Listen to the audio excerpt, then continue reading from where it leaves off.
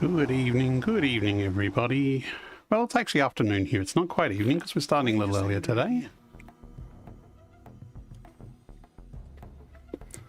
Hello and welcome to the lovely planet of Massage 2ABB.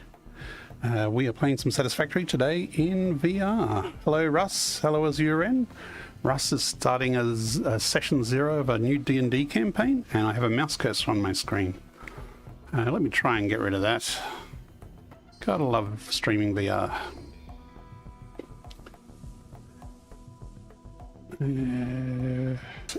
This is a new playthrough. This is session 3, I think.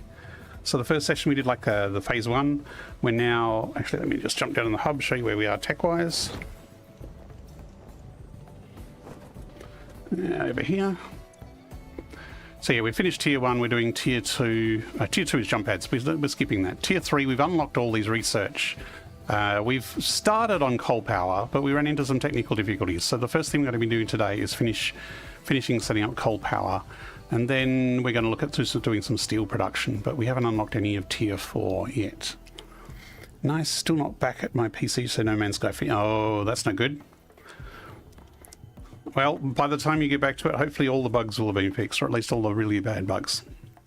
So, I think I'm just going to jump right into this and head off to where we're building our coal session. Please let me know if the stream is running smoothly, and if there's any sound issues, let me know. Hopefully you can hear my voice okay, and it's not too loud.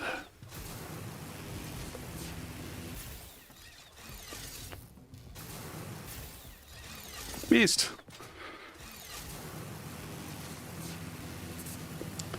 Actually, this is a tiny little limestone outpost. This was very roughshod, just so I can get some more concrete, because we are laying on the concrete pretty thickly here. Probably don't need a single stinger remain in my inventory. 28 wood's not going very far either. Okay, as you can see over there, that's kind of where we started to set up the coal. And we were being a little fancy. Oh,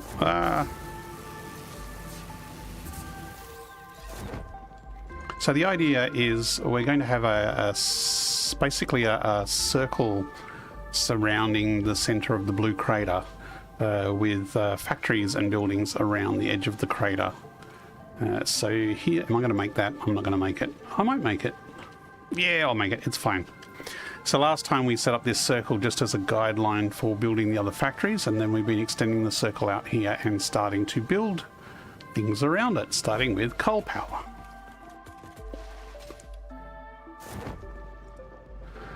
And we ran into a little problem in this one, which I've played this game for over 2,000 hours, and I encountered a bug for the first time in playing. Can you see that angle down there? See this coal supply and see the line of the concrete. It is not lined up. I had never seen this before, but we ran into it last week, and eventually I figured out what is causing it. But it caused us all sorts of problems because we couldn't put these lift holes on here because it's not quite lined up. And I figured it out with our circle here. The circumference there is basically every edge around it is 5-degree increments, and that's usually all you do with a circle. You do 5-degree increments and then you scale out from there. But in this one I got a little fancy, and where it's separated, actually I can show you over here maybe. Where's this? Let's just get up here. So over here, we're doing some magic to get basically an extra spoke in between, because obviously this is spread out too fast. So what you get is you get an extra line, which is 2.5 degrees to the foundation either side of it. And this set of coal generators over here, even though I made this rectangular, the thing that I lined it up with is one of those 2.5 degree concrete foundations, and the machines snap to a 5-degree rotation. The machines cannot do a placement on concrete that is lined up at a degree that is not a multiple of 5 degrees. So the machines actually have a world grid of alignment that must snap to a 5-degree increment, because this line here is 2.5 degrees. So I was thinking no one will notice, but I got thinking, and I am going to actually redo it, and I'm actually going to redo this one here. So I've had some design changes, just minor changes, but I'm actually going to rebuild these 4. But rather than take the power off and kill everything, I'll do the right setup on this side first, and the way I want it. And then what we'll do is we'll move this around so it's lined up basically with this concrete slab, and this concrete slab will be on a 5-degree line with everything else. And then all our generators will line up. But one thing I wanted to do is I actually wanted to raise this up higher. So what I'm going to do is I'm going to extend these out.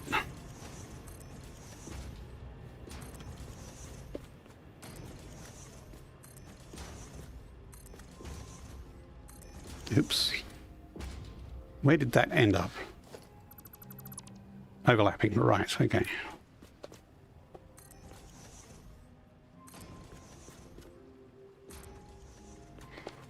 And I'm going to move this wall out, and I'm actually going to make it twice as high. So I'm actually going to come up that high. It might be easier if I come down here and do it from here.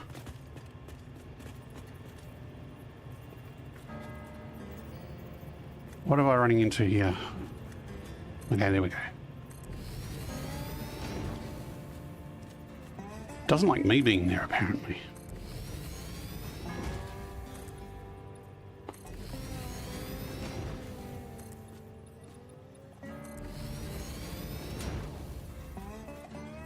Now, I have done a sort of a practice run of this, so I have gone through this before. I'm not going to change my mind again, at least not this week.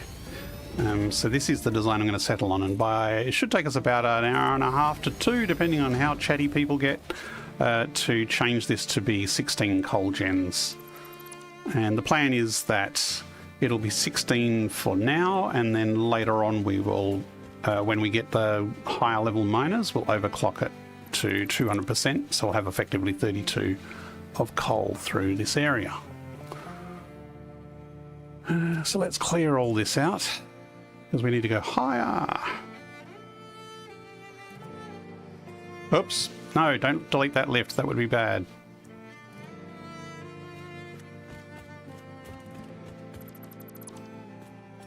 Okay, that's good. Now I've just remembered that now I've deleted that. I don't remember which was the actual line that I had lined up.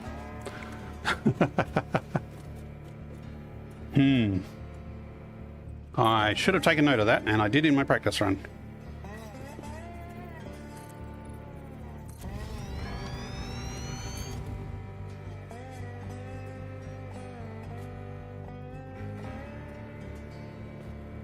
That is at a 2.5 degree angle, so it's not this run.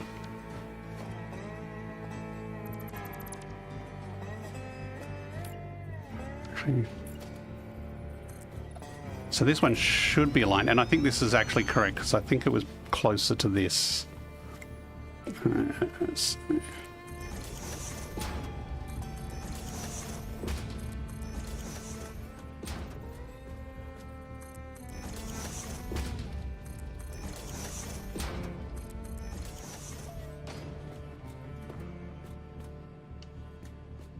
Okay, so we extend this out basically. I think it was this angle. I'll know once we actually put the generators down, because that will inform the spacing that I'm doing. But basically it's 7 wide, and the generators will take up to 5. Yeah, I think that's right. And I was also going to move it back a bit. So our center point is here.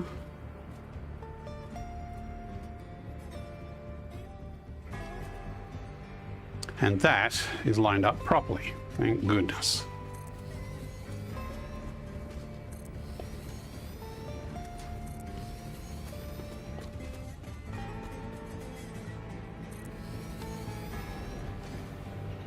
Now we can have our pillar, and I think I was going to just come from that point.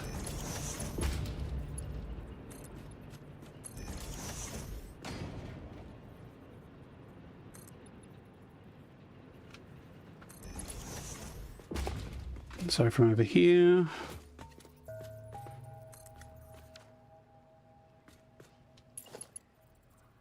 Is that too close?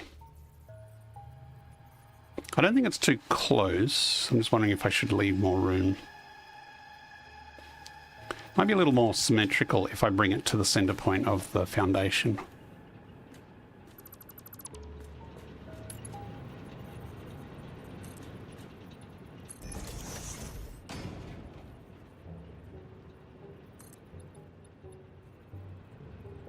Oops. Back.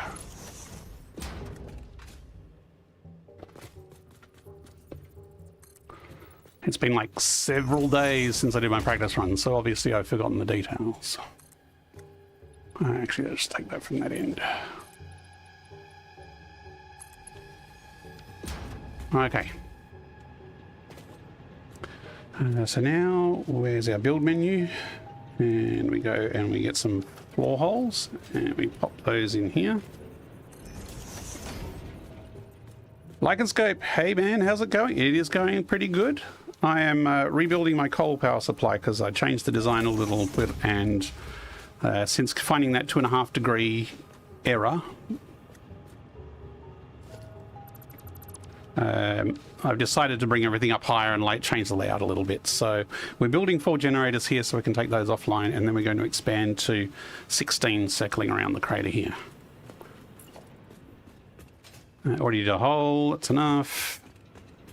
Okay, let's grab a pipe. So, pipes can be problematic. And there's a couple of tricks to make pipes less problematic. And trick number 1 is to feed in liquids from above, never from below. If you do it from the flat, it's not too bad. But liquids obey gravity, and so if you feed them from above when you have a pipe that's not fully full, it is a lot more efficient. Awesome, man. I've not been in VR for a while. I think I've trapped a nerve in my neck. Oh no. Yeah, that's not good. I had a bit of a migraine earlier in the week myself, which didn't help. I was actually originally going to stream Wednesday night, but pain said no. Pain and energy levels said no. So, if anyone wants to hear my source analogy about pipe physics, I can repeat it again. Or you can just trust me, feed in liquids from above.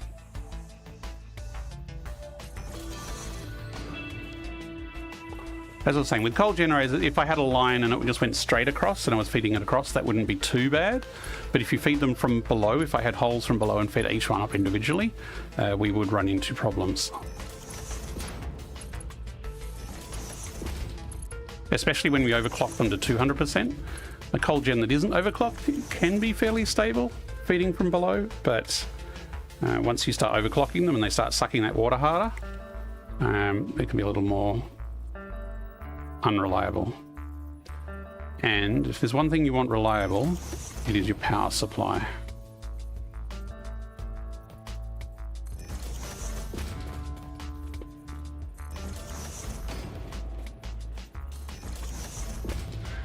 So Lycan, your trapped nerve, was that caused by VR or did you do something else? Or Mark 1 should be fine. Actually, how much? Yeah, these only need 15 coal a minute. So even if we overclock them, a Mark 1 lift is plenty.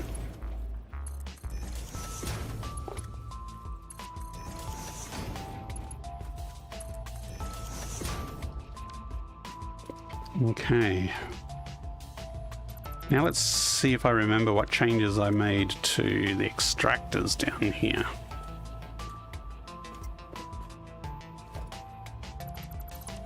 Because the spacing, because we're basically going to have 4 there, then we're going to have another 4 further around, and this rock and mushroom stuff gets in the way.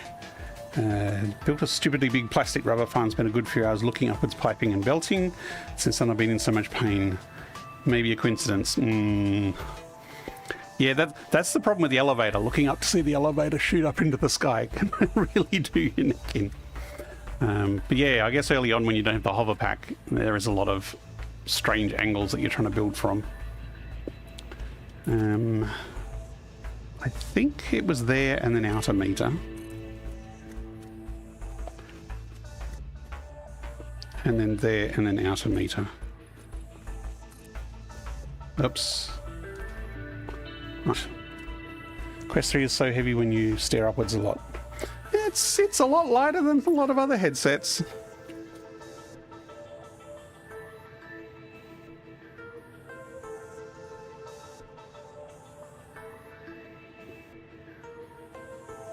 We need to be on the other side to be able to snap our water extractors nicely, and we need to leave enough room.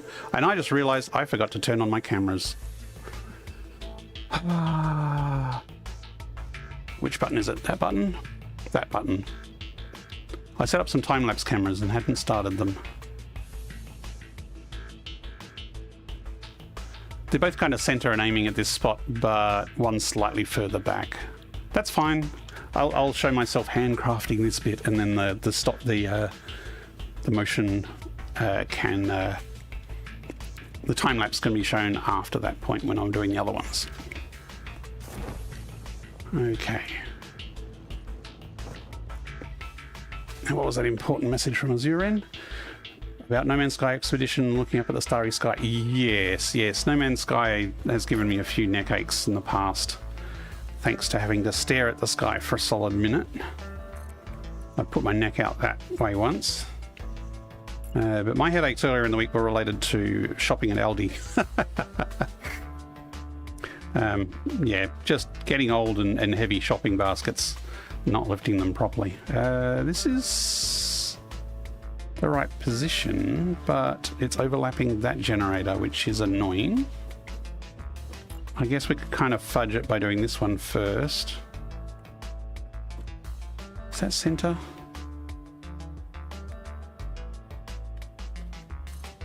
And if that one snaps in there, that's plenty of room there. And I think once I move these out, I should probably test that before I get too far. Mind Jive, how's it going? Welcome back. We're talking about neck aches and getting old. Maybe I need to bring these in a little bit, but I'll set this one up going, and I'll overclock this so we can get this online with just one generator first.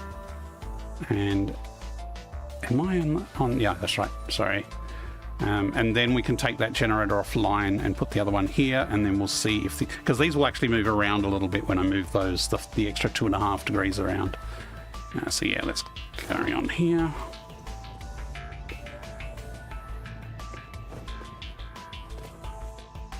So we need, I think, pipe hole here.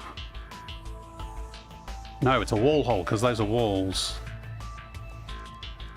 I think we go to floor hole, then we change to, where is it? Wall hole. There it is.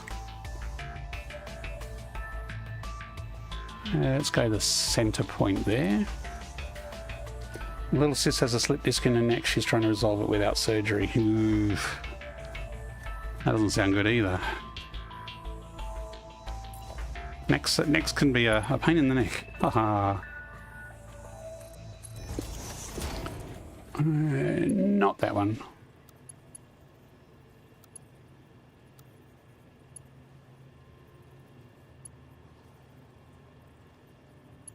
I think I might actually bring that forward.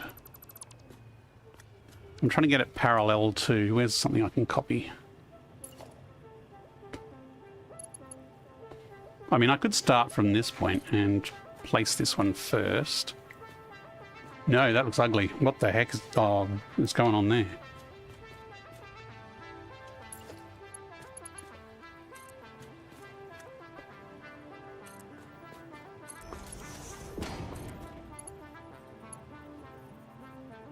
That's parallel enough, I think. Lycanscope, I don't know if you've seen, but there's a new Alpha 2 out for the EVR Enhancements mod, and I have added throwing of nobelisks.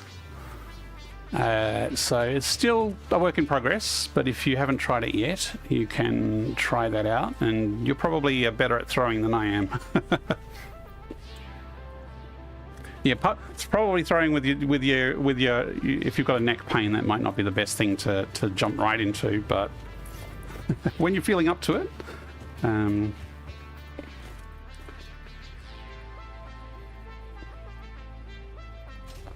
Oh, I don't have a... Thought I had a jetpack there because I'm so used to having either a jetpack or a hoverpack.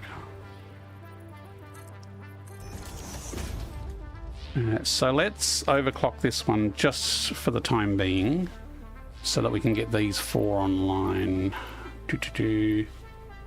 Where's my power shards?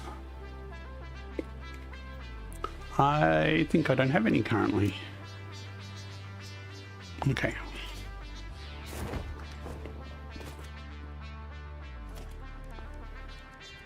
Crafting bench, yeah, that's where it is. Eventually I will set up a little summer sleeper-matic to capitalize on power shard creation. Yeah, let's just do a couple of those.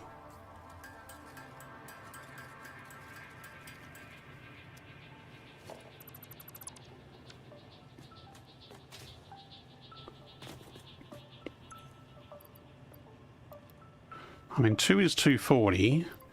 These will need 360, but the pipe is only 300. But that's 300. So that will get at least 3 of them reliable, which will at least give us enough time to dismantle that one and move things across.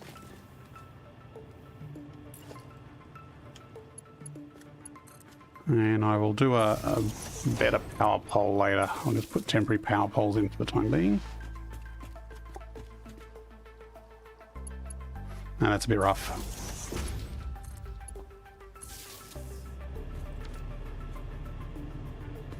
Okay, that should fix our water. Now we need to reroute the coal.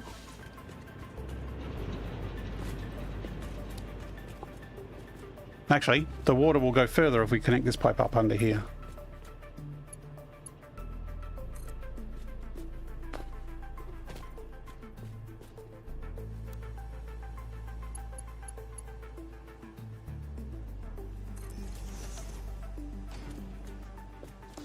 And so now we need some splitters.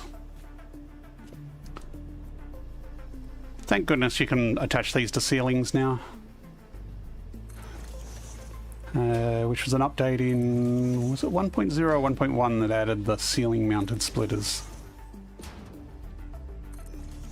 You could do it before, but you had to do it by making a blueprint with some extra padding on top.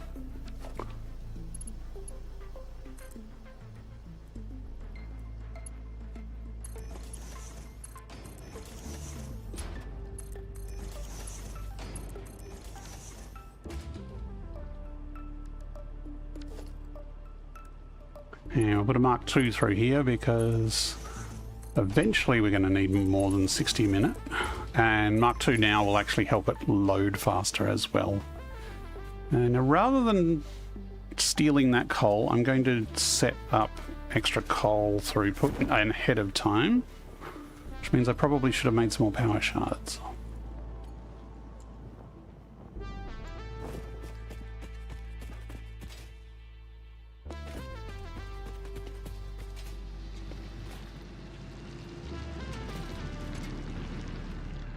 That's 60 per... Actually, no, we're already generating 60 a minute, and that 4 only needs 60. So this second one here is all we need to do to connect this up to start the next one going. Where? Ah, we're merging them together. Right, okay.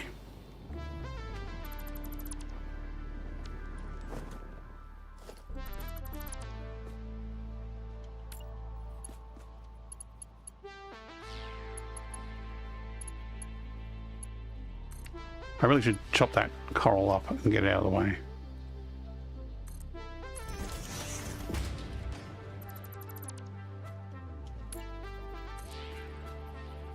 again, this, I know this is semi-neat, but this is quick neat, not final neat.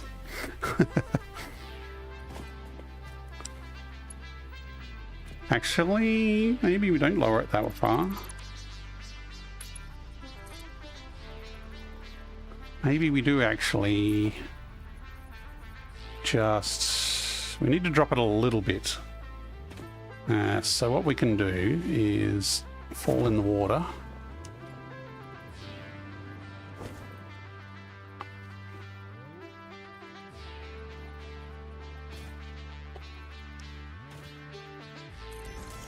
And we'll need to get back up there, unfortunately. Damn it.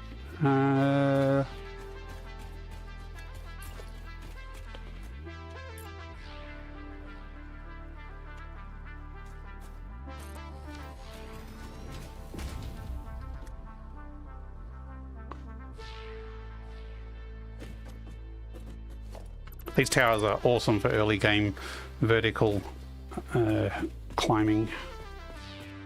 They're a bit more robust than just a bare ladder. So if we sample from there and we run it from down here,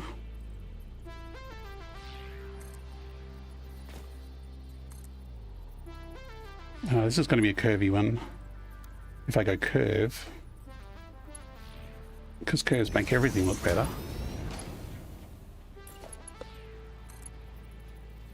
And then we have a stubby lift.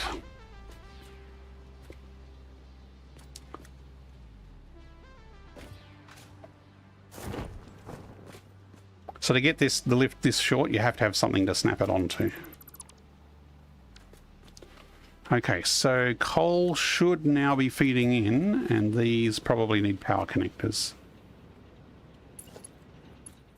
So just, again, just put some temporary power poles in here to get things connected.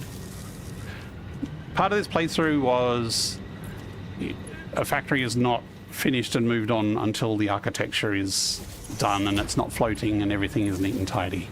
And while I would like to stick to that, there's also a bit of a rush to get steel production online and coal power online. So I'll get the coal power online semi-neat. Then I think I'm going to go work on steel and try and get that working pretty quickly. And then we can always come back and do architecture later. But this early game stuff, it's like, you know, we want to get to unlocking blueprints and things like that. Okay. Yeah, have some coal. Look at that power jump. Lovely. Except we're about to delete all the other ones.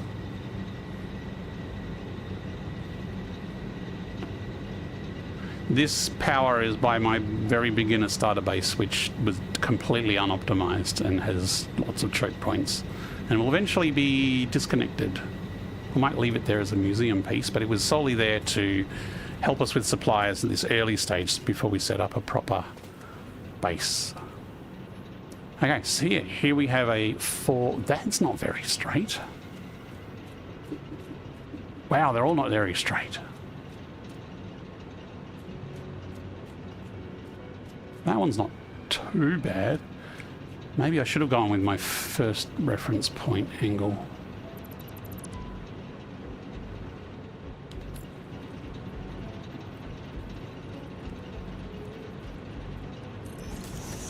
I was eyeballing it with a reference at the back, but it wasn't a very good reference, obviously.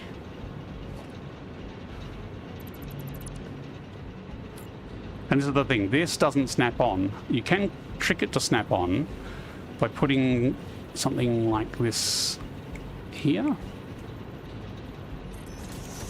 Then it will snap, but it won't actually snap to the right thing, which is not very useful, but it will give you at least a guideline.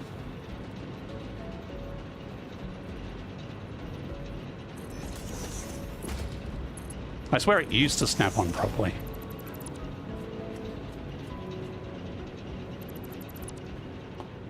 Yeah, but basically there's that line up there is lined up with the center of that. So if I'm straight on and I line up the center of the pipe with that, that should be pretty good. Still a little off. And the problem is, it's more visible in VR, I swear. Do I need to be a little... That one seems fine. Or am I just not standing straight on?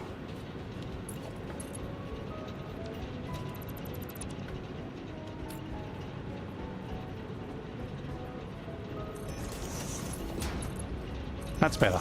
Okay. Now the other thing with pipes is Bits, who is a very big Satisfactory content creator, posted a video about pipes. And if you have a look, these pipes go to the middle of the crossroads, and apparently that can cause problems. In addition, small bits of pipe have a minimum capacity of 5 litres. So this bit of pipe here will have a bigger capacity than a single bit of pipe here. So the recommendation is once you've got your cross pieces in place, you actually go through and rebuild all your bits of pipe. Oops, that was on horizontal or vertical.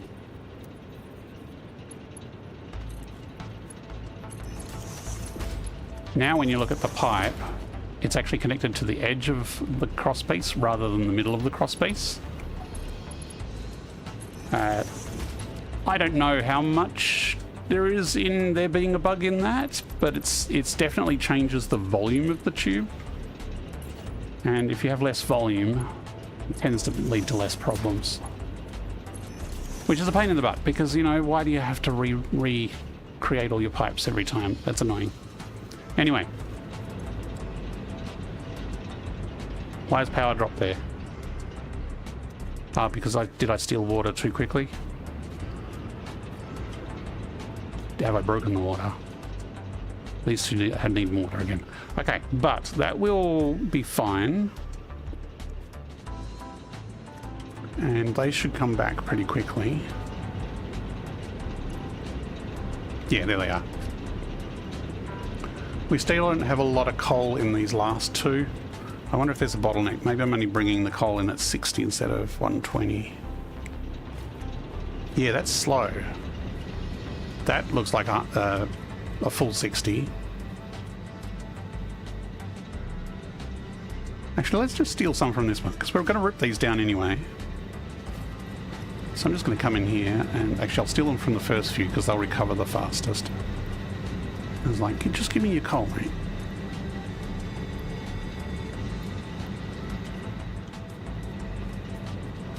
Okay. Whee! Hang on, that one's got 100. Oh, yeah, that's the closest.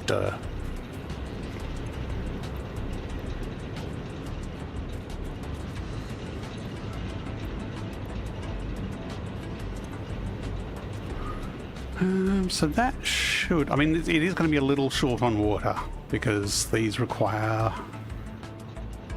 Actually, no, as it is, this has enough this has enough water, because it takes 45 water each, so that's 180, and we're generating 300. So we've actually got tons of water there. That's fine. So now we can start ripping down this old system here.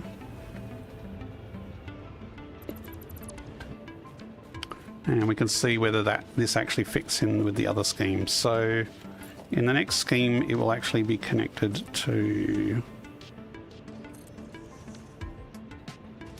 Oh.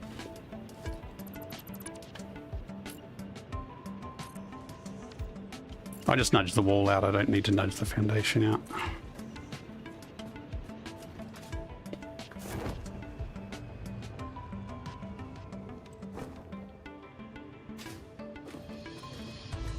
So now we should be able to snap one to there. Oops, rotated too far. And we should... That one's too close to that. Yeah, let's just delete it. Okay, see, that fits nicely. And there's a fairly comparable gap between each of them now. So we'll move those all 2.5 degrees along, shift them up higher, and then we can do another 4 over there and another 4 over there.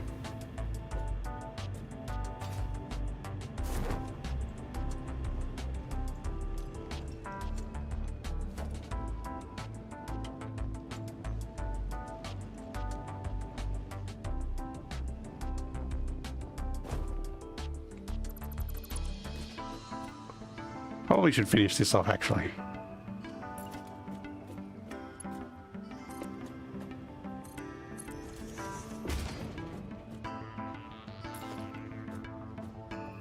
Now that was the middle of this one, so that goes to there.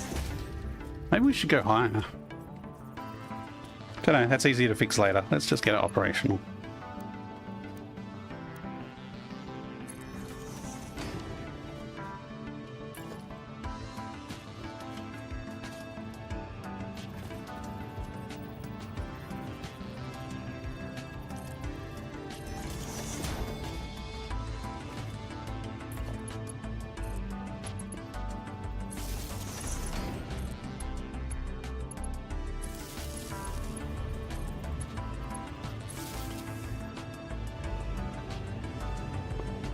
Okay, we can also get rid of these walls, because these walls were just a snapping point. They're not a cosmetic thing. And tube in here needs fixing.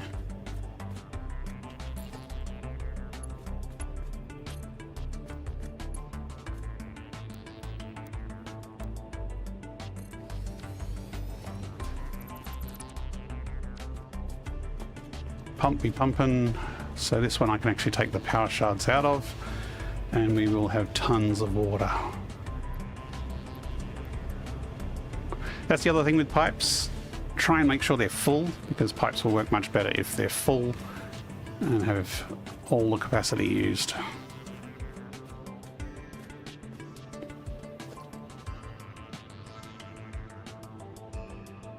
No, I don't need that line. Now, we should have memorized which was the center point. So this was the old center point here, and that was the one that was at 2.5 degrees to the world. So the one we need to use is this point here. So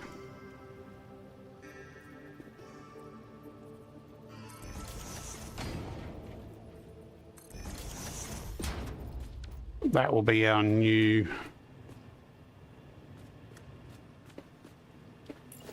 anchor point.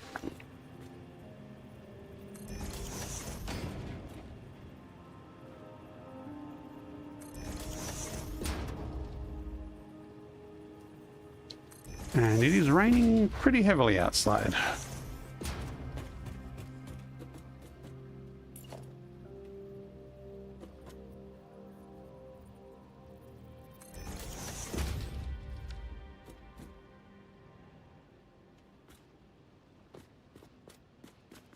So for those who have joined us since the start, this is the bug I found here, is see this line here? This coal generator is not actually lined up straight on the foundation. And the reason that is that this foundation is actually a 2.5 degree compared to the two 5 degree circle spokes that come out of it. So we've had two 5 degree lines come out, and then we've put a 2.5 degree one in the middle. And apparently, I don't know if it's all machines. Actually, we could test it. What other machines do we have? Before we pull this down, no, it can't build a hub.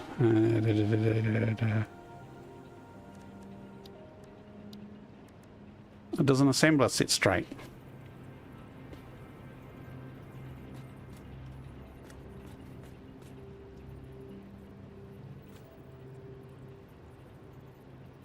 Nope.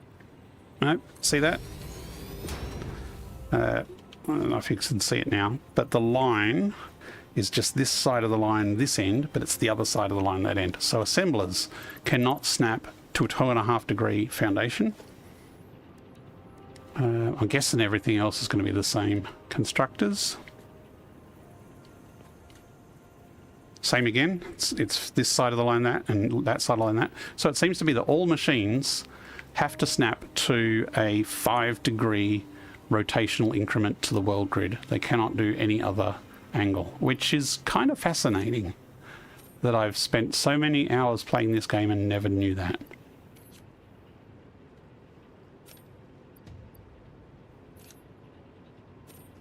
And I haven't heard anyone else report of that problem, so it is very curious.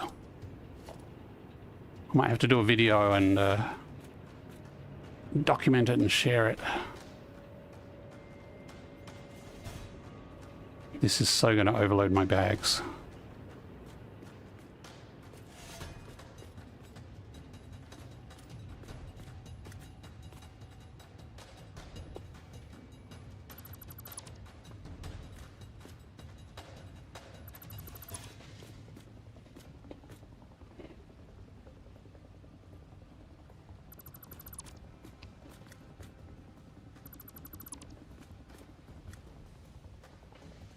Oh, no, no, no, no, no, no. Don't delete those. But you can delete all this.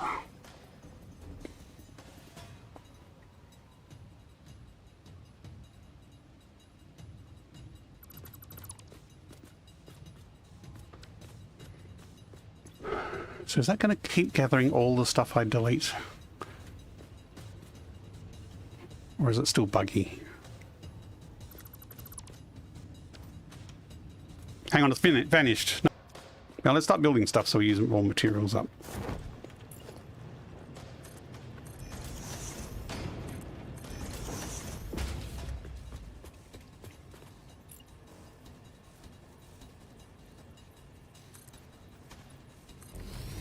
Yes, there's going to be a little bit of clipping around this rock, but it's actually not too bad. I've done a bit of a test run with this, and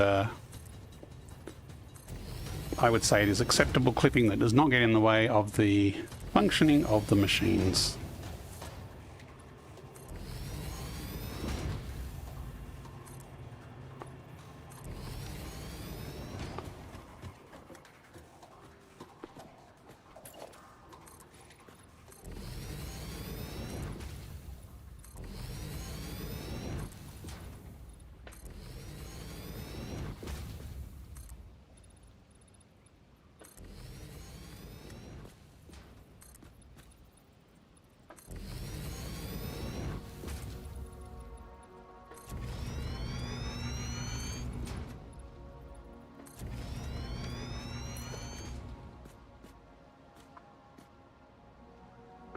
Getting the angle lined up was in line with this middle line and just a little over the line there like that, because everything seems to have a half-meter clearance these days.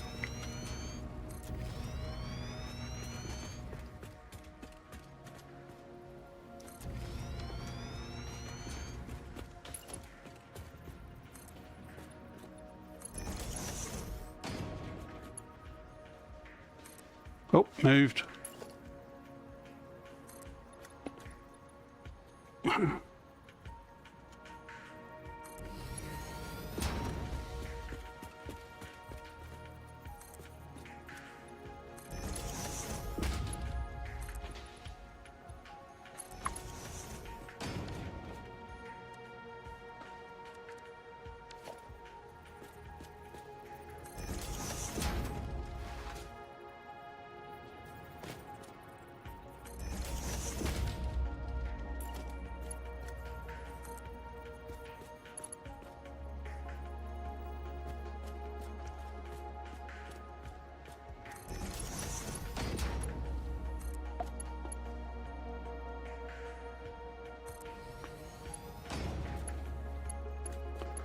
Okay, now we do our down pipes. Again, if you're having problems with pipes, try feeding the water in from above or any fluids. You'll have a lot less problems if you let gravity do the work for you. If your pipe is half full and it's feeding downwards, then the water's going to be at the bottom. If your pipe is half full and you're feeding upwards, then that water's not going to get out of the pipe.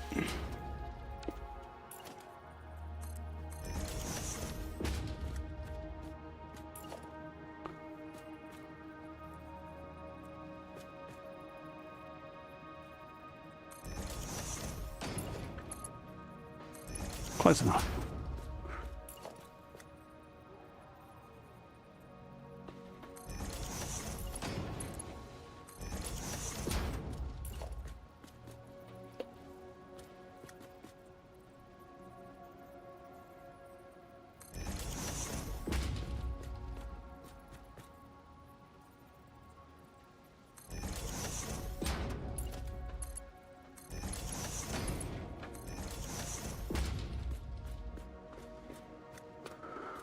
If I don't look at them, they're straight, right?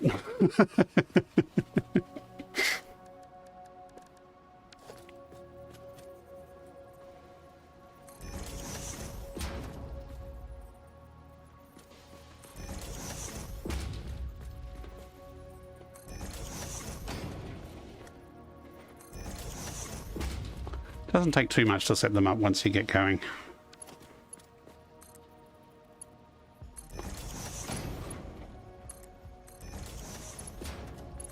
Oops.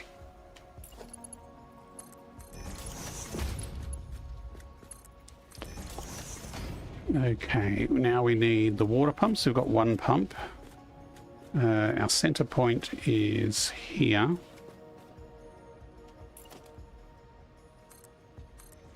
Which means this pump is going to be there and then out by 1 meter.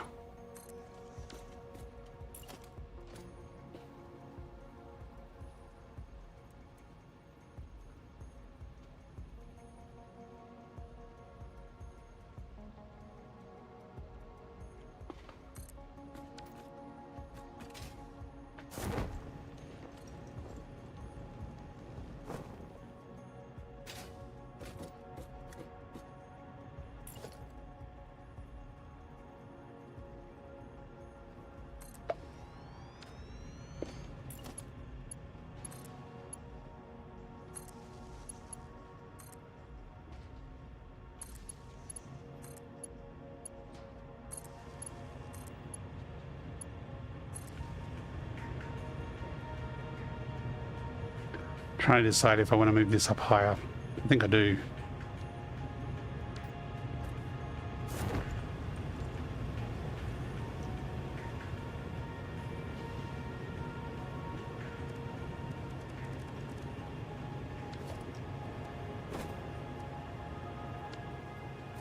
I think maybe just up to the edge of the wall there. Oh, and now that I've done that, this side is going to prove to be different. That's okay. I think it'll probably be, if I fit it there, how clippy is the pipe going to be? It's not the center though, so it would actually be better to do it.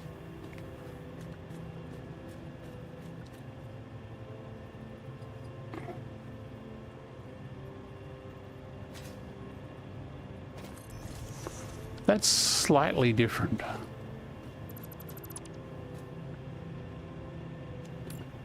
Is this snapping to the half meter?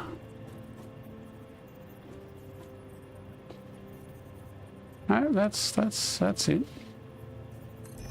I'll snap it to there.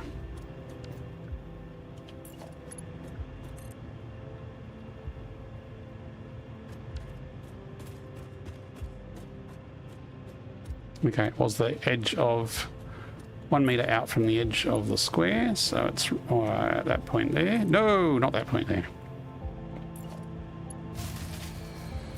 Uh-oh. There goes my smooth power. That's okay, nothing urgent. It can go without power for a little bit. Incoming propaganda broadcast detected. Please seek shelter. Oops. Duh.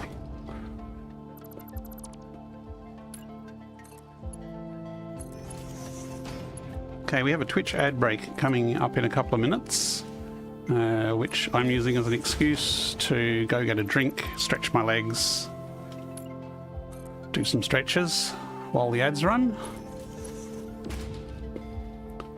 If you don't like ads, you can get Twitch Prime or you can subscribe. And it is currently, what month is it? September. So there's some discounts on subscriptions of currently available if you're interested or considering subscribing to the channel.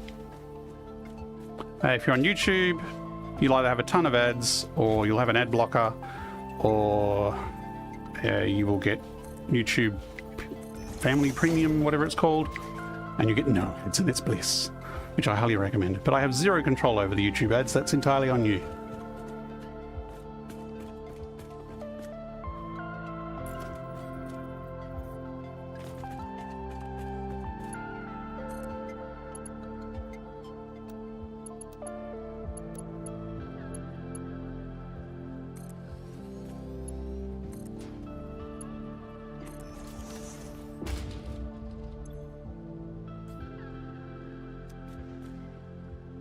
Okay, now we need to get the coal in here. Actually, we'll do the coal after the ad break.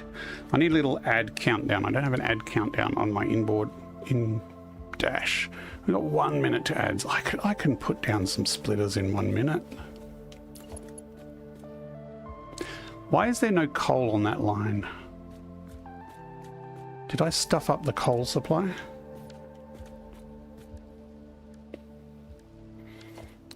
That would be embarrassing if there's like actually no coal coming down.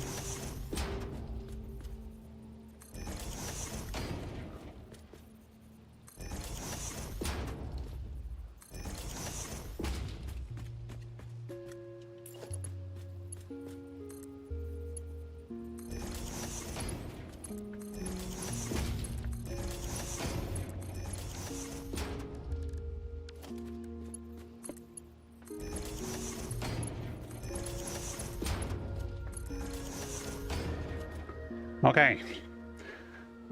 I am going to take a brief break while the ads run. I will see you on the other side of the ad break. I suggest you all have a bit of a stretch and a drink, and I'll see you back here shortly.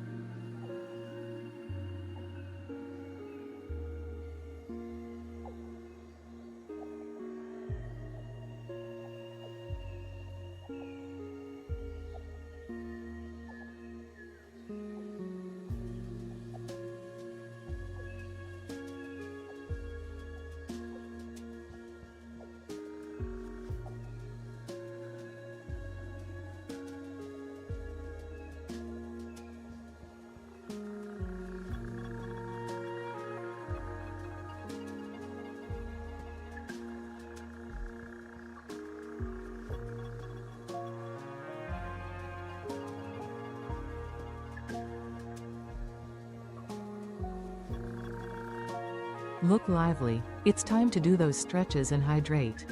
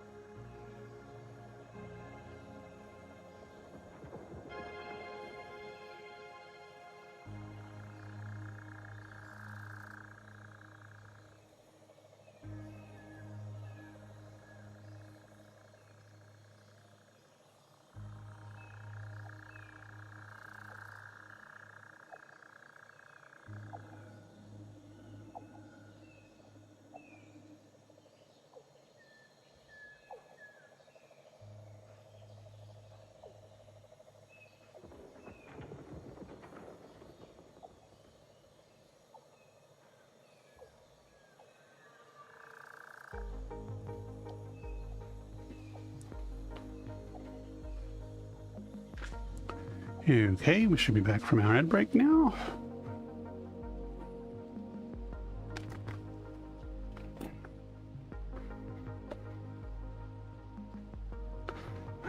Streams look like they're updating. Excellent. Right. For those who have just joined us, we are working on expanding our coal power. Well, actually, we rebuilt our coal power because the first go we did last week had some issues. Not power generation issues, just breaking of the world grid type issues. If I delete that, I'm not going to be able to get that chest easy again.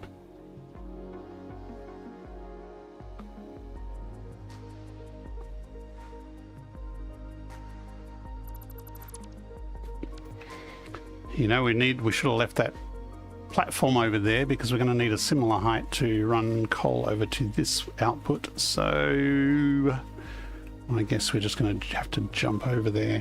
Where's the... Let me just burst through here.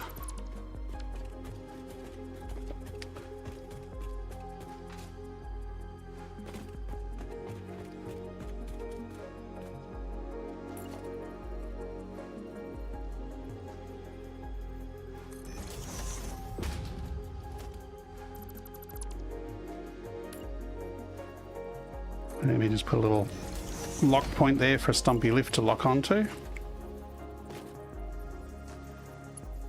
Ah, good, it reaches.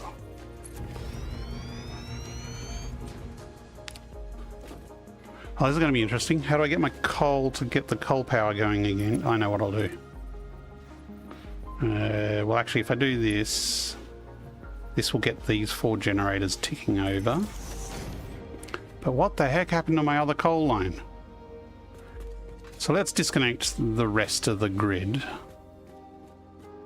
because we don't really need our basics factory chewing up power at the moment, not until our power here is rock solid. What happened to our second coal line?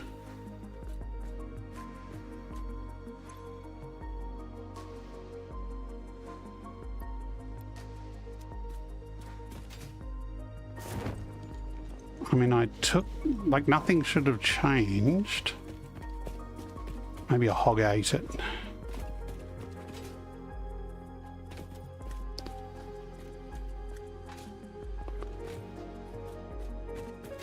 Did I delete a power line out here? No? What happened?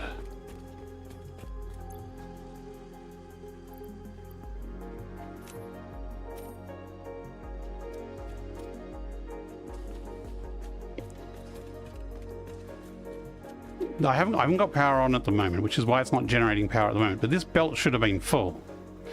This is generating 60 a minute. The belt is 120. It should be a Mark II, yes. So things should be definitely puttering along this belt.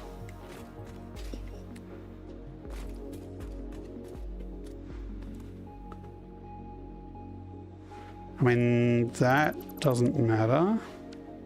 Let's just make sure this coal properly reaches its destination. Is that a Mark II? Yes, it is.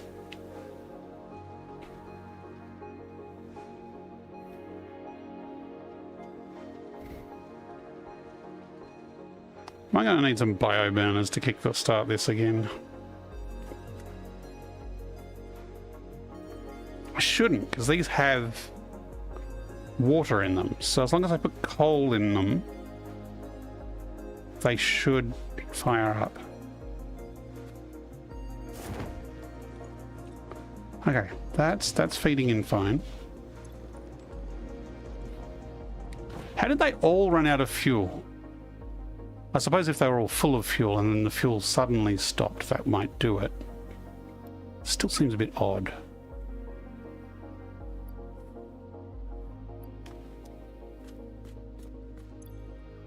Okay, that's starting to feed in coal from the belt that from the stuff I just put, so that will have some fuel in it.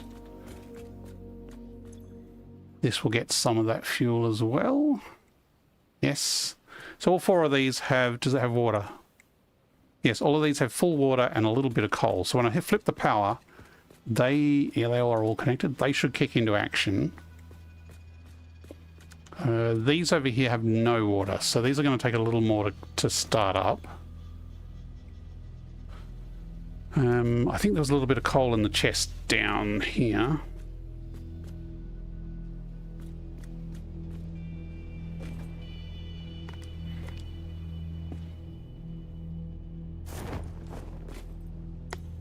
Yes. Okay, so with that I can prime. Why is it not copying?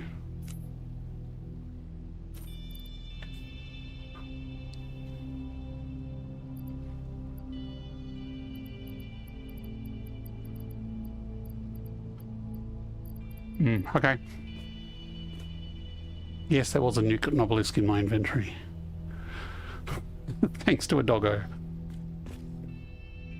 I did read online that apparently that doggos no longer give you nuclear waste randomly anymore.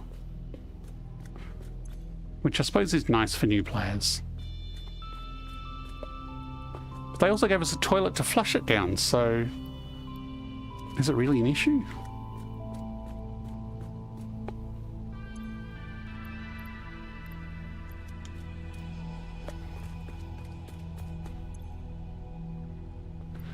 Okay, these are at least full of coal, so once these get water, they should kick in and run nicely. Those are all connected power-wise, so when the power comes back... hang on, the pumps are not connected.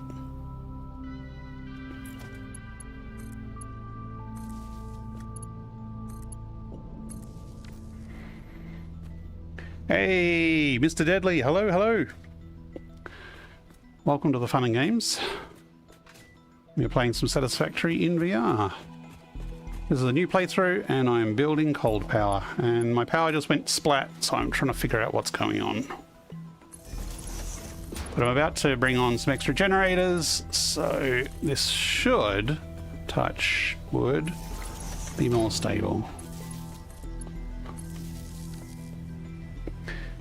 This is Satisfactory in VR. Yes, see, I have hands, I have radial menus, I can aim independently of where the camera is looking. I have full VR controls.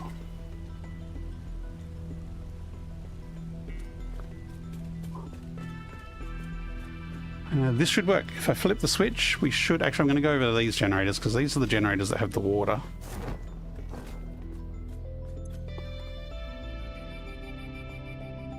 Yeah, it did dwindle and then it dropped out under like 300 hours in this game, and I never noticed it has VR. It is a mod. It's not part of the base game, and I am the author of the VR mod. So if you have any questions, I know everything about it.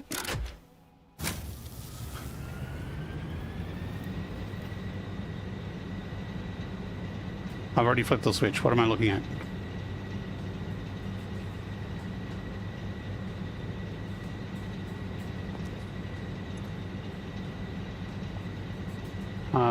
I have a voice in my head telling me there wasn't something. I can't stop it now.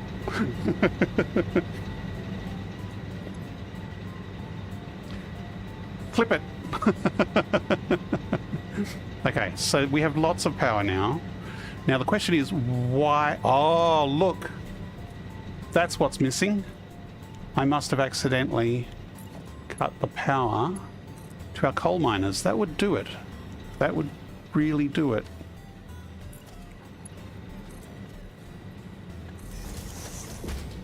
I guess the other miner must have had more backed up. Actually, the other miner had backed up coal because the coal wasn't going anywhere. That explains it. Okay, we now know why the power went out. It's because I cut the line to the coal and therefore we ran out of coal. Problem solved. Okay. I want to get rid of that stuff over there because it's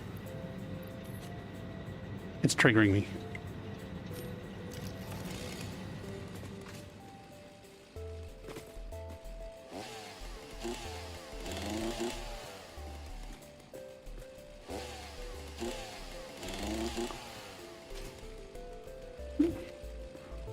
Okay, there we go. So we've now got coal going to those, and those are green, which means the water is coming through. This is good.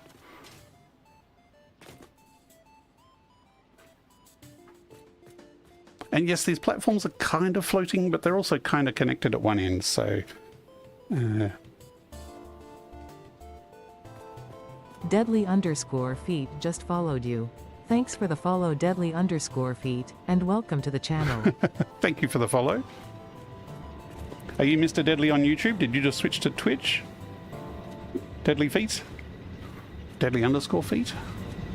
Or are there two Deadlies? Cool, welcome to the Twitch channel.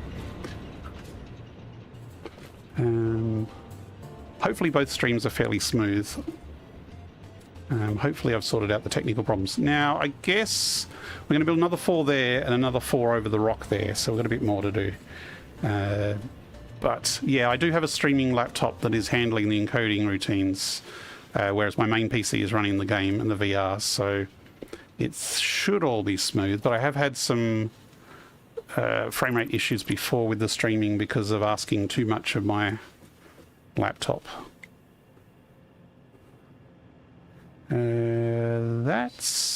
That's right. I need to go around here and lower this down to the ground so I can then build the surfaces from below it. YouTube one is a bit better. That is YouTube in general. YouTube lets you do higher bitrate. So Twitch, I don't have much control over the bitrate.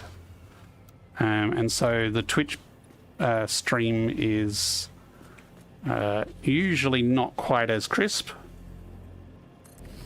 even though Twitch demands that they have the best quality one and that everything else looks inferior. Actually, I don't need to go too far out, just that far out. I'm also encoding YouTube as HEVC instead of M.264, so it is higher quality for a lower bit rate.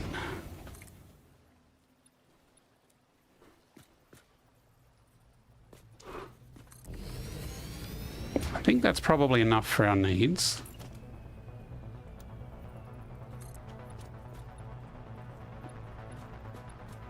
Oh, I'm on nudge. I mean, zoop.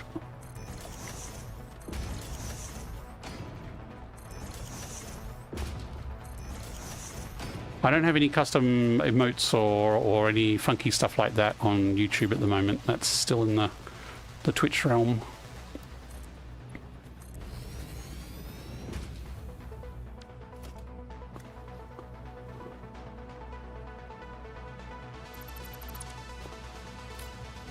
I also haven't turned on payment stuff on YouTube yet, so if you want to support the channel, you can do it through a Twitch subscription, but I don't have a YouTube subscription thing set up yet. But I do also have Patreon or Ko-fi Coffee if people do want to help support the channel and the work I do creating the VR mod.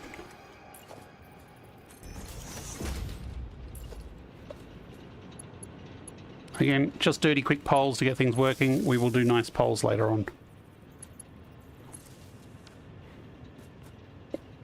AMS, how's it going? How are you? Or Justice Guy, as you are on Discord. Thank you very much for your help in the support channel on the Discord. With that person who is having problem getting the mod running.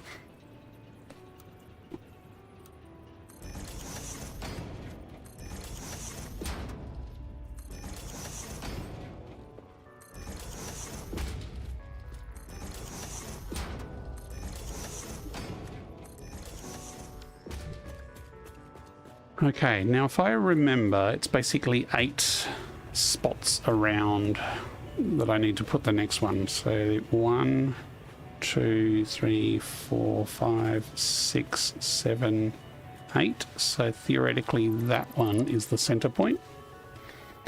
It's all good procrastination for work. Yeah. Okay, so theoretically this is the spot that is the next 5-degree mark around. Let's just grab a generator and chuck it down here and make sure we're not on a 2.5-degree mark, because things don't line up with a 2.5-degree mark. That is lined up correctly, so this is the center spot indeed.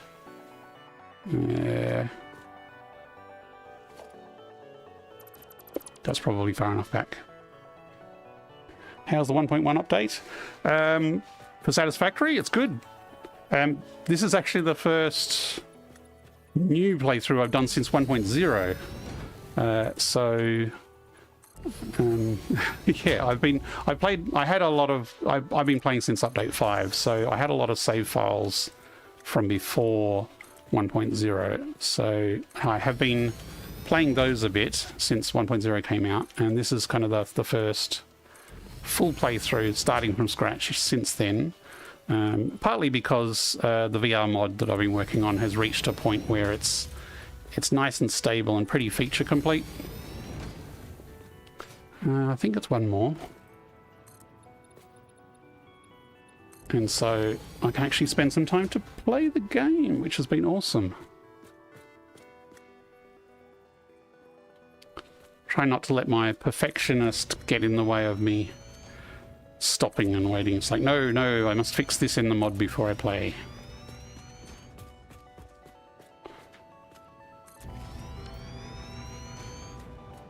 It's actually fairly spacious, but I guess that kind of fits with the other side.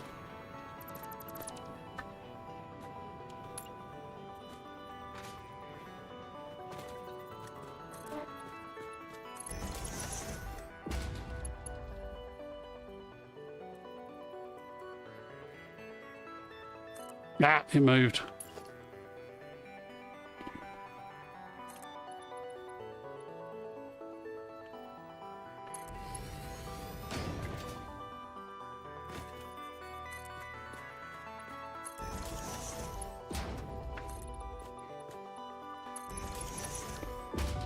Cool design for the building, never thought of saw something like that. Might try it. Cool. Yeah, I like this. It's a fairly simple layout for a coal plant. The important thing is feeding the water from above. As I've said numerous times, I mean, pipes and water can be really painful, and a lot of problems can be fixed if you feed your fluids in from above and let gravity do the work.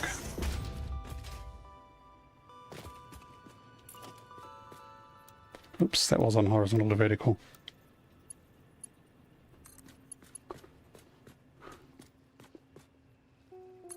And the circular nature of this is I basically build a big circle around the center of the blue crater here. And the idea is I'll keep doing factories around the perimeter of the circle to have like a circle of production. I'm not going to fill this with a rocket fuel. It's a power supply, which seems to be the popular thing to do with the blue crater.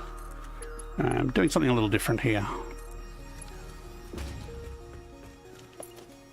Oops.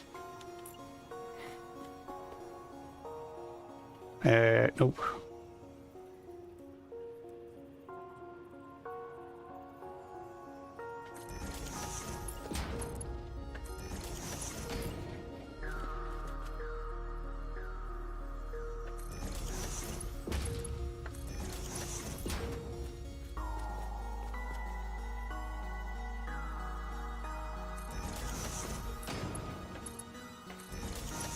So after this, I'll be looking at building a steel factory, although I really should get a few more hard drives, because I'd really like to build solid steel from the get-go as an alt recipe, because that one's not straight. Why is it always the one at the end that's not straight? That's weird.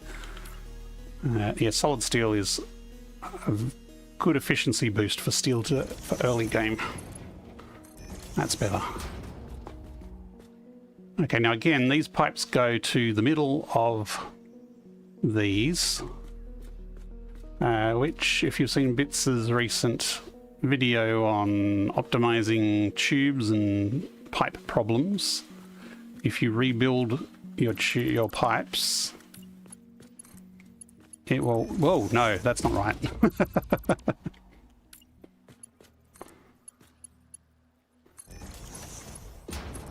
So if you look at it now, it's actually connecting to the edge of the crosspiece instead of the middle of the crosspiece, which, apart from making the pipe technically shorter, supposedly helps with a few pipe bugs.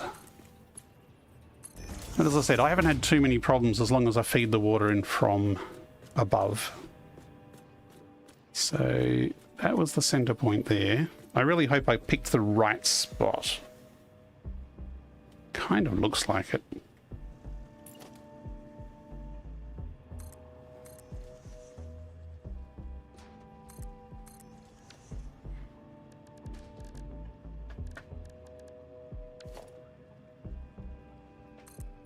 No, not soup, not soup.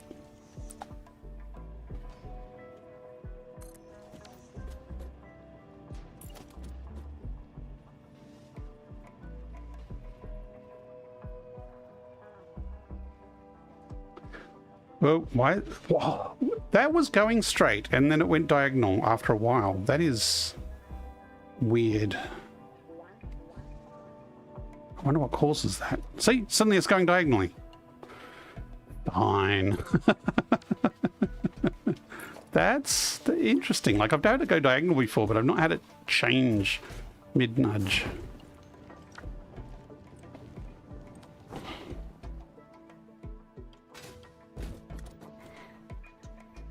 What VR glasses do I have? And hang on, I saw that video. He saves some pipe volume doing that, but then spends all that volume making nice angles.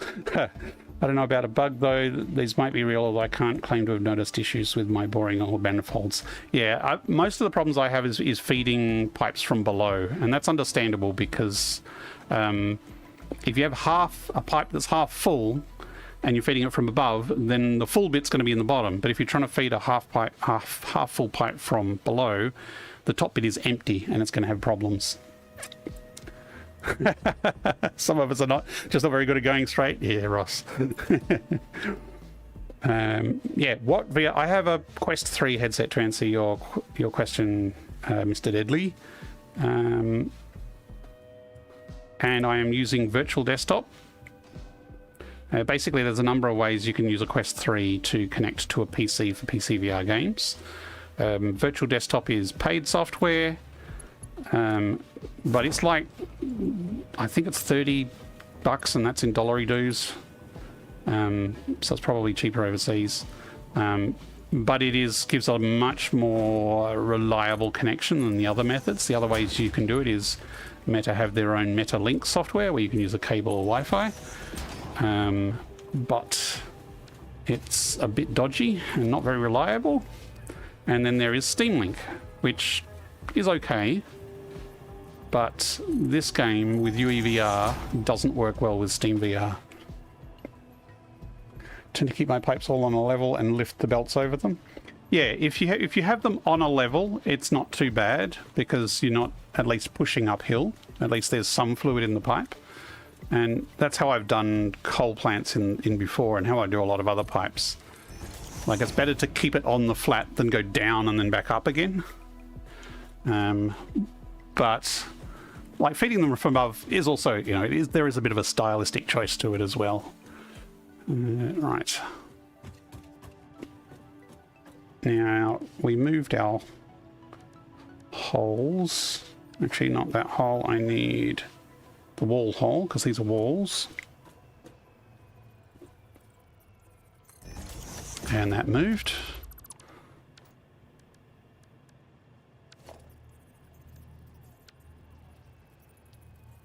If in doubt, lock it in place first.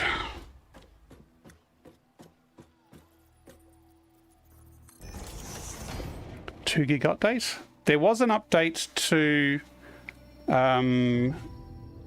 Satisfactory just recently, yes. And to be honest, it was a bit disappointing. It fixed a few bugs with dedicated servers, and they sounded like really good bugs to fix, but none of the bugs are bugs. Like, they didn't fix the bugs that annoy me. Like the nudging things diagonally when they shouldn't go diagonally.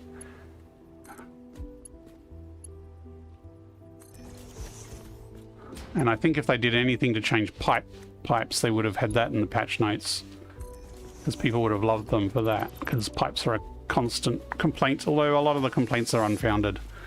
It's like pipes are just harder than conveyor belts. That's reasonable.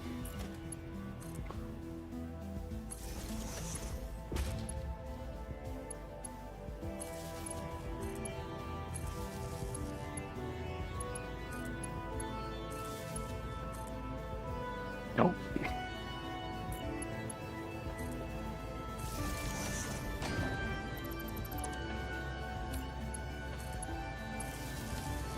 Okay. There is our water online. Why does it show my pregnancy? Okay, right, that bug is there. That is a bug I've been trying to fix. So I'm using an overlay that gets pronouns from some other site. It shouldn't even do them for YouTube, I think. It should only put them on Twitch people. I thought I fixed it. Basically, the previous person with pronouns to speak, sometimes the logic gets caught up and it keeps the pronouns from the previous person. It's not my plugin, it's someone else's plugin, and it's a bit dodgy. I've tried to fix it. So apologies for the misgendering if my Twitch, my chat overlay misgenders you.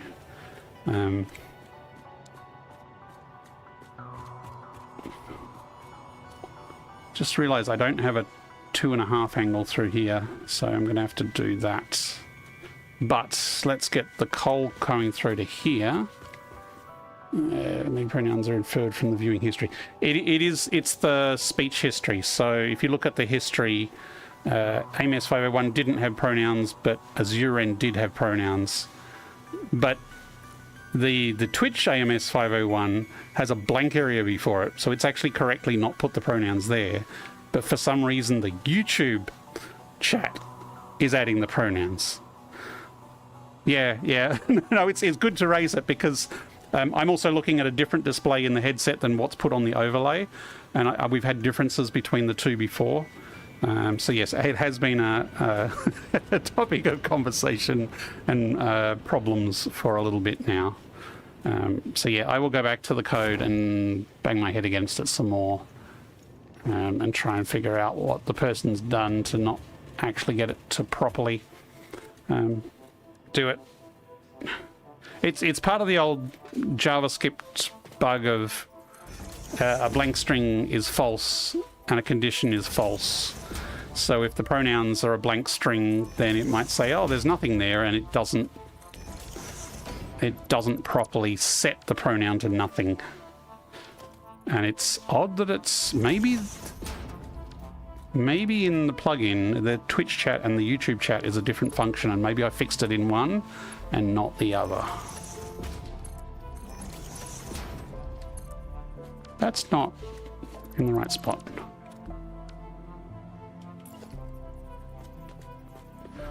So yeah, I think I fixed it for the Twitch chat, but it looks like YouTube is a separate part of the code.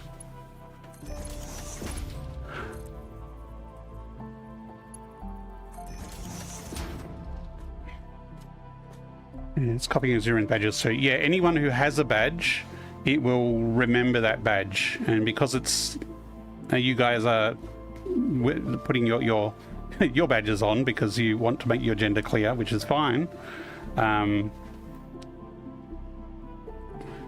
He does have the Twitch badges too. Okay, that is a bigger bug. So it's saying it's showing Mr. Deadly is getting the Twitch badges from Azuren? Interesting. Yeah, I can see that now.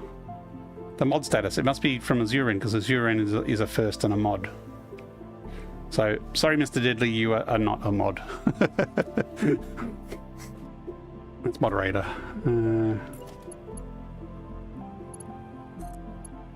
So yeah, problematic code. I might have to see if the guy's done an update.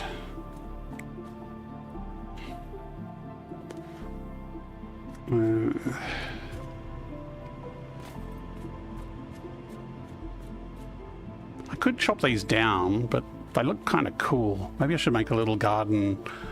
Was it a terrarium or something in here?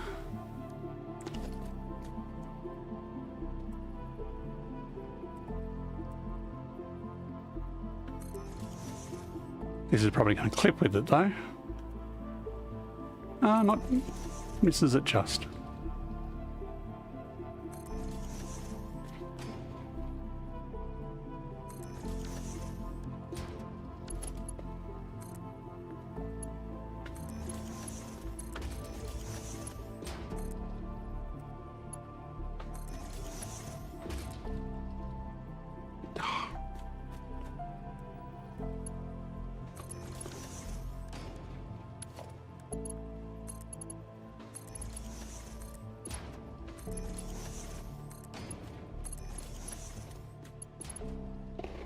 So I think I need to overclock the miners to get enough coal through, which is why I did Mark II belts everywhere. So this will just feed from there, But I do need to go and overclock the miners first. And I probably should have done that before to make sure there was plenty of coal on the line.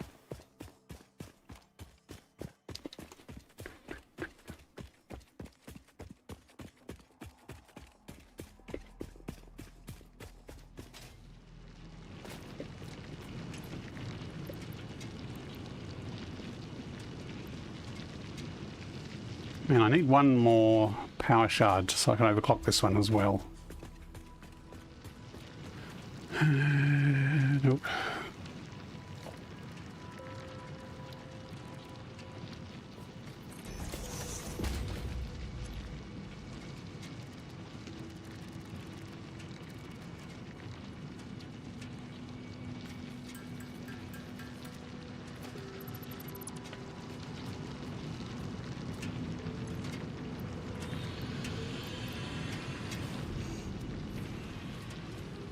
Now we find out if I've correctly put Mark II belts the whole way.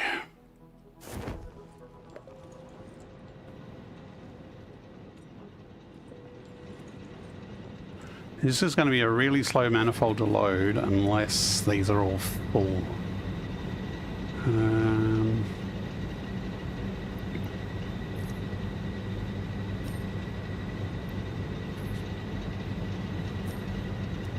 Not that it really matters. Like, I haven't even connected up. I should connect up my base factory back on again. Get those puny amounts of plates and things rolling. Actually, let me connect power to these generators. That would be useful.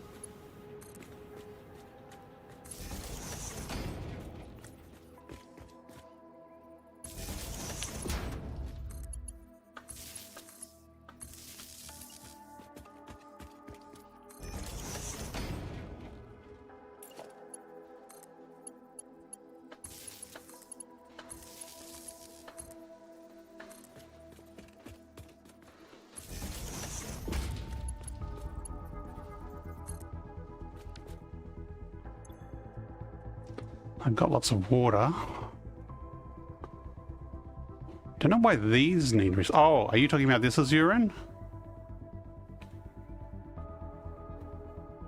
Right. Well spotted, because basically these VR tooltips, which are default, have pushed the window up.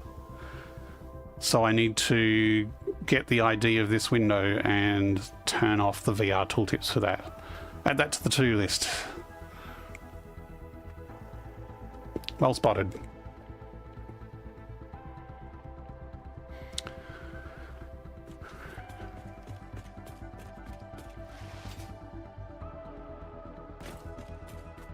Why is that belt empty? No! Why are they both felt? Oh, I connected it back to the main grid, which was off. That's why the fuse is off. Quick, quick. Coal must flow.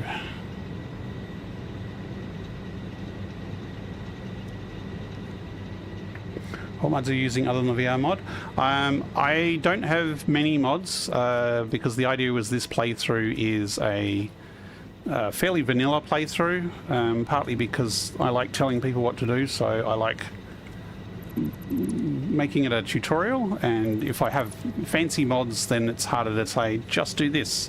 So even though I'm in VR, I can tell people building techniques and, you know, use nudge here and use luck there without having any infinite nudge mods or anything like that getting in the way. So the only other mods I have currently are to do with my streaming. So I have, where's the button? Oh, crap. For my time lapse, I was meant to, oh, that's what that button does. I was meant to pause time at 10 AM. I'm using Fixit Cam to take time-lapse recordings, and I have Sky UI, which I've just realised I have bound to a different key that clashes with another thing. I'll have to fix that later. Sky UI is supposed to pause the time so that the time-lapse all happens at the same time and doesn't have lighting differences. So when I do this time-lapse, it's probably going to be a bit naff and have a few lighting chunks as I edit it. That's fine. I'm still trying to get the balance of doing the time lapses while building in VR. They are not running because the water is full. That's fine. Ah, these are not running because I haven't actually connected the belt down here.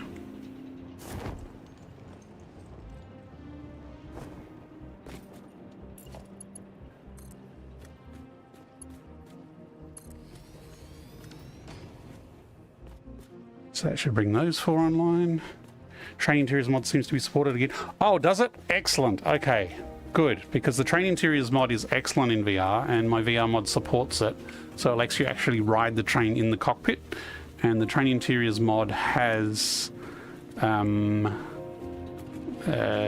actually has like a train dashboard and everything in it. It's not functional, but it's a cool cosmetic thing. But it took for a long while there. The person who supports that mod hadn't updated it, so I hadn't been using it. So cool. I'll have to test that again and make sure it works with the mod again. You hate the Satisfactory fluid system. It wasted me so much time, and I never understood it fully. As I was saying, with a few tricks, I think it's pretty stable, and a lot of people tend to overcomplicate it. For fluids, if you feed it in from above and let gravity work for you, that tends to solve most problems. There are a few other tips and tricks, but that's the main one. And of course, having your enough head lift from the pumps. But I've done, aluminium feedback loops, no problem. Which we'll get to that in probably many sessions' time. That's a little low, actually. So I need to extend my circle here. That's that one. Actually, I can extend that out from there. So this is the next one.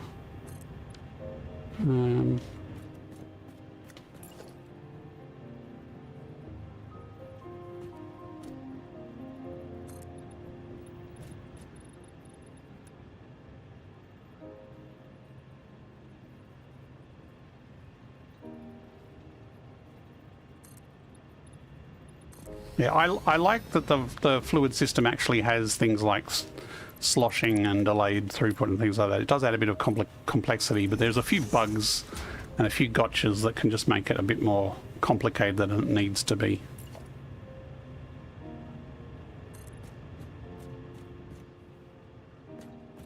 Okay, so if I put that out to here and then nudge it up, I didn't come far enough.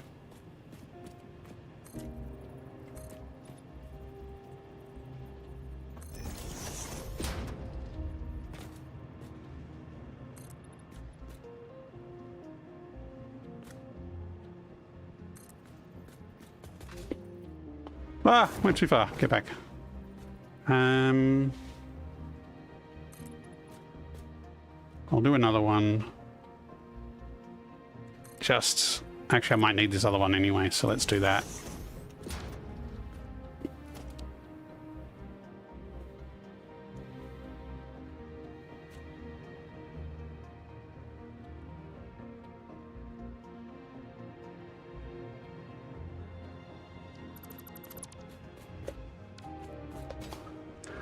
So now the trick is, how do we get these are at 5-degree angles to each other. How do we get one in between that is 2.5 degrees to each one? And the trick is, you get a beam and you find at which point, I think it might be here, you get this in freeform mode, so it's as close to 8 meters as possible, and this is under 8 meters, so I do need to come out further.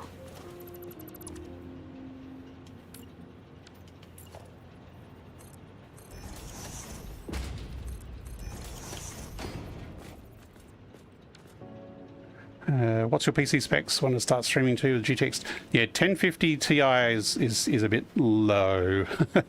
Saw that Foundry basically gave up on fluid simulation and declared that there needs to be a pump after a pipe network gets beyond a certain volume.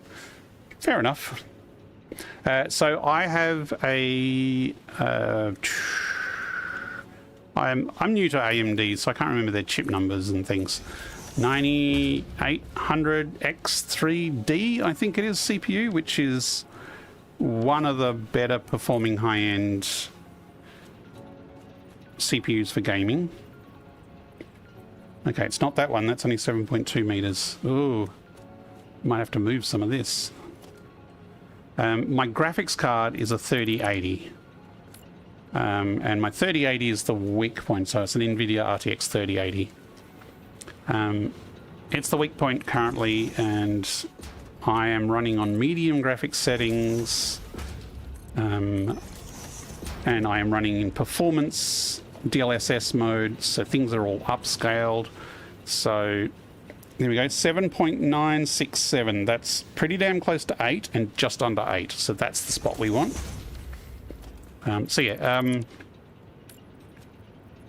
For like a 3080 is great for Satisfactory in 2D. But for VR, you need another level entirely of performance. And because it's not optimized for VR, it doesn't run great on lesser machines. 1050 Ti laptop, GPU on it plays Satisfactory pretty well, but yeah, no VR, no streaming, yeah.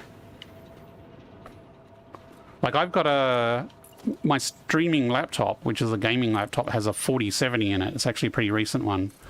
And it actually works, it's worse performance than my 3080 for VR. For my desktop 3080. Okay, so that's the middle point of the foundation. We need to come one back to there, so it's 3 meters across to there. 7.967 meters is our length, which is just under 8 meters. That's our point there. Then we snap this to the end of it, move it across, oops, that's not across. Move it across 4 meters and then back until it lines up basically with the edge here. And then this here, if we zoom it out either way, is our 2.5 degree foundation that will break the alignment of machines if you put it on it.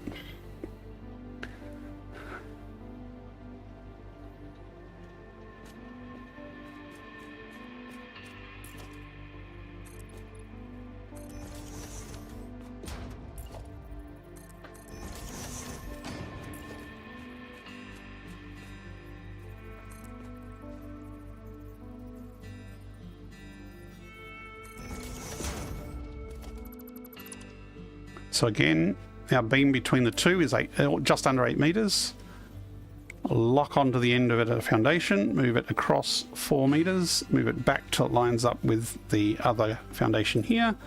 And there we have our reference point for our 2.5 degree angle around the circle. We should get that summer sloop and that hard drive while we're in the neighborhood. Oh, there's a slug up there. Okay, after we get the generator, I want to get all 4 generators online, then we'll look at doing some exploration. So I can actually finish with all of these now.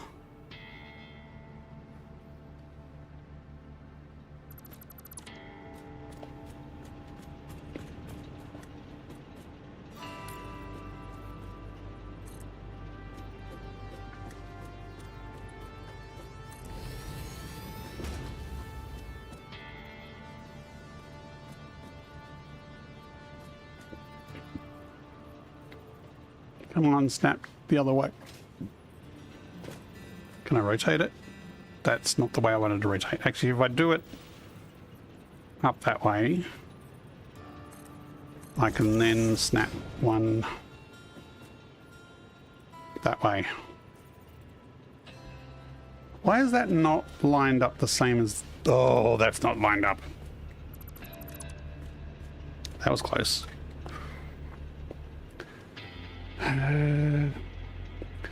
So in this playthrough, I started in the grass fields, which you can see my elevator over there. So my elevator's still in the grass fields.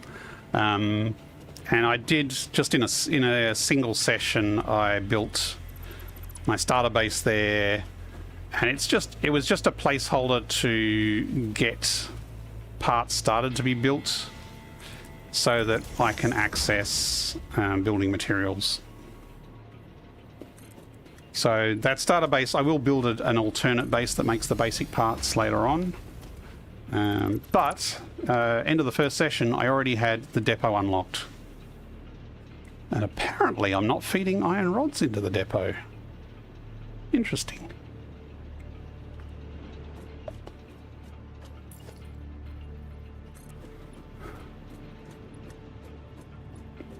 Okay, that one... Oh yeah, it is actually peeking down the bottom there, so we can zoom that one down.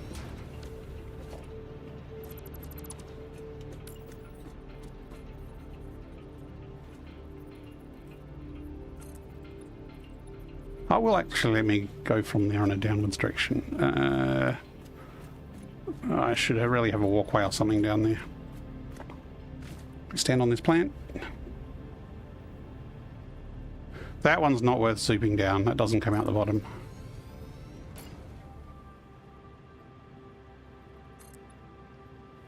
That one might. I can't see.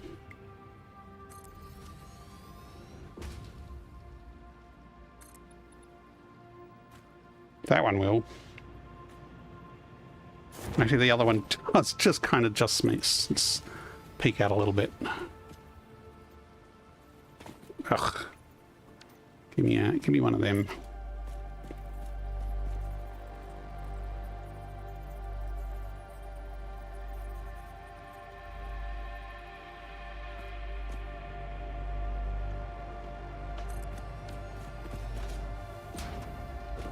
So yeah, I started in the grass fields, but I'm basically, my hub is now just up on the hill that direction, I think. There's a nice lake up in that direction there that I built my hub by. It's pretty rough at the moment, I've just plonked it down. And I'm basically going to be building up the east coast, because most playthroughs, you know, you go up the west coast because there's all that oil and pure nodes and stuff there. So I thought for a bit of a change of scenery, we'd come over to this side of the world.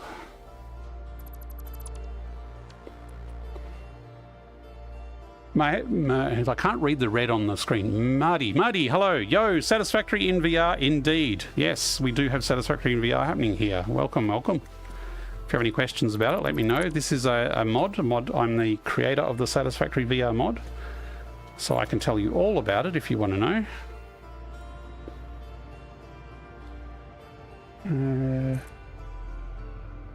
That won't let me zoom this way, why not? This rock is being a pain in the butt, even though I said I could work around it. And now that I've deleted those top marks, I realise that they would actually be really useful, because I need concrete down the bottom as a reference.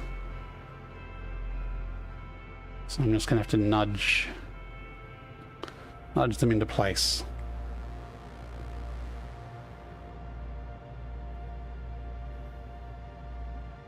Now, which ones will have these on it? Because most of these don't matter, but it's the ones that they snap to that's going to be the important ones.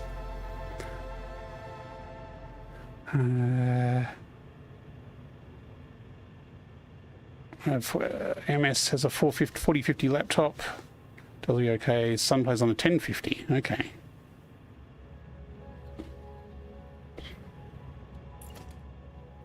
I might actually need to curve this around a bit more now that I look at my spacing here. Actually, if I... Oh, this is so fiddly. This might be easy to do lower down.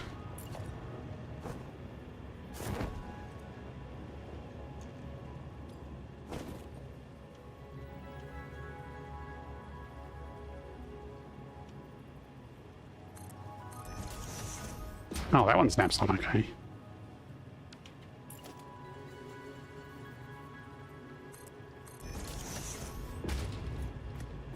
Okay, so again, we'll find our center point up here. Center point is this one here. So we need to go 8 around. 1, 2, 3, 4, 5, 6, 7, 8. Okay, wow, our center point is way over here. This is a center point.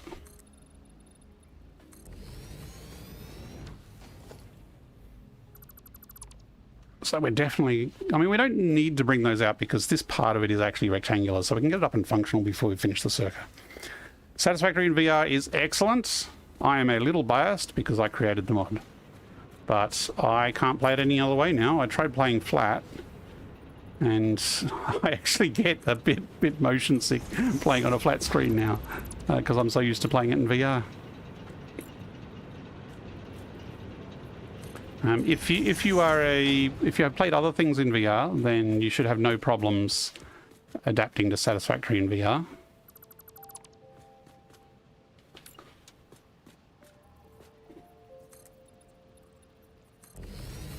Okay, so need another 1, 2, 2, 3 on that side, and another. I'm wondering if I actually did this different in my practice run. This seems spaced out more than my practice run was.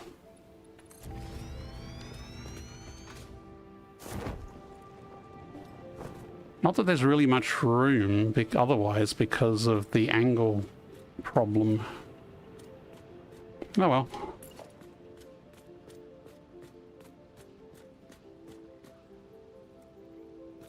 So line these up with the middle.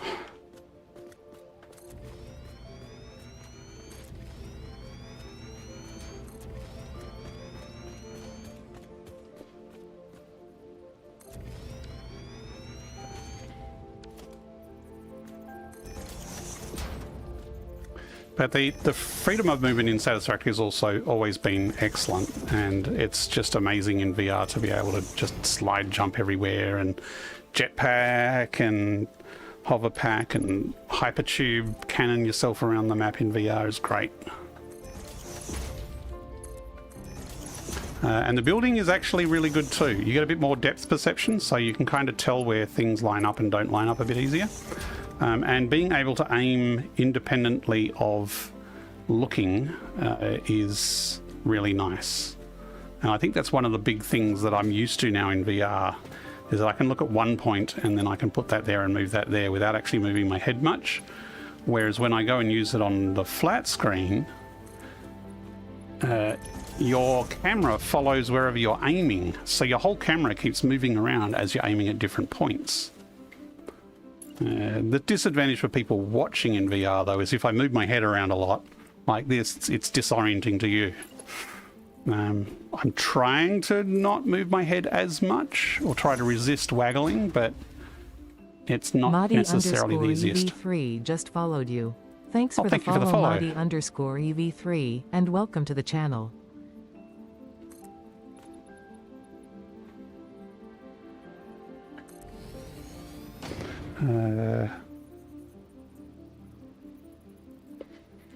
So is this another Muddy from YouTube? Is now Muddy on Twitch? Incoming propaganda broadcast detected. Please seek shelter. Troy, what processor and video card do you use? So as I was saying like 10 minutes ago, I have a AMD, what's the CPU? 9800X3D, which is fast. And I have NVIDIA RTX 3080, which is not fast. I mean, it's good for it's great for most things, but a 3080 for Satisfactory is a little challenging. I'm not running in a super high res in VR. I mean, it's okay res. It's like 2000 vertical P res in the headset. I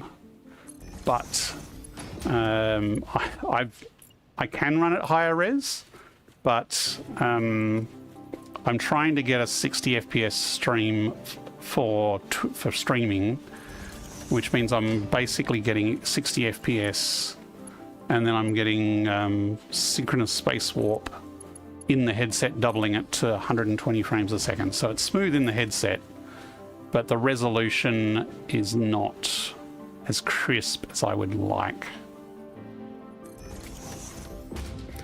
Okay, first time chat, Muddy Eva, no problem, yep. You can tell the newer VR streamers.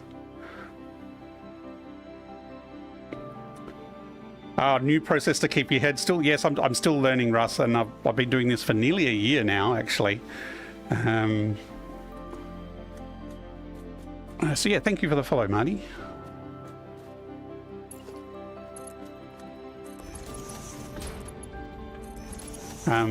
It is very easy to get excited and jitter your head about in VR.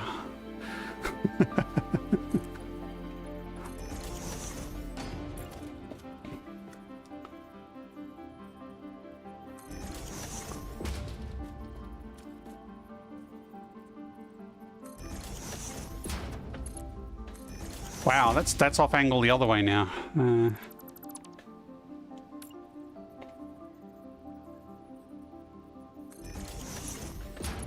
That's better. I got to go. Have a nice day, guys. Thanks very much, Deadly Feet. Thanks for stopping by. And thank you for following. I think you did a follow earlier. You're not too bad. Reckon I'd make anyone watching motion seeker. Fair enough, Russ. I've seen Russ stream stuff, but not VR stuff. I have definitely had some rougher streams where I've been a bit jittery and nervous, and looking back, it's hard to follow. I also do have stabilization on, so it does smooth a bit of the jitters, because even like the fact that I'm talking makes my headset move up and down a little bit. And so that would translate into the screen moving up and down a little bit and jittering as I talk.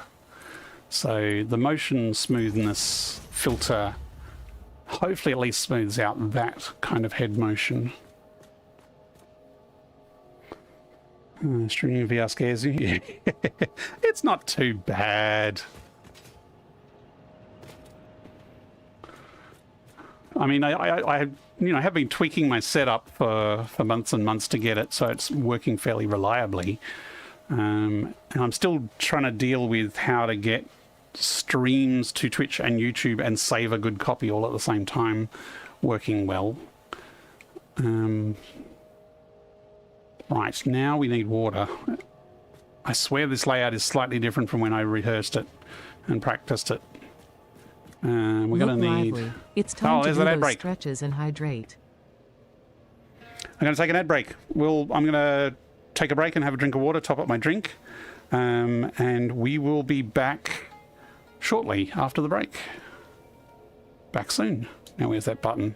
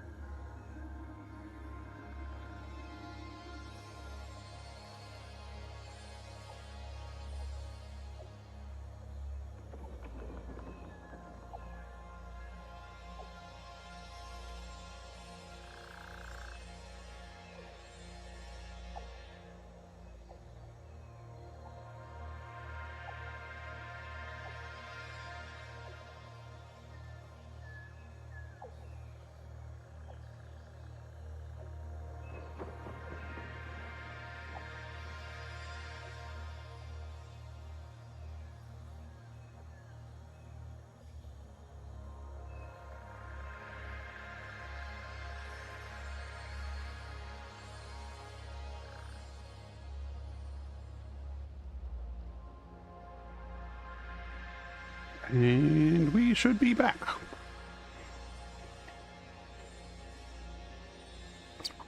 You've got a question. Okay, hit me with a question.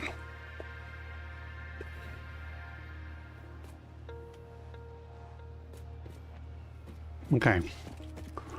So if this is the middle point here, we're going to need another angle coming out for attaching the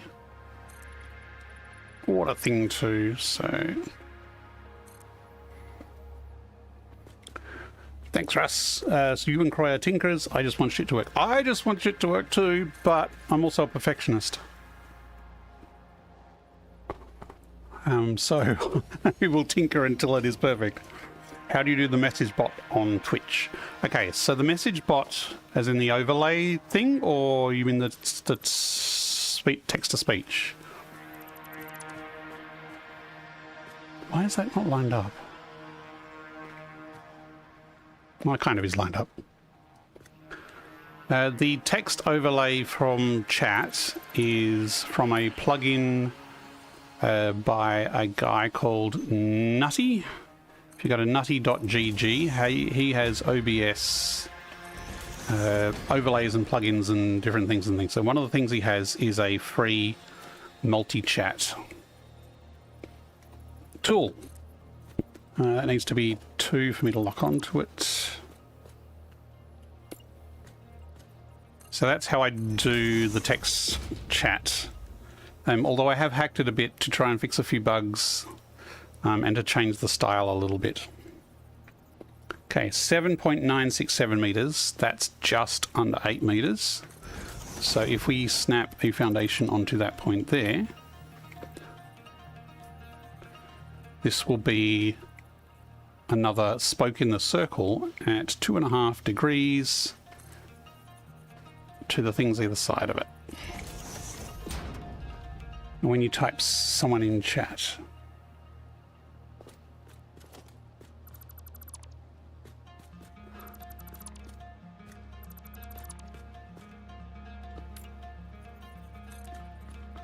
so yeah, the chat overlay is a plugin by NuttyGG. The text-to-speech is using StreamerBot, which pretty much every streamer does.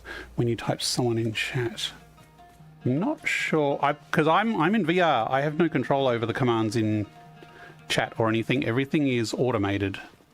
So if something is happening in my stream, unless it is Azurin, who is my mod, who bans people who are naughty, then it is happening automatically by rules I have set up.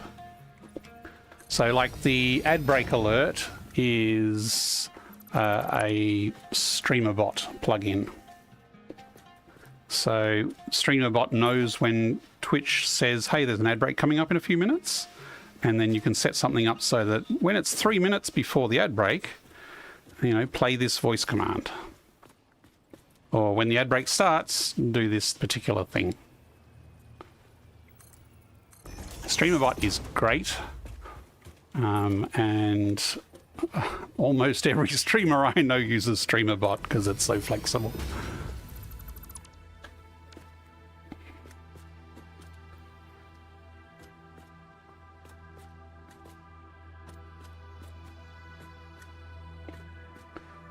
Yes, we were on a Twitch ad break. Yes, that is StreamerBot doing that.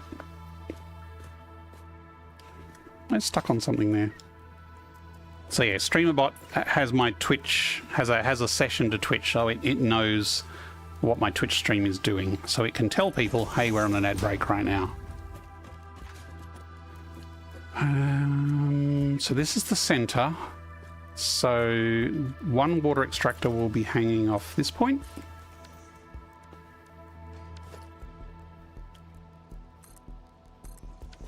And this one over here is going to be tricky to position.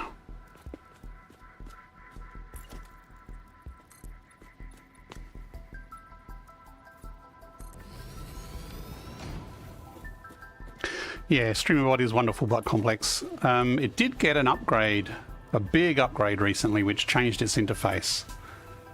So it is actually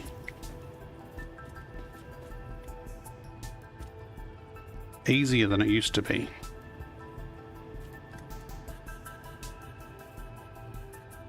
I don't know if that's the right height. No, that's too high, but that's okay because the wall that we nudged to is going to move out by one and then down by one, and we will just snap to that. We don't actually need this foundation here anymore, we just need the wall. So theoretically these two walls are our snap points for the water extractors.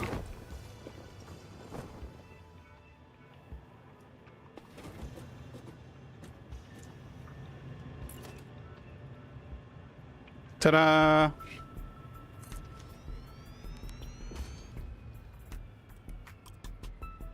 Come on, rotate. Oh.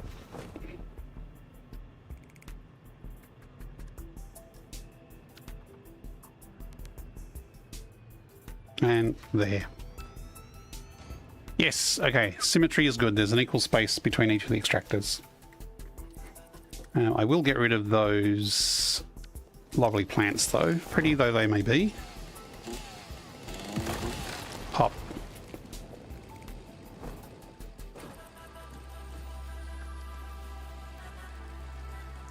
Doing the pipe and pump here is going to be a little more creative, but that's fine because we can be creative. The one over this side will be pretty straightforward.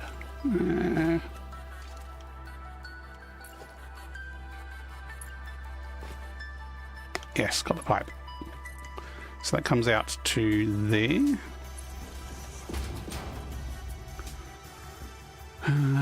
This, I think I might bring it across to here.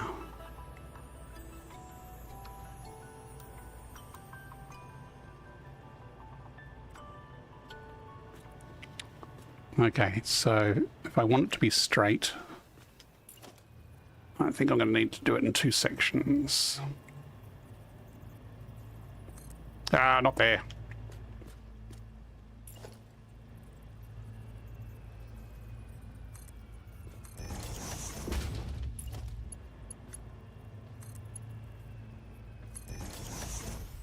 Yeah, like that.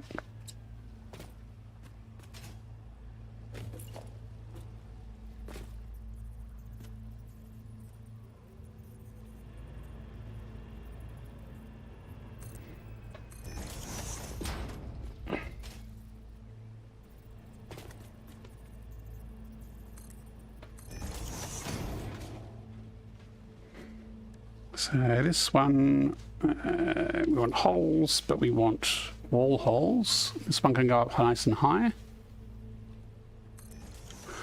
This one we could do high and go pipes through the thing, or we could just do it down low.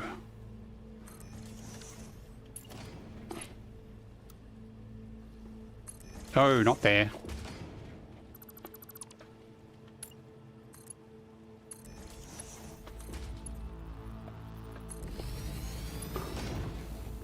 Okay, so bring some power over.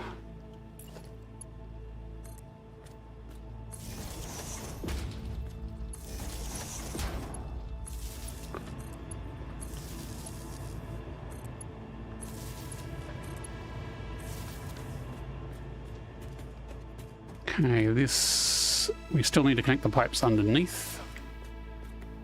I just realized we don't have any platform down here.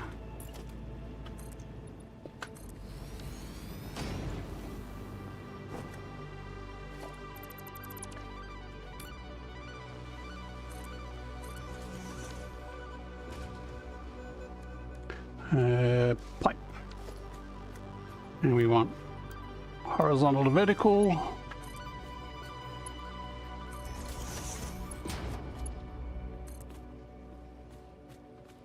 That's a long way, and that's a lot of clipping. So let's go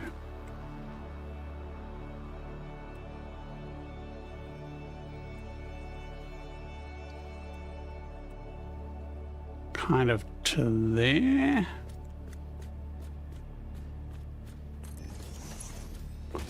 And then from there we can go across into there. While we're here, we can put our splitters on for our coal. And we're nearly done.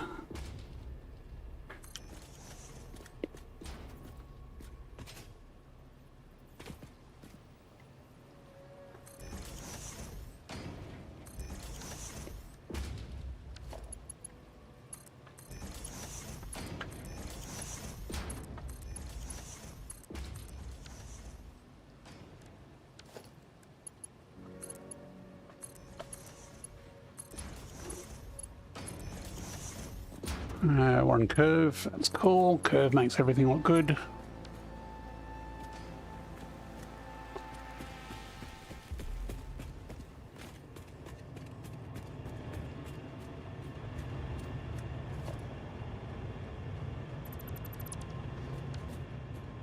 They're pumping up with water. That's not quite lined up.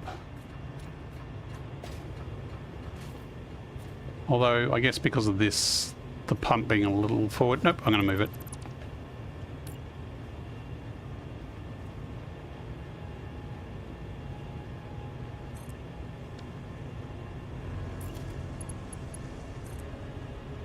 Where did that go?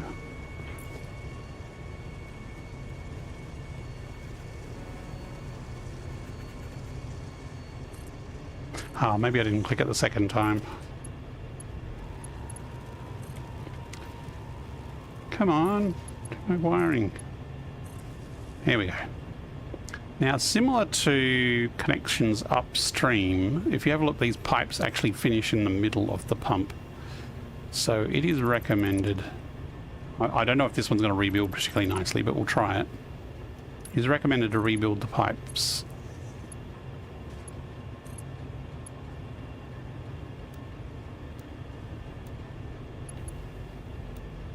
Yeah, I didn't think that was going to be as friendly. Good old noodle bins, though. Now, if we look at them, they actually connect to the edge of the pump, which means the pipe length is actually going to be a little smaller. Theoretically, it might be a bit less buggy, but I'm not 100% convinced that's an issue.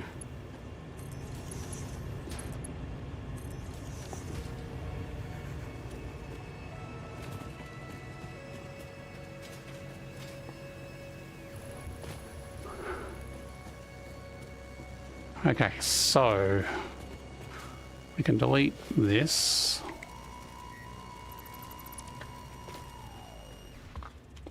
And these should be getting coal now. They are loading up with coal. We haven't got a connection, which is why it's not actually running yet. So if we come back here, I'm tempted to just not have them on and turn them on after.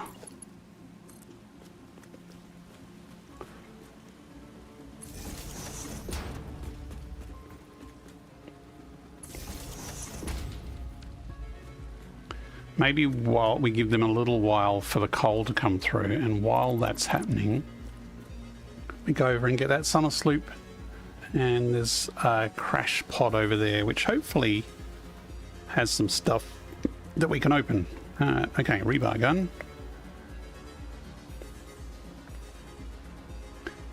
Now, oops, he spotted me. If you crouch, crabs' nests won't trigger on you.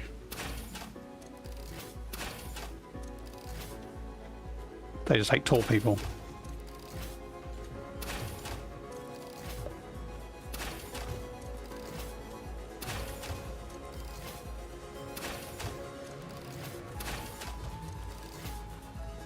Okay, any other baddies around here? I wonder if there's a hatchery sort of below the summer sloop.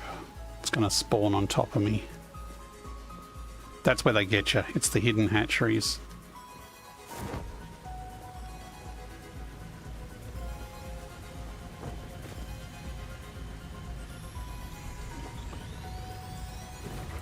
Hooray! The voiceless effigy creates bodies in their waves, but does not notice the shore. Is our melody not beautiful? Detecting abnormal brainwave activity again. Activating artificial brainwave resonator. Your shallow song has no rhythm. The river erupts our temples without prayers and washes away our scripture without deepening. Consume. I believe this is one of those moments where the scientist would yell, "Eureka!" But that seems entirely too dramatic. It seems they are somehow organically emulating human speech. Fascinating. Continue exposing yourself to alien artifacts. Sure, I'll continue exposing myself. I'm a little concerned by this drop pod because it's covered by poison plants. And poison really hurts if you don't have protection. I'm wondering if I can come in from above and grab the pod from this side without triggering the poison plants. I mean, there... Oh, there's spiders there too. Great. They're little ones, I think. I don't see any big ones. That was a terrible shot. And if they're little ones, they can't jump, so... These plants do take a little while to stand up, so if I'm quick... No, so they're already standing up. Oh, there's a big... Okay, there's a big spitter there, so hopefully the little spiders and the big spitter will duke it out. Ugh, that just looks ugly down there. Maybe I'll come back when I have explosives, which might be this session. Yeah, I'm going to at least leave the path out there. But I think there are easier hard drives we can get.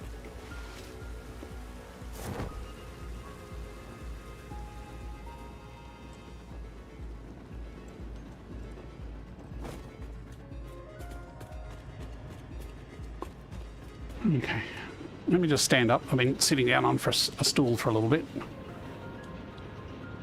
Oops, no, that's center. Okay. All right, let's go turn these generators on. They should have enough coal. Or at least the front one should have lots. That should be full. Yep, that's full. It's the ones at the back that will have less. 89. Okay, that's not too bad. That should be plenty. Which means this one should have about 89 as well. Yep, we're good. We can turn these on and we're done. Well, done for functionality. There's still a lot of cosmetic stuff we can tidy up here.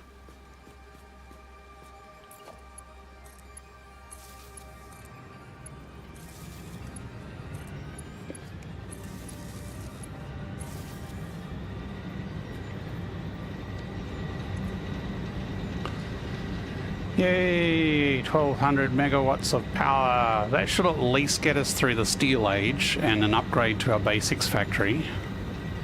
And then when we get Mark II miners, we can double it.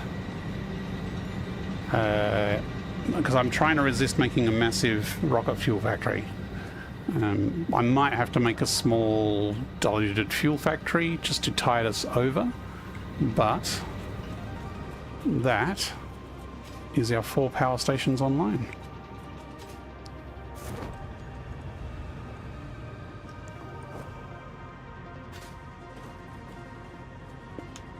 So let's just head back. Oh, that was not a very good jump.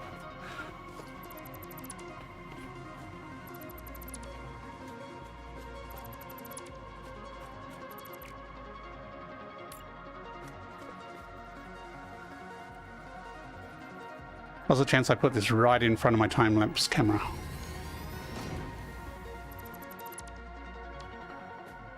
That would be funny.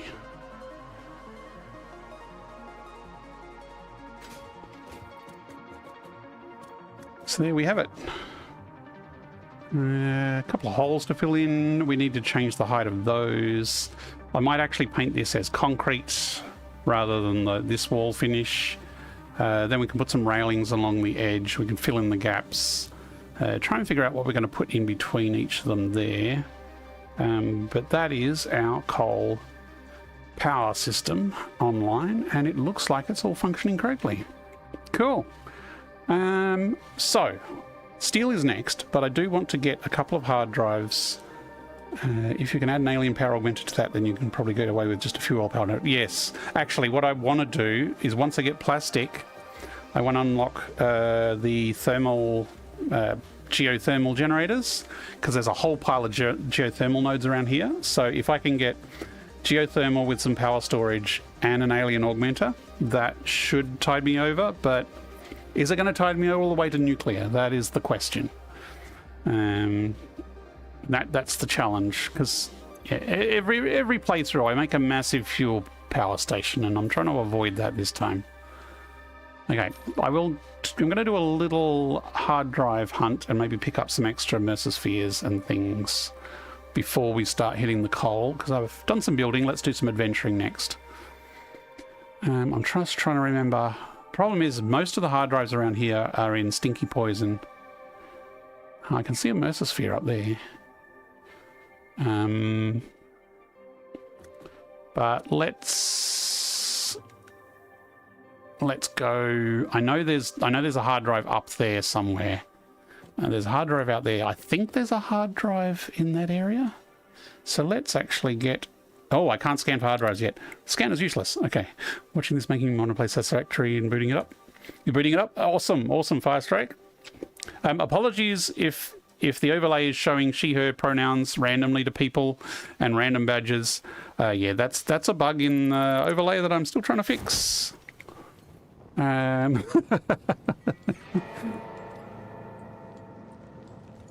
Basically, it's copying pronouns and badges from a previous person, which is kind of annoying.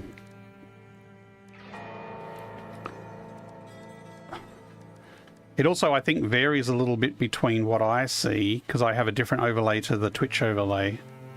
Why is this... I need to edit that.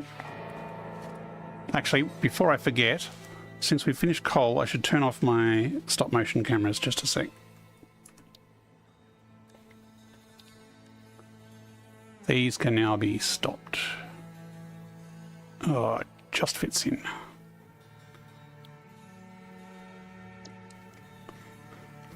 How different is the VR experience from the normal PC experience?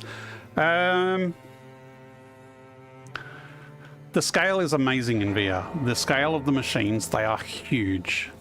And if you play other stuff in VR, you know that being in VR can really change the feel and perspective of things. I find it makes building a little easier because of the perspective and the way you're looking at things. Rotating things is harder. There's a couple of ways you can rotate items. You can use this radial menu for one, or you can use your thumbstick there to do rotation by notches. So that's the rotation is probably the hardest thing in VR versus flat. But overall, I find building easier. But I have also been playing VR Satisfactory more than flat for probably a year now, because I've been working on the mod. Maybe, actually, probably more than a year. I want to put catwalk stairs there, because catwalk stairs are twice as steep as the ramps.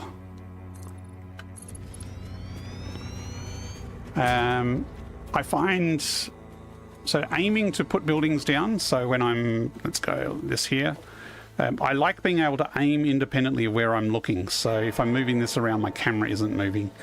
There's a little bit of a learning curve because when you press the trigger is bigger than a mouse click, so you can move accidentally. But it is very easy to lock something in place while you're building. So you get into the habit of, there's a button over here. So basically the top button there is your hologram lock. So you aim, lock, and then trigger to build. Sort of becomes second nature. And there's a whole pile of poison plants there. There's the hard drive over there that I'm looking for. Let's go. Building part selection, like sampling buildings, is pretty much the same. Actually, I find it a bit easier. You've got both a quick build menu here, so if you want a quick build from here, some people like using the wrist menu for selection, or we now have a radial menu to quick build from here, and you can cycle through the different quick build menus there. Driving the Explorer in first person is cool. Yeah, the first person vehicles are great fun. Especially the Explorer and even the factory card is fun. The truck, the basic truck. I'm out of rods, and somebody didn't put rods in the depot. Somebody is regretting that.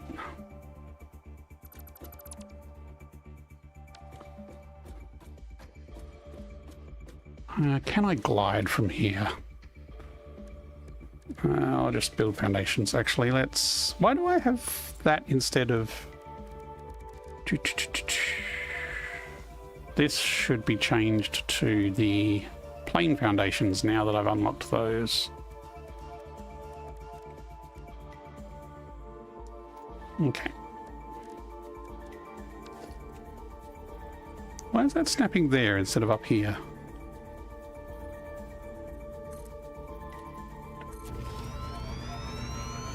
Don't mind me, I'm just floating sky bridging across the map.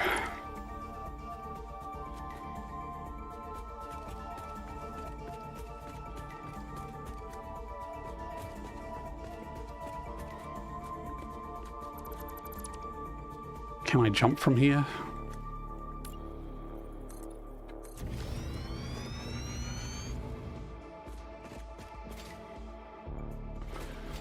But the world of Satisfactory is amazing.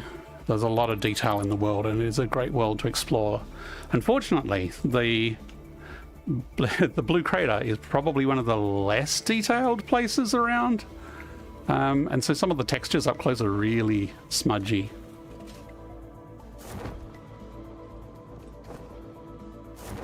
Ah, didn't delete it in time.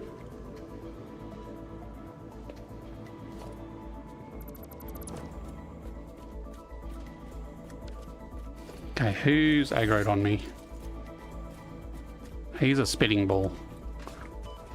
Oh. I think we're gonna have to fight him. Unless he volunteers to jump off. He's kind of stuck down there. Maybe he can't get back up. We can hope. I'm really early, so I don't have inhalers unlocked. I don't have many equipment slots unlocked. I don't have explosives. So I do have the dimensional depot. I don't have the upload for the dimensional depot, but I do have all basic parts, except for rods apparently. Somehow, unless my rod production line broke, which is possible.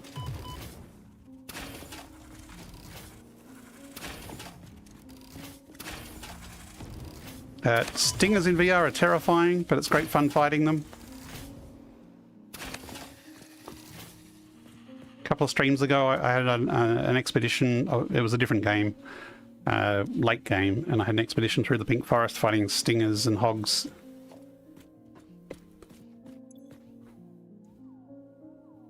Oops.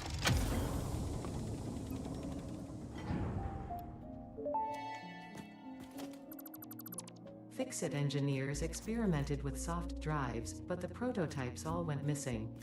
They were later located in the toilets, being used as towels. Okay, soft drives as towels. I probably don't have much inventory space, which is probably a mistake when I'm coming adventuring like this. Right, let's actually get that hard drive rolling now. Basically, I'm hoping to unlock solid steel ASAP before I build a steel factory. I mean, you can build a steel factory without it and then upgrade it later, but if I can get a couple of hard drives now, that will help. Hey, today's streaming quality looks superb. Under the radar. Thank you, thank you. Did I change settings? I changed the Twitch stream setting. Twitch likes to do multiple streams, so because they're slack and they don't want to do the different qualities themselves. So I set that to limit that to 4. I don't think that would make much difference. I was actually capturing a stream of my browser as well as everything else, and that kept going in the background, even though it was doing bugger all. So I think that might have been extra overhead. But we'll see how the stream quality goes, because last time we went a long stream, it kind of died at about 6 hours mark. We're not 6 hours in yet. I think we're 2.5 hours into the stream so far, maybe 3.5.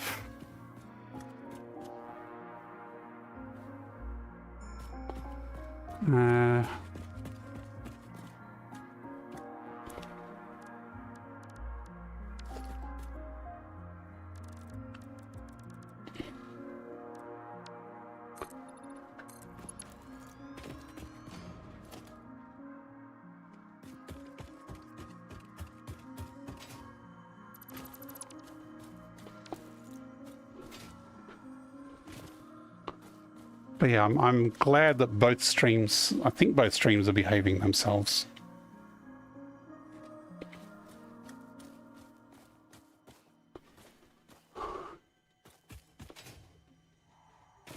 I'm probably not equipped to go adventuring this way. That's a lot of hogs.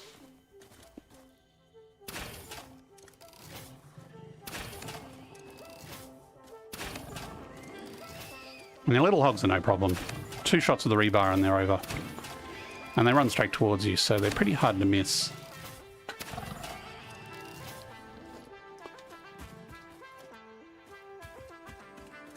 The larger hogs are more of a pain in the butt. Actually, I do have... We can get more Mercer Spheres while we're out here, because we do need those.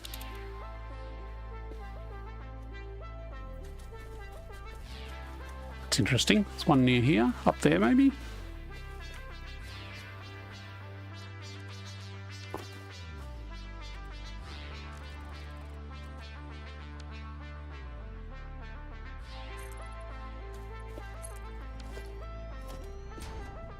And being able to paint something like this just to select all, I find much easier in VR. Oh boy, oh boy, oh boy. Let's get out, in and out of here quick.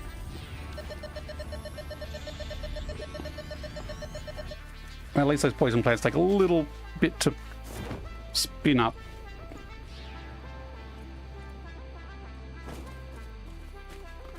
Okay. That was successful.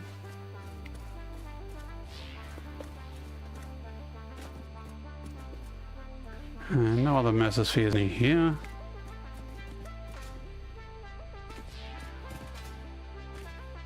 Maybe we should just go and get steel going, and if we get steel going we can pick some sulfur up somewhere. Ugh, lots of stinky trees.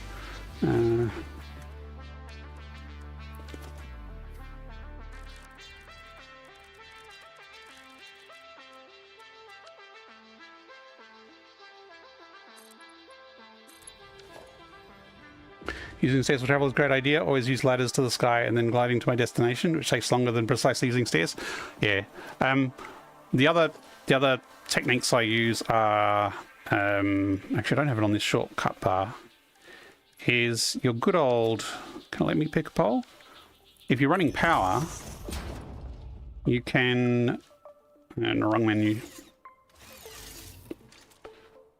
If you can get your pole up there like that, and then just zip line up the line. So I often will just have lines of power running all over the countryside, and I just zip line up and down. But I've kind of got back to the traditional stairs at the moment. The other thing you can do is build...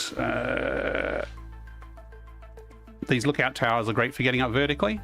And if you need to get up, like if I need to get up that spot there, I can put a lookout tower. Helps if you face the stairs towards you. Actually, I can probably just do it from here. They will nudge anywhere you want. So if you can go like this. The question is, can I make that jump to get to that point? Maybe.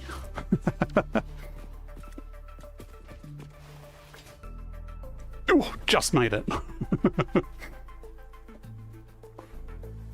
Oh, that's not quite high enough. But these will actually snap to here, so you can get a little extra height off the tower.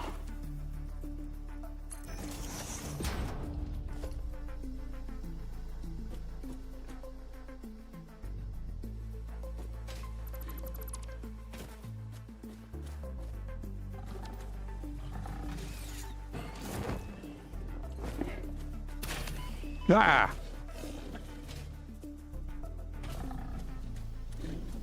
Out of ammo! This expedition is doomed!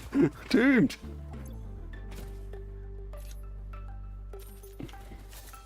Guess I gotta test that melee skills. Got him. And hopefully I didn't punch my monitor. No.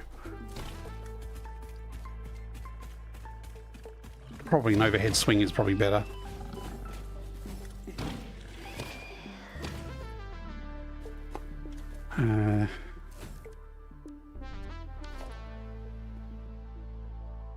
That's a long way away in that direction. Are there any hard drives around here? I can't remember. And they're probably covered by really angry things. Oh, look, an angry thing. Probably some in the stinky trees. I reckon we just head back to base and maybe make a start on at least get steel rolling, even if it's not a full factory. Be nice to get up higher there, though. Oh, there's a little spitter chasing me. Oh, and there's poison flowers there. Can I get all the way up to there? Yes, I can.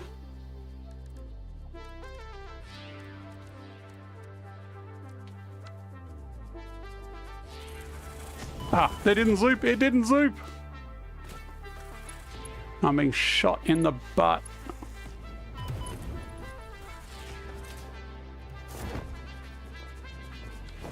Okay, I'm gonna take this guy out.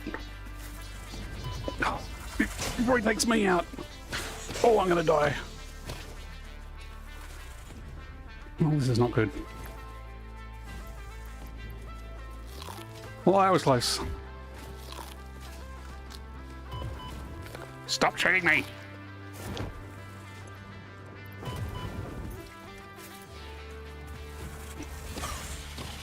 Go away!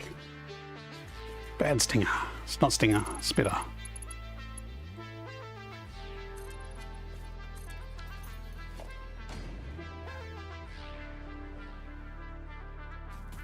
I hope there's not poison plants at the top here.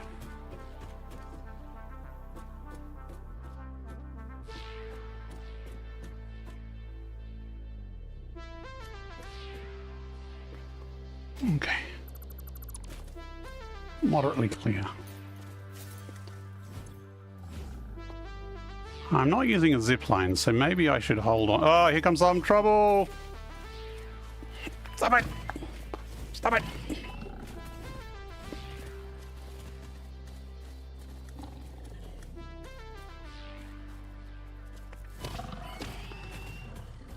Got him, but I took a hit. Thing is, I have 50 berries sitting back in my storage. Oh.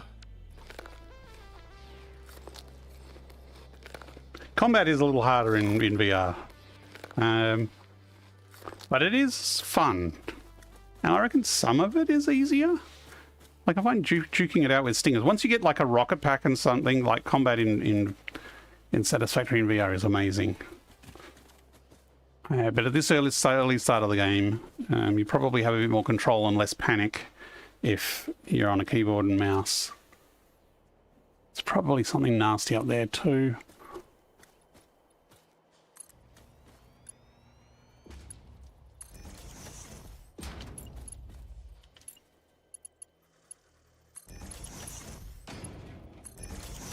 Great, and straight into the tree. Excellent.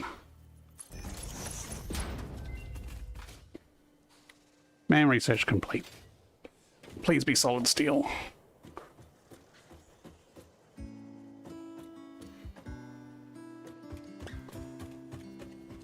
Radiation. Might have to do radiation. There's a summer sleep up there. Okay. You know, I'm just gonna glide out of here.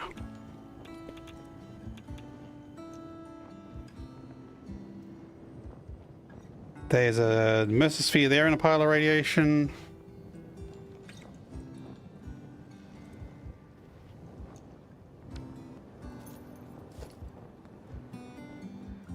Oh, drop pod.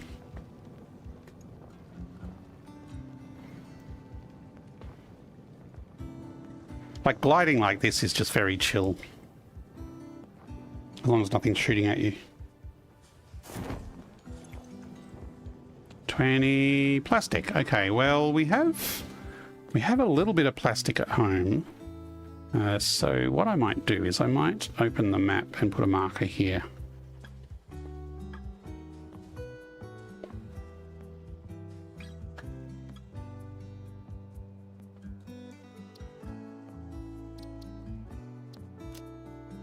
Let's do...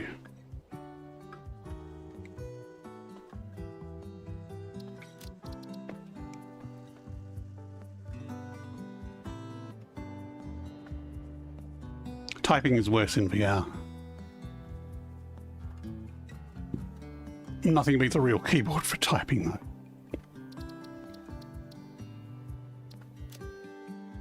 Actually, I can remove that marker. That was ages ago.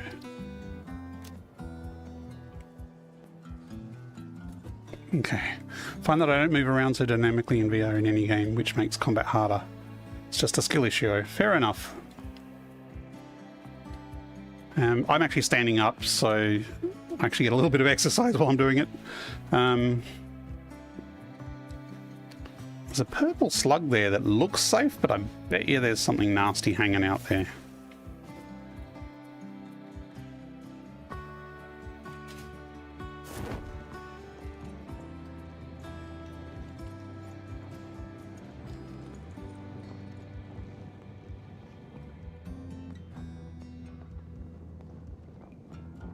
Here's a nasty. I should be able to get it quick enough and get out though.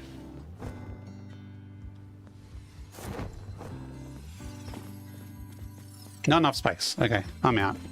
Actually, can I quickly dump some weeds or something? Sure, I actually don't need limestone less. Here it comes, here it comes! Damn it! These spores saw me.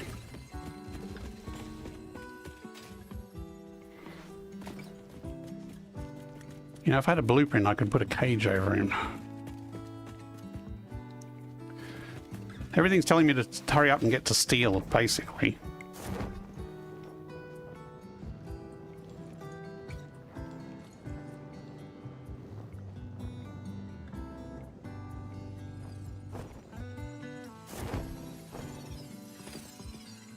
I think I've already got blue slugs, so that should stack fine. I'm getting lower now, which means I'm getting closer to the stinger caves.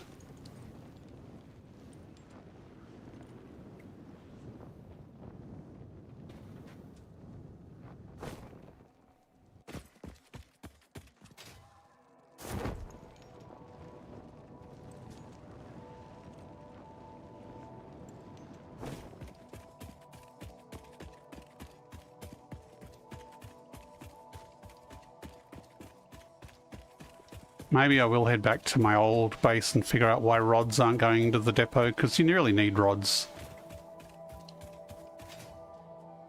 This is the copper I'll be using when I redo my basic supplies factory. Along with... don't get stuck. Along with a ton of iron. There's 4 normal iron nodes here.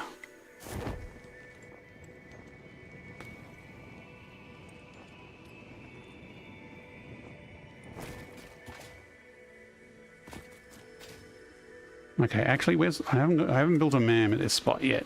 I need to build proper foundations in this. I basically just dumped down the hub and then raced off to make coal power.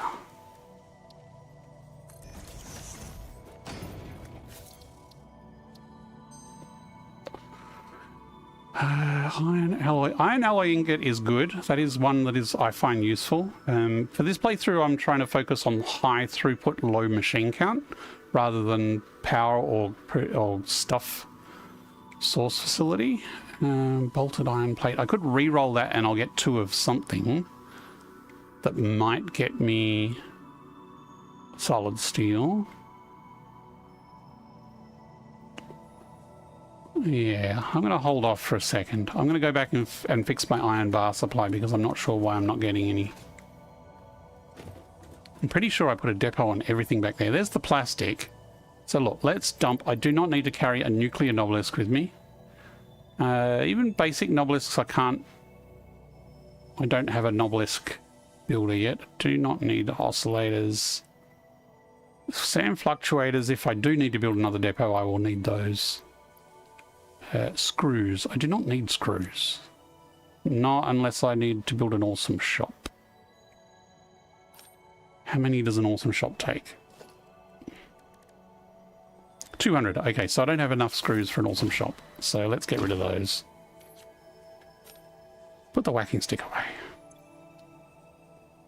Don't need motors or stators currently. Don't need heavy frames. I got a lot of mycelia. Oh, that's right. I've been chopping down mushrooms.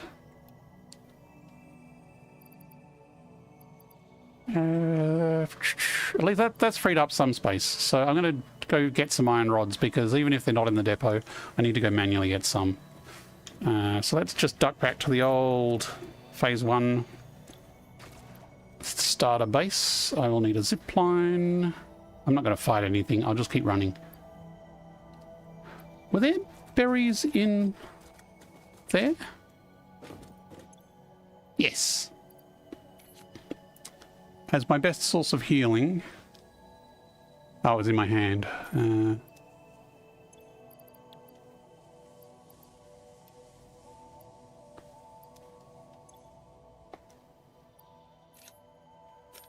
going to keep some of those on hand. There's a Mercer in that, but I need explosives. There's also an Mercer in the cave below, where there is also a stinger. I'm not sure I'm ready for that yet. Ziplining like this is much easier in VR, and it's fantastic fun. Although sometimes I wonder where this cable is running. It is not the most direct route.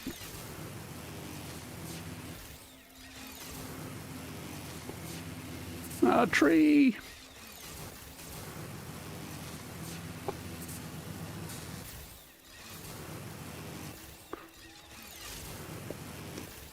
Like, I've never been able to do this good at zipline chaining on flat mode. Oh, decisions. Let's go this way. That missed.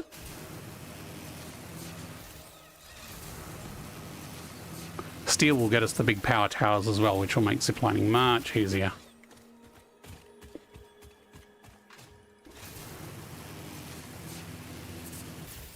Oh, hit the tree.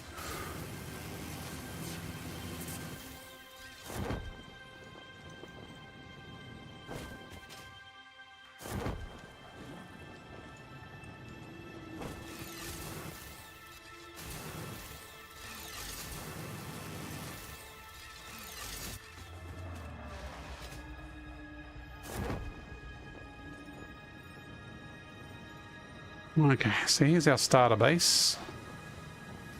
Should also be a couple of doggos around here, which we can say hello to and get some stuff off. Rods, depot. Maybe we're not making enough rods, because there's definitely a depot there. Hang on. That should definitely be filling. What's going on here? What's all this then?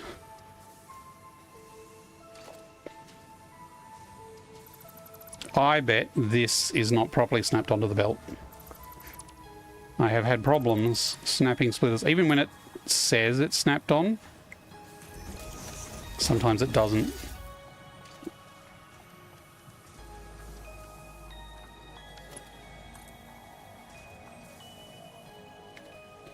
Nope, just turn. Thank you.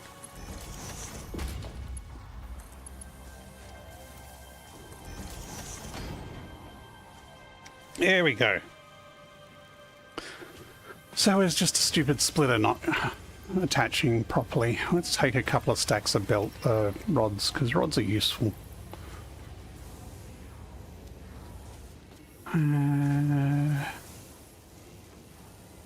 Where are those doggos while we're here?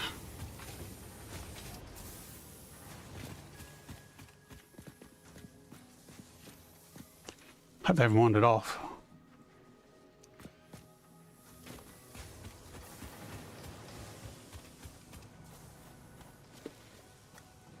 What's he doing there? Oi, who are you? Scratch, scratch. A single rifle ammo is not going to be very useful, Scratch. Try better. You're a good boy there. Who's a good boy? Where's George? There he is. Hey George, you got something better than Scratch delivered? That's not better. You guys are bored, aren't you? I don't have a new pen set up at the new place for you guys yet, and it's fraught with danger, so stay here. Oops, no, stay here. And we'll move you next time. Puppy, yes. I need to set up a new place for them to be in before I transfer them over there, otherwise they're going to get lost or eaten by stingers. Anything else I need from here? Don't think so. Let's go back. Stay. I really need a better zip line to get up to that point, because that seems to be the main point I come in at.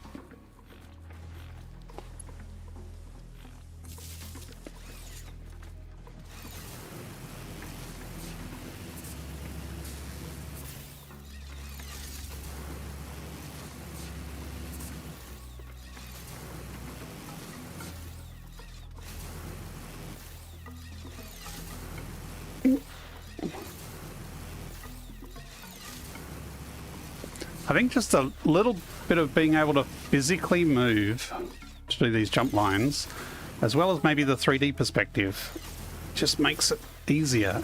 Even though, like, I don't think the hand clip-on point is the clip-on point. Like, if I do it... Nope, I crated. What did the chat say? Well, wait, stingers can damage puppies. I don't know. I don't know if stingers can damage puppies. Stingers damage everything else, and I'm not going to take my puppies near the stingers. Raul Russ says, I'm supposed to be doing prep. What are you prepping for, Russ? Is that a secret mission? Oh, your campaign. Your session 0. You should set it on an alien planet fraught with danger.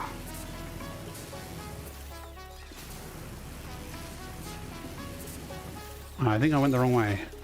Where is this going?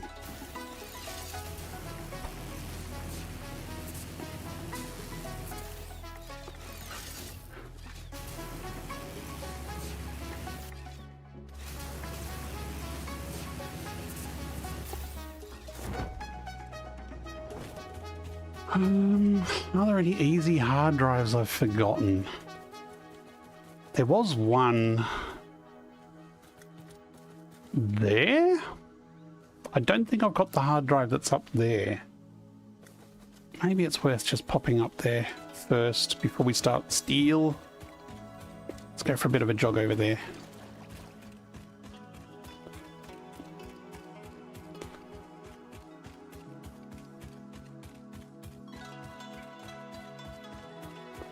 I could, but that might make it a bit difficult when I promise them a Lost Mines Dragon of Icespire crossover. You can't have a crossover with an alien planet? Incoming propaganda broadcast detected. Please seek shelter. Is it this spire? I can see a bit of wreckage there. But where is the actual drop pod? Is it up there, or is that a red herring? We have a ad break coming up in a couple of minutes, at which point I'm going to take a short break and have a bit of a drink and a bit of a stretch. It is September, so if you subscribe, some of the subscriptions are cheaper, and then you won't get ads.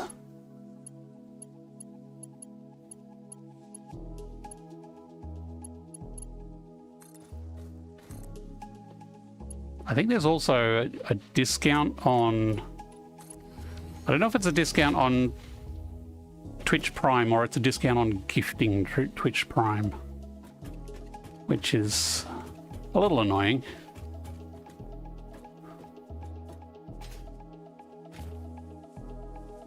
I'm sure this is perfectly safe up here. I didn't make any new rebar ammo. I've only got my whacking stick and my berries. Oops. Are you doing the original Fandelva or the new one? Ah. That Lost Mines. Oh, we have a spitter. These usually don't like being in melee range. Smack, smack, smack, smack, smack. Why is it not smacking? There we go. I think I was being too overzealous with the smacking. Oops, wrong button.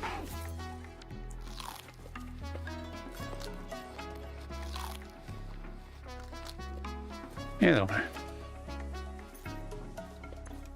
Hey, we've got frames. Any other hard drives while we're up here? Ooh, there is right there, but it's in stinky space, so we will leave that one for now until we have explosives.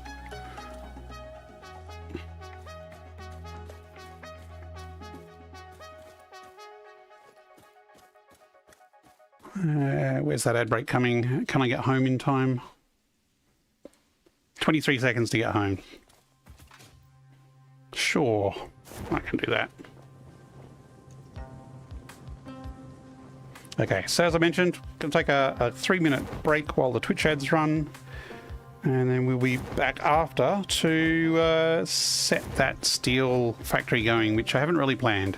So we're just going to wing it. I kind of know where I'm going to build it, just not how, to what specs I'm going to build it. So let me just chuck that hard drive in, and then we will have the ad break. Done. Please give us solid steel.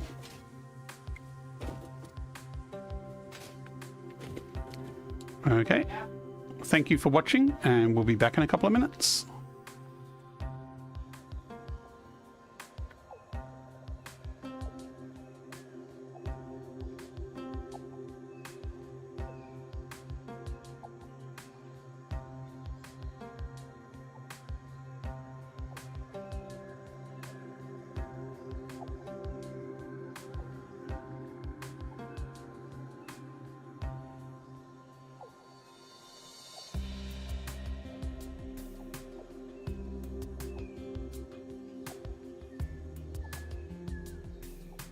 Look lively. It's time to do those stretches and hydrate.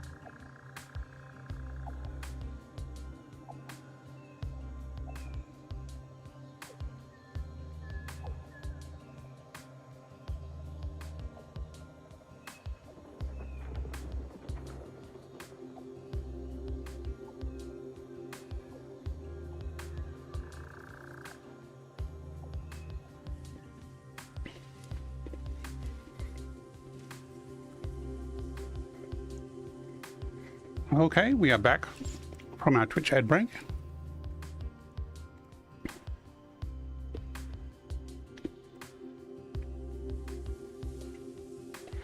My overlap is showing some strange text stuff from the text overlay. Ram and Russ and Azuren are chatting about D&D, about the Lost Mines of Pandelva campaign, which Azuren has run for us before. It was a lot of fun. Now, we are making Steel, Part 2. And I'm kind of drawn to throw something really quickly, but I also want to kind of make something that is well structured and lasts the test of time. And I want to be a little more, pay a little more attention to aesthetics and foundations and the laws of physics and things like that. So I do need to come back and actually properly fill out this hub area with proper foundations and everything as well. But before I go back into the wilds, I really need some more rebar ammo, because trying to hit things with the Xeno Basher is, it's not as, I don't know if it's not fun in VR, but it's not as reliable as the good old rebar. What did I play in the Lost Mines of Fandelva? Well, that's a good question. That was a while ago. Which character was that? Apparently a voice from the other side of the house said I was a sorcerer. I can't remember.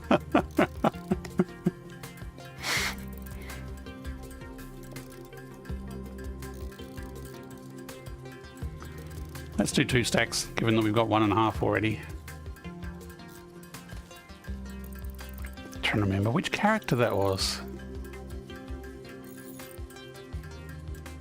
That'll do. Okay.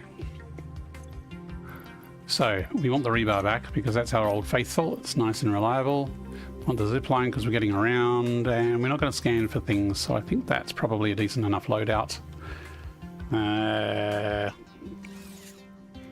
Now, where we've got the coal power, there are 4 coal nodes. So we're actually just going to set the steel up down there, and basically following the circle pattern around the crater, we'll build it sort of the next line along.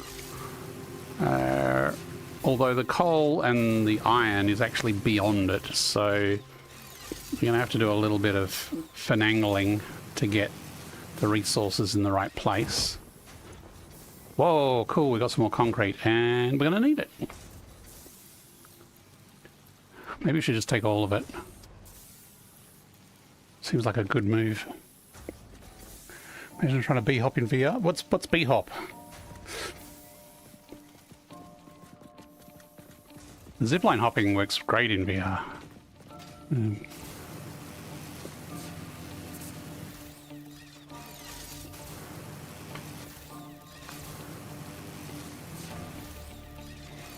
So let's go and figure out where the iron and the copper is. Not that we need copper, unless we use that alloy recipe. But our limestone is just up there. We won't worry too much about the angles at this stage. Let's get our raw resources mapped out. Coal.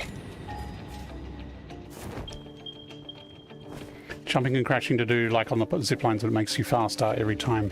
Oh, okay. So you can do the crouch dive while you're on the zip line?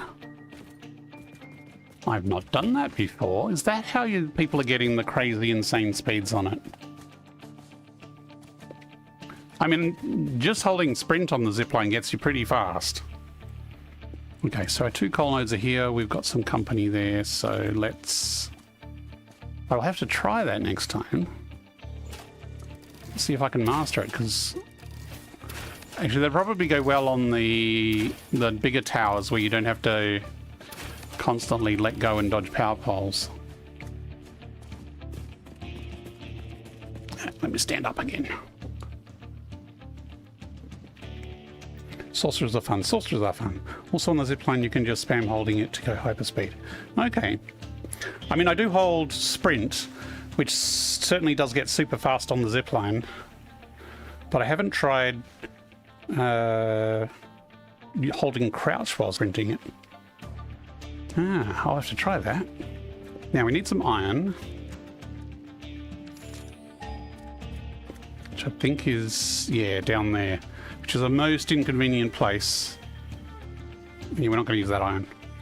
But what we'll do is we'll bring the iron up and that it can go under the coal factories. Or I could bring it up this way, actually.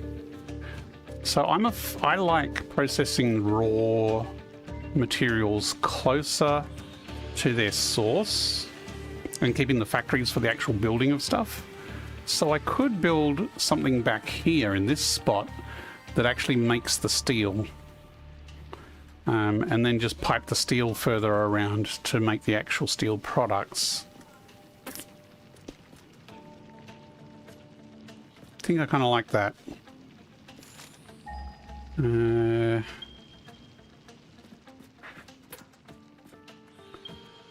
there is this nice area here. Also, a mesosphere right there. Yeah, let's go with this. I can always change it later. I mean, I should have picked up some sulfur on the way over to make explosives. Okay, there's the iron there.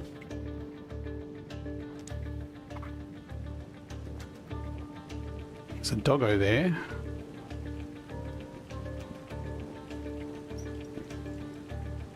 If I bring the iron back there and up, it can join up with the coal over the other side. I think that's what I'll do. And if I get... I see there's copper around here. Where's the copper? I think the copper is... Oh, it's up there. Interesting. Okay, yeah, I'll just take raw iron now, and then when I unlock solid steel, which will hopefully be in the next few minutes, we'll just chuck a slab of smelters down here. Or we could do it upstairs. Let's just do it upstairs. This is the indecisive part of the planning. Trying to commit to a plan.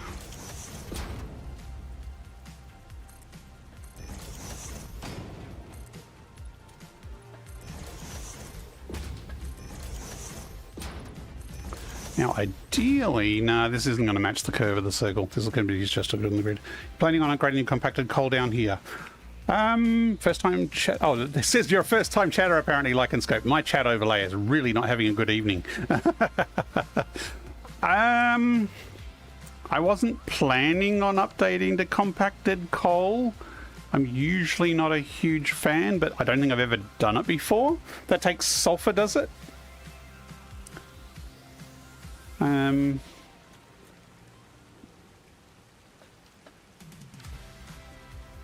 I'm certainly up for trying new recipes that I haven't used before, but I normally don't do compacted coal. Of course I need a bloody...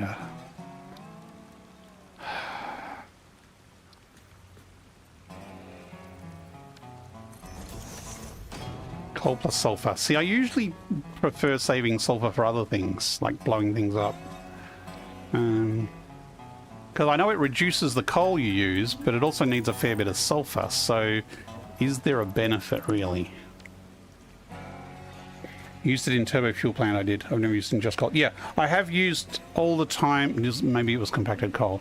I've definitely used combinations with coal and sulfur in turbo fuel and then feeding that into rocket fuel, but I've never used it in just coal generators.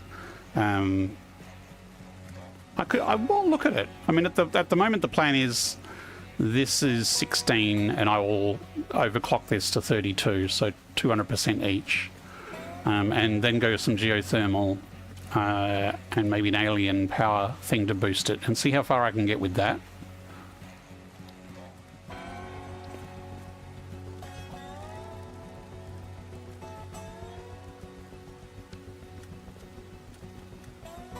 I think I'm just going to take it straight in that direction.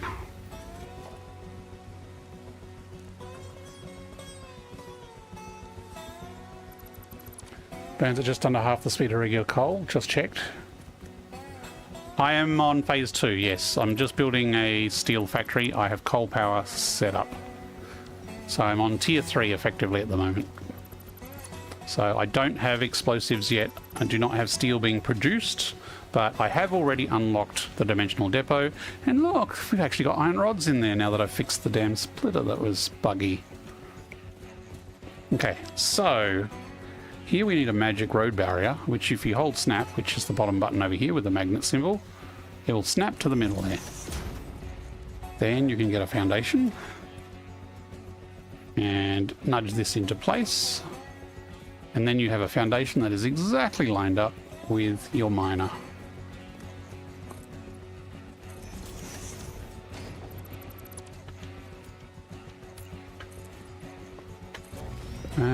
Yeah. I'm just going to run concrete to run these conveyors, and we will make conveyors look prettier later on. Although the dumb plastic rubber build I did, it took up 20 gigawatts of power, so I'm glad I did the turbo fuel this playthrough. Yeah. Well, you did a pretty big plastic rubber build.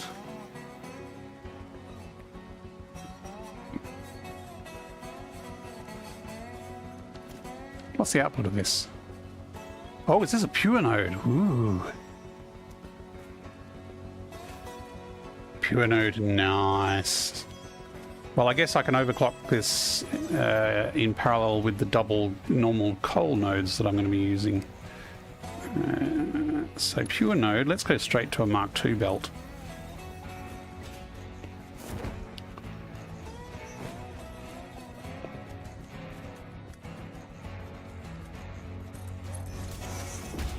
Is that 2,600 reach? Wow, that's a lot of plastic and rubber output to do early game. Ah, you never use package diluted fuel. Yeah, I love making a package diluted fuel blueprint. So it acts the same as a blender doing diluted fuel, but it's with the recycled, the merry-go-round of containers going in and out.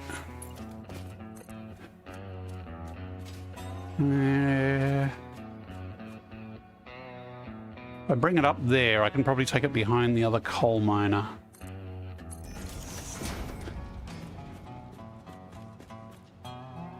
Wow, you keep also changing name color in chat. My chat overlay is really confused tonight. Again, the chat overlay I see in my window is a little bit different to the one that's in shown on the stream, so I don't know if the stream is showing exactly the weirdness that I'm seeing. But yeah, my chat overlay is very confused. You're just cool like that, yeah.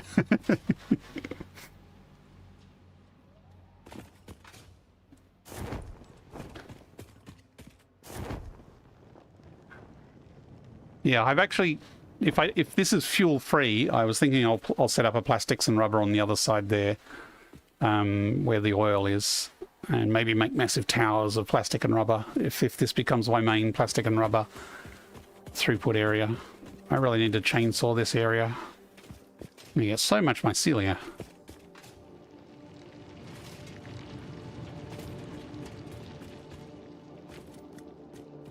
So we should have iron coming up here.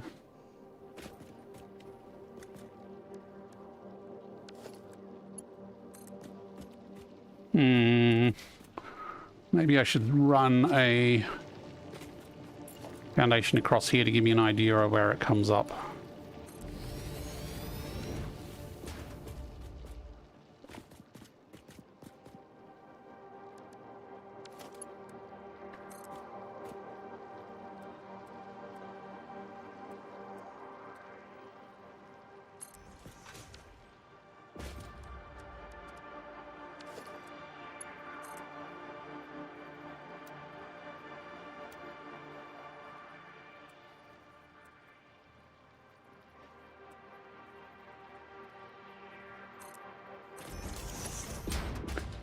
Lycanscope almost ready for phase 4 now, although to be fair, once I can play again, just heavy modular frames and some quartz bits left to automate.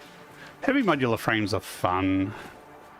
It was very daunting the first time I did it, because that's like the first factory that has to be big to get a trickle of frames out. Although if you're producing 2,600 of plastic and rubber, I don't think you're going to have any problems with heavy modular frames. I'm going to clear some area here. Wrong button, wrong button, wrong button. Actually, I actually need to equip my chainsaw. Don't need the zipline currently. Where is it? Where is it? There's one. Hey, they fall over. Well, that's cool.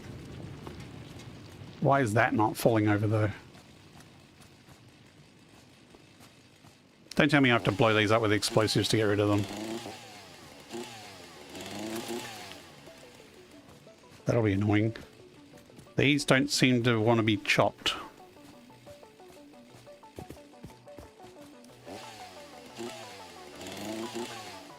Am I in area? Yeah, I'm on area mode.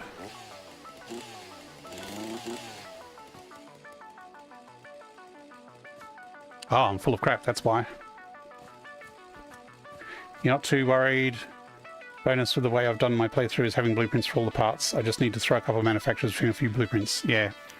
The last couple of playthroughs I've made a blueprint to make heavy modular frames in a single Mark 1 blueprint. It takes... I think it took the steel bars in, so you have to make the steel bars externally. And iron bars externally, but other than that, everything is made within the blueprint. And that's a fun challenge to do.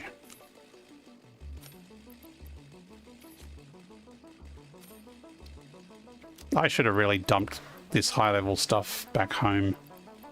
Even the animal parts, I do not need to be carrying these. Although animal parts at least stack with other animal parts I pick up. And let's get rid of those damn screws.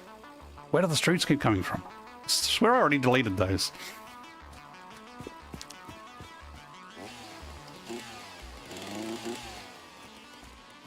Yeah, see, look how low texture some of these trees are. Nuts.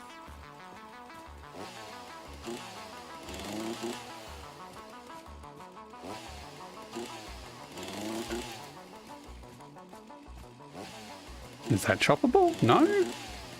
Wow.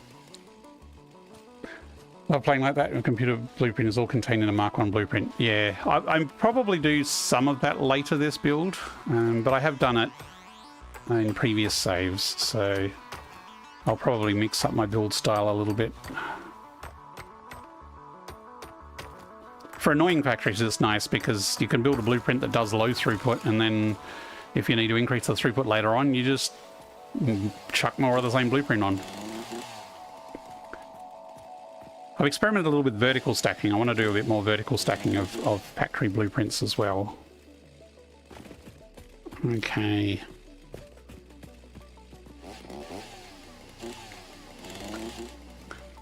See, these don't blow up particularly interestingly. It's like the poor blue crater did not get any of the 1.1 love or any of the texture updates. Am I full of junk already? Apparently I am.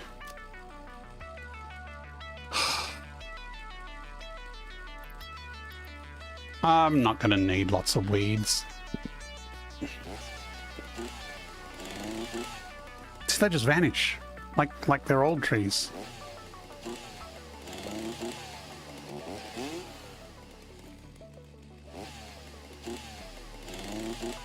Yeah, I like the industrial factory style you went for with your factory. Is that a spider? No. And I've done similar kind of things with blueprints before. I might do some of that internally in some of my factories, but I want to do a more polished outer look. I'm really underwhelmed by how these things are vanishing after having so many cool exploding trees. And these things just won't go away. So we'll just have to pave it all over with concrete.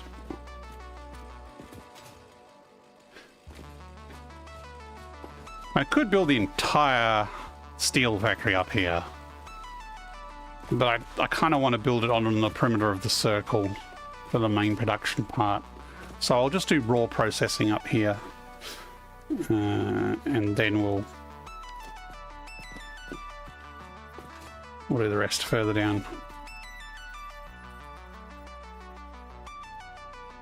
actually looks reasonably lined up with this circle.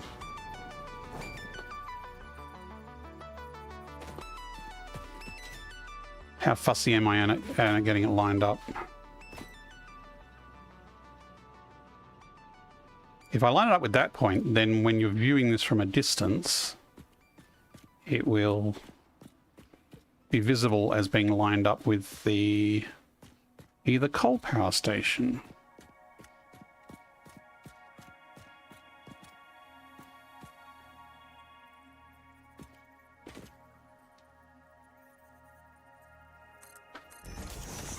Okay, that's our center point.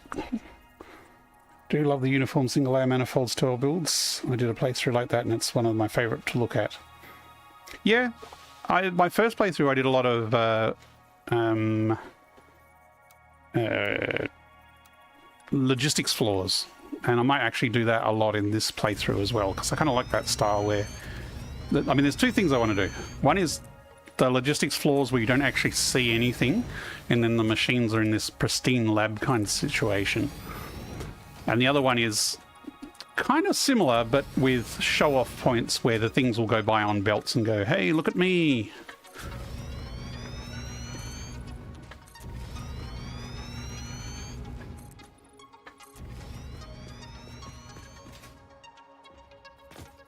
Because, you know, I do like seeing the products whiz around. But I also like having a fairly clean factory floor. I mean, when I had logistics floors, I often had glass, so you could actually see the stuff whizzing about underneath under the glass. That was pretty cool. That should be enough room, I think, for now, and I can always build a second floor on top of it. Old school malls are also very cool. I'm planning on still doing an old school mall in this save. And I find it useful to do one when it comes to project time, if you have your project factories near it. Because if you build it the right way, you can use the mall as like a warehouse of finished parts to simplify project design. So my first playthrough, I actually had like a reconfigurable bus underneath my mall, and I would basically I had lines of machines, and I would just reconfigure them to whatever the project part was, and then feed the stuff down from the mall above into the line to make each project part of each section. And that was actually really cool. Now, I'm trying to remember the height I need to get 2 splitters vertical. I think that's enough. No, it's not.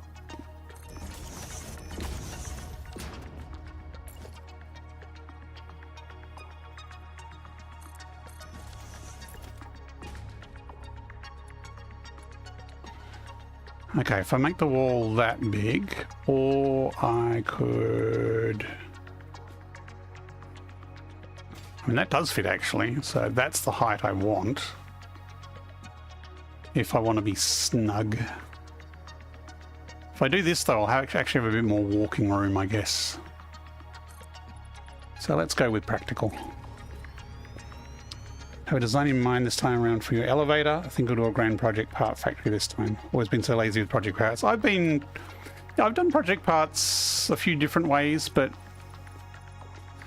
my last single playthrough, I didn't actually finish in my last single playthrough. I got assembly director systems done in phase 4 before 1.0, so that's a mega factory, and so I did that as a separate factory. Although I had trucks delivering supplies, I had trucks delivering computers and various other bits and pieces to the assembly director system factory. So everything wasn't built on site, but it was still a massive undertaking, and then the trucks had quite a long journey from my plastics factory to the assembly director system factory. That was my no trains playthrough. I really should finish it sometime.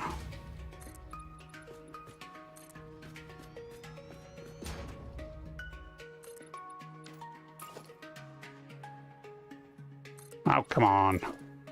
Thank you.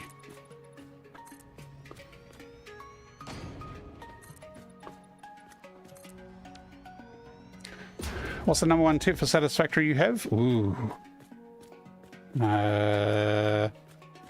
Don't handcraft when you can automate. So there's a big trap at the start of Satisfactory, and again, if you've already played Satisfactory, then this is probably not something new. There's a bit of a trap where you can handcraft everything, and so it's easy to fall into the trap where you just handcraft plates and rods, and then the first project parts you just chuck them in a container, and they just sit in the container and auto feed, and then you get to phase 4 and it kicks you in the butt. Plan is a good one. I'm quite willing to use online planning tools to help plan a factory. There are a lot of good online planning tools. But for new players, automate as soon as you can. If you can get a machine to do the work, get the machine to do the work. I have a tip from Dipover that you may be slouching. Posture check time. Slouching? I'm standing up, Dippy.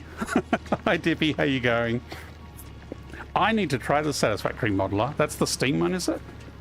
Okay, posture check. I'll do stretches. Oh, it's probably a good idea to do some stretches. Am I going to headbutt my desk if I touch my toes? Maybe. Oh. See, I am standing.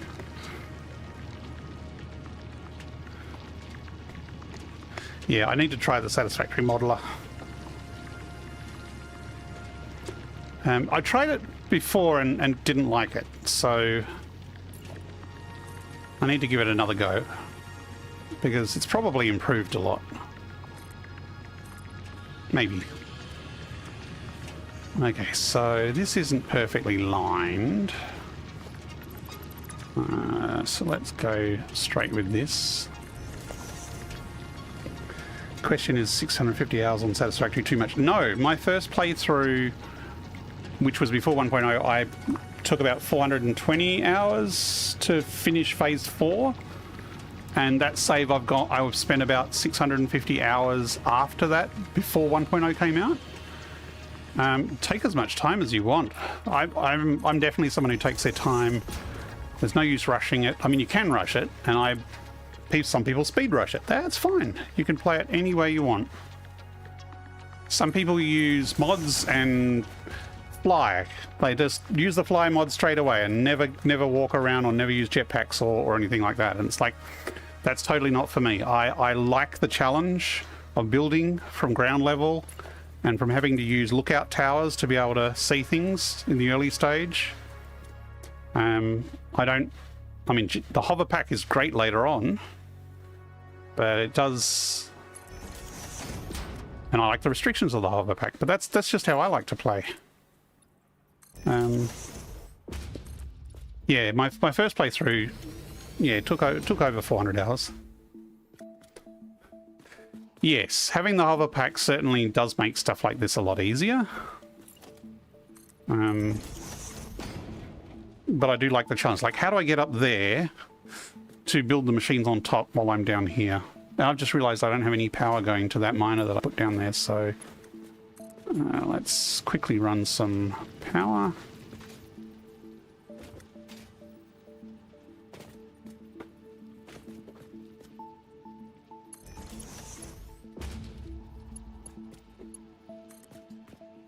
Again, this is neat but temporary logistics. I do plan on making it a little fancier later, at least. Wow, that's going to go all the way. And then I'm going to fall off. Another tip, you do not need to make massive factories. Like, if you go on Reddit or watch YouTubers, they will do these massive builds that use every resource on the map, and it's like, size does not matter. If your machines are making one project part a minute, you'll get there.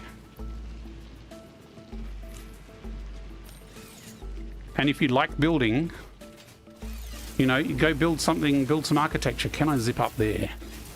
Oh, yes I can. These zip lines overpowered. Yeah, if you make a heavy modular frame factory that's making 5 per minute, that 5 per minute is pretty large for a heavy modular frame for a beginner, but that's fine, and that's all you need.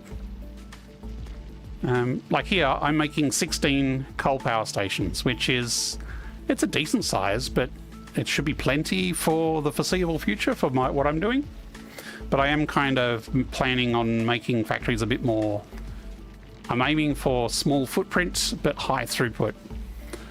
So I'm using some alternate recipes that are not necessarily the most efficient, but they will use less machines.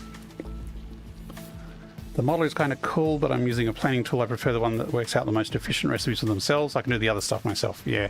The one you have been using lately is one called Satisfactory Logistics. It's not as well known as like Satisfactory Calculator, or what's the other one? Satisfactory something or other. Can't remember. Satisfactory Logistics it's similar in that you can pick your outputs and it will auto-calculate things. But the big advantage it has is that when you're on nodes, like a build node, you can select the alternate recipe directly from the build node and it will recalculate everything then and there. Whereas a lot of the other tools, you have to go hunting in menus to try and find the build node alternates. Yeah, you do not need that much power. Satisfactory Tools. Is that Satisfactory Tools the one that's on the map site? There's two common ones. There's Satisfactory... There's the one that's on the map site, but then there's another one. Satisfactory Calculator, I think, is the one that's separate. And that's the one I used to use a lot. Yeah, those are the coal nodes.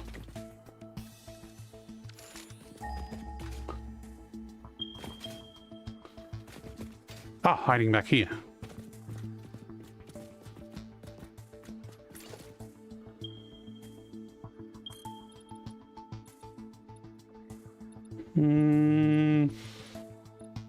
I think I'll go a little higher than that.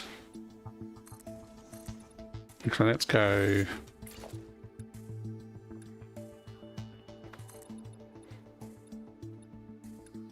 Ah, nope.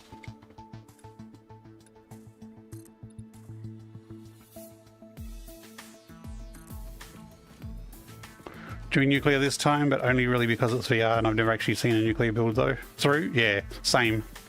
Yeah, Satisfactory Calculator has the interactive map. Some people like that one, but it's Satisfactory Tools, I think, was my go-to for a lot of my early playthroughs. But there's a lot of tools. Like another one is Refactory, which is a little bit more like a spreadsheet, but it knows all the recipes.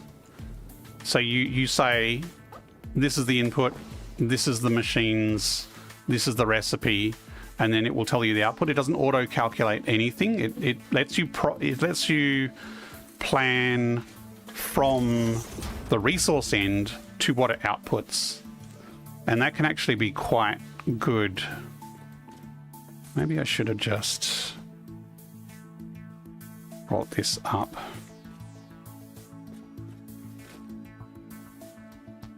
Like that.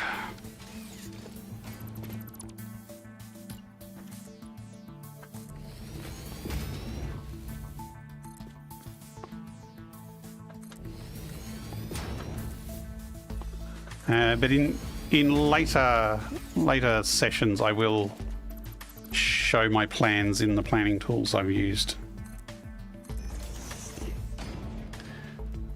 Look up at a nuclear power plant and watch them work in VR. Yeah, the later buildings, like the Phase 5 buildings, are very shiny in VR with the pulsating converters with the purple glows and everything. They look awesome. But yeah, I do plan to do nuclear in this playthrough. And that's why I want to avoid the old turbo fuel, rocket fuel, mega tower. That's easy mode. I mean, if you're a first player, or definitely do turbo fuel or rocket fuel.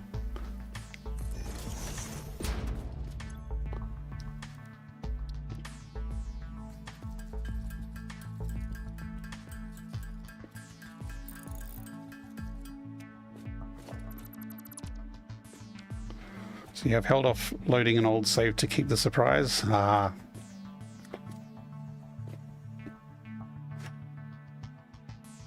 Yeah, the Satisfactory Calculator's interactive map is awesome, and I do definitely use the map. I just don't really use the calculator that they have.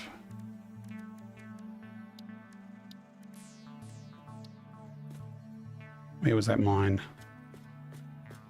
Oh. It's a little sensitive. Oops. Wow, it's really hard to find. Where is it?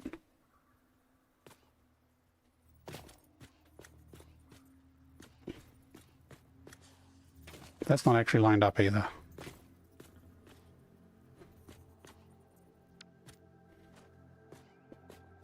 Do I need to lower this a meter, maybe? To make it easier?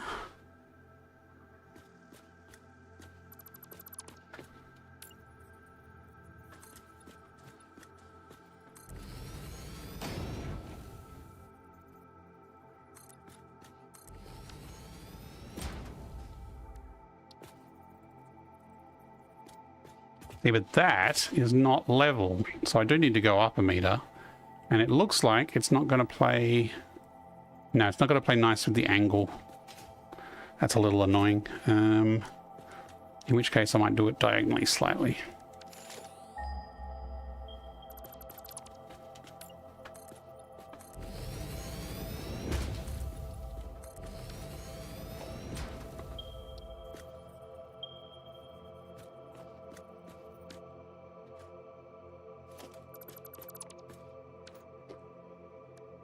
Nope, no, not that menu.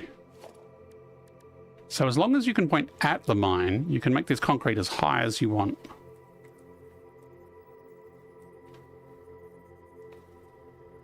I'm going to bring that around to that angle. But it will put leg down where your holes are. Let's use that rotate. First update 8 playthrough, I just did diluted fuel and that was basically enough. I think I ended up using underclocked particle accelerators to use less power. Yeah, that works. You can get a lot of power out of diluted fuel. The most annoying thing about early game is the screw problem. Firestrike, I hear you, and most playthroughs I will get alternate recipes to completely avoid screws. Like my first playthrough, I got so annoyed with them that it's like, no more screws, and some of my later playthroughs, I just completely avoided them entirely. Like, you get your starter factory where you kind of need them initially. But other than that, I would use alternate recipes to cut them out completely. This playthrough, one of my goals is to embrace the screws. So I am actually going to intentionally use screws just because I keep avoiding them, and it'll give me something different to do because I will be trying new recipes and new techniques. I do have some screw alternate recipes already unlocked. Yeah, rigger motor. So again, I'm using higher throughput recipes in this playthrough as the goal. And there's one rigger motors which outputs like 11 rotors a minute, or is it motors? I'm thinking motors. Rigger motors is like 11 per minute, where everything else outputs like 4 or 5 per minute for the same machine. So that's one where I'm going to go through with a not necessarily... rigger motors is a pretty efficient recipe as it is, though, I think. I've just avoided it in the past. Conveyor belt. So we've got our... That's our iron down there. Belts. Eventually going to need a Mark II here, so let's use a Mark II. Okay, I think I need to change this angle a little bit more if I want it to look reasonable.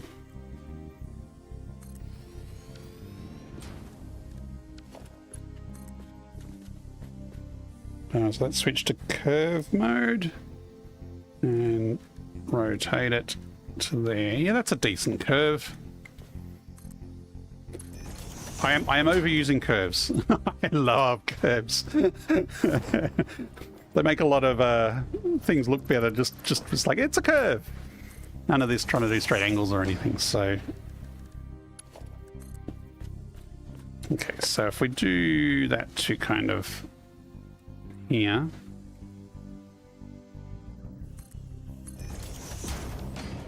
So what do we got?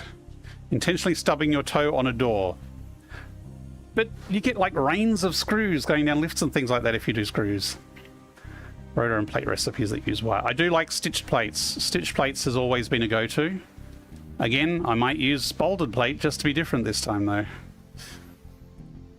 Yeah, bolted plates to boost speed. Yeah, that's a ton of screws. Steel screws. Well, that's the thing. I've got steel here, so I could do steel screws into bolted plates. And that's what I think. I need to figure out what I'm going to build at each factory. What you usually do for phase 2 after you get your coal power plant, pave the plains biome and make every phase 1 to 3 part. Aha. Dippy, I'm not judging one curve or the other. All curves are good for me. Yep, Russ, all the curves.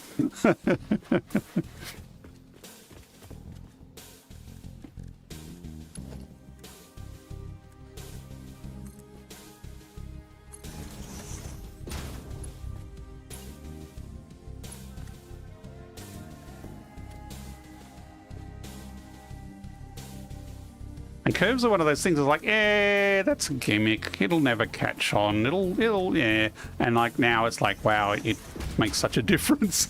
I love them. Talking satisfactory curves here. I've always liked other curves. Okay, we have iron and we have coal. So we have the basics for making steel.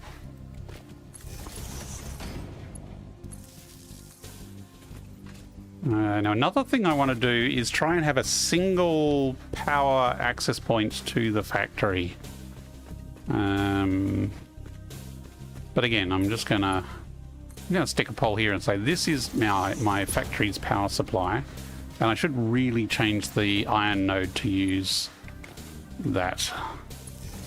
Well, let's just chuck power around just to get those rolling. Going to do a classic process all the bauxite in the world planned at some stage. Nice, nice. Biggest change of 1.0 was the straight build mode for belts. Straight build mode for belts for 1.0 was magic, absolutely. I mean, you could do it before, but it was a pain in the butt. Okay. There's a bit of a drop from there to there. I mean, I could actually just run it straight across and then do a hole. Don't have a 3 meter though.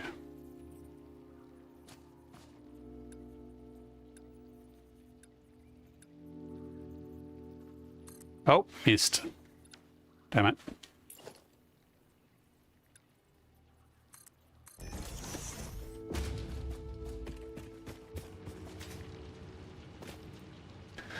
Should I Caterium for zipline before or after phase 2? You mean the zipline tool? I do Caterium of zipline phase 0. Like, it's one of the first thing I get because transport via zipline is amazing.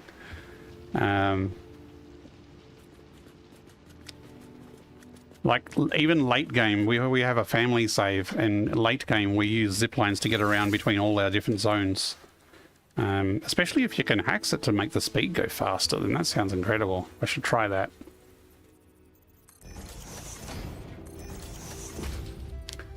I started in grassy fields. There are multiple nodes in the grassy fields. Actually, I can show you on the map.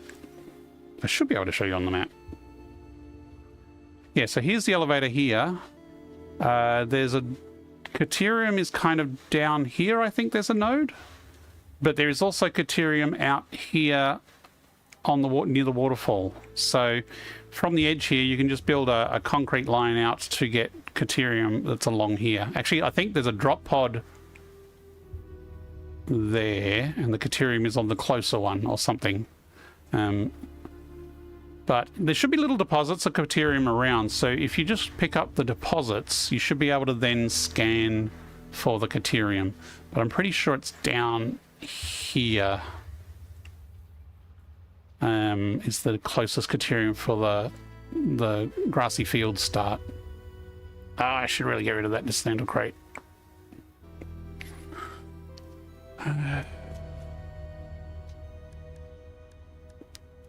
Caterium also lets you get smart splitters, which can be really useful depending on how you like to make your factories. They're definitely useful for dealing with waste overflow products. So if you're building more than you need, you can put everything into a container and then a smart splitter so that the overflow goes into the sink. You have over 650 hours on Satisfactory and you never finished it. That's fair enough. I have not finished 1.0, so I have finished phase 4 twice before 1.0 started. So technically, I've finished the game twice.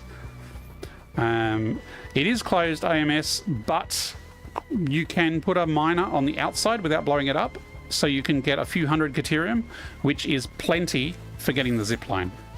Like, go back to my video a few weeks ago. I was ziplining everywhere in the first session. Because, you can just put a couple of portable miners down on the edge of the Caterium node. You don't need to put a miner or anything like that on it. Maybe I should build some stairs so I can get up and down easier.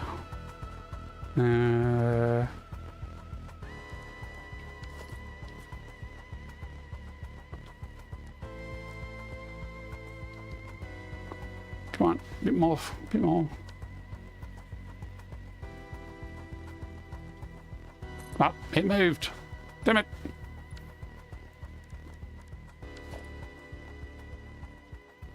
Why don't I just nudge it?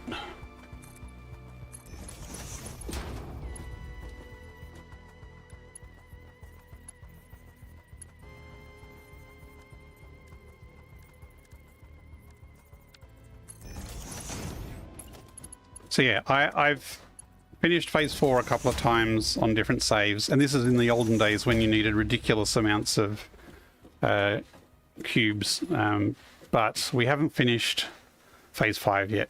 First priority for the MAM has to be the parachute. The parachute is very good for exploration. Gets so complicated towards the end, can be daunting. I think I've only ever finished it once.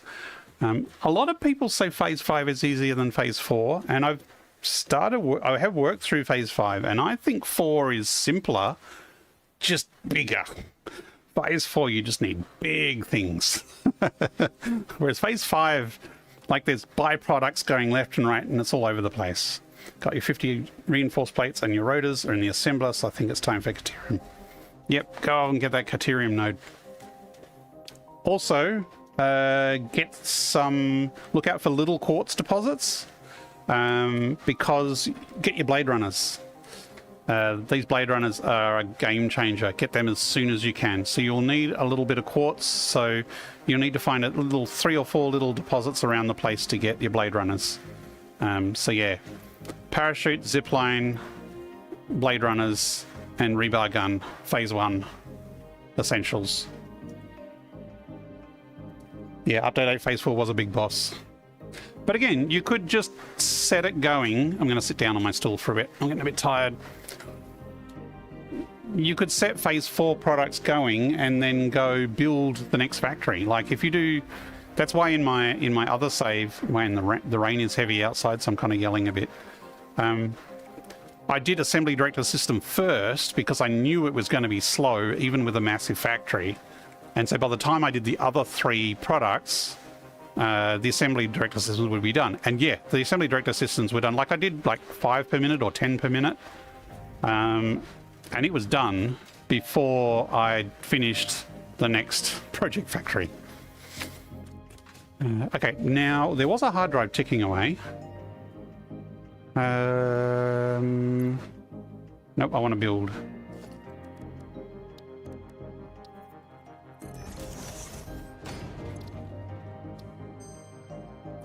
Yes! We have a factory. Our solid steel ingots are go.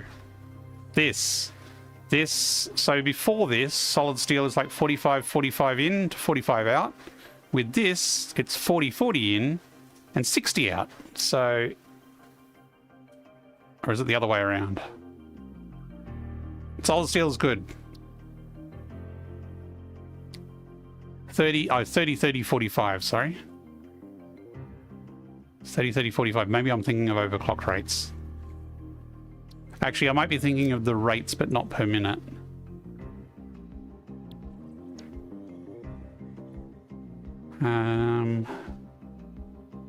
Yes, that's a good thing. We can actually build the factory how we want to now.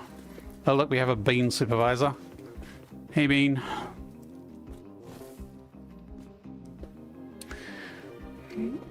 Parachutes are now infinite use. They used to be useless when they were consumable, but now parachutes you can use as many times as you want, and it's great because you just need one of them. So I've got it here, so I can go, and like now I'm gliding across the factory floor, and it's just spammable as much as you want. It is amazing, and they're really easy to get if you're starting in the grassy fields. You just need some mycelia. So this chasm through here, where my elevator is at the end, there's a little cave in there with 3 little stingers, but that has mycelia plants in it. So if you chop down the mushrooms there with your chainsaw, you'll have plenty of mycelia to make parachutes out of. There's some other caves along here, I think, as well. But the little one in here is probably the easiest cave if you're in the grasslands. They're in the MAM, so I just deleted my MAM. So I'll show you what I've got.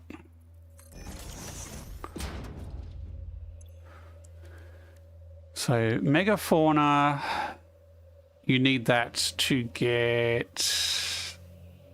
It's not going to tell me what it actually researched. Oh, there you go. Rebar gun, you need alien bits. So you need 3 different alien bits to unlock the rebar gun, which is the really good... Through the whole game I use the rebar gun. It's really useful. Caterium is where you get the zipline. And what was that? That was just electronics. Okay. Yeah, I need this. I need plastic to get this so that I can unlock geothermal, I think. I think this is geothermal, but I need that. Mycelia. I think that's fabric. So all you need is a bit of mycelia to get fabric, and then that gets you the parachute. What's that? Oh, I totally should get that. Do I want to do that right now? I can do it later. Not skill tree, mam tree. Yes. So yeah, mycelia is where the parachute is. Incoming propaganda broadcast detected. Nutrients. Please seek shelter. I have. That's another puffer, and then power slugs is your overclocking and stuff.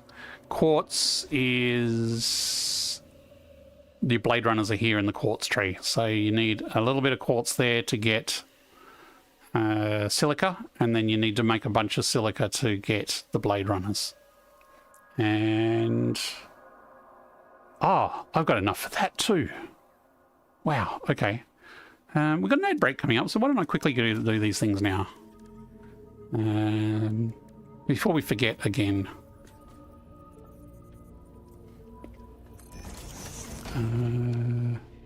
Actually, no, I can just stand that right in there. Quartz.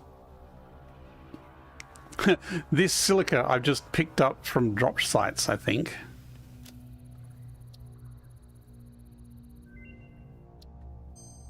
And sulfur I haven't touched, but I really need to get explosives. Pocket dimension now extra dimensionalized with additional dimensional capacity.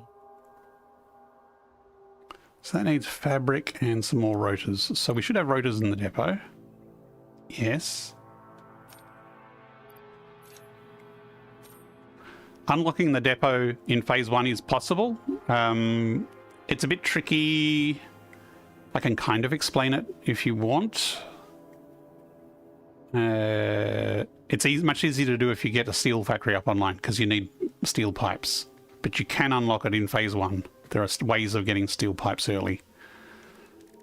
Fabric, fabric, fabric.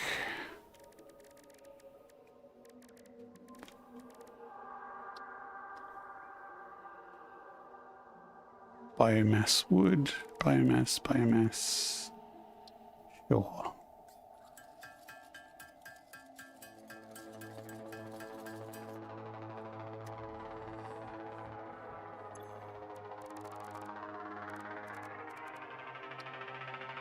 Eventually, I plan to do like a YouTube video, sort of a cut down version of my early game that shows all the unlocking of the different equipment early. That is probably more fabric than I need. I forgot to remember how many it needed. I love the new Ada lines 1.0. Not sure if I've asked. That new Ada line was my chatbot. Not sure if I've asked, do you use a stabilizer in OBS? Yes, I do use a stabilizer. It's a bit magic because when I'm in a menu like this, it turns the stabilizer off. You can probably see the background shaking a lot more. And then when I close the interface, the stabilizer turns on. So I have a pretty, again, I'm a perfectionist who likes to tinker. So yes, I've got some magic there that can tell when I'm in a user interface like this and turns the stabilizer off, because this is on the main screen, because I'm capturing the main screen, and therefore it's not affected by head movement.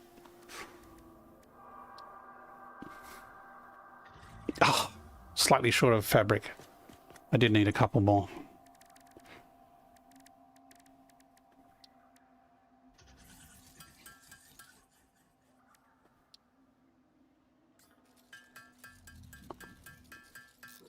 So if you want like and scope, I can share the details of the setup I use. Offline. It's going to be difficult to go through it on stream.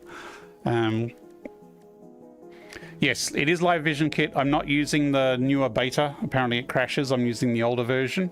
That seems to be the only one, and it works well.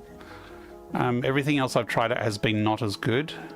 Look lively. It's time to do those stretches and hydrate. Okay. We're on ad break. I'm going to take a couple of minutes break, and then we will be back to finish unlocking this stuff and continue with our Steel Factory build, and the Bean is going to keep an eye on us in the meantime. Back soon.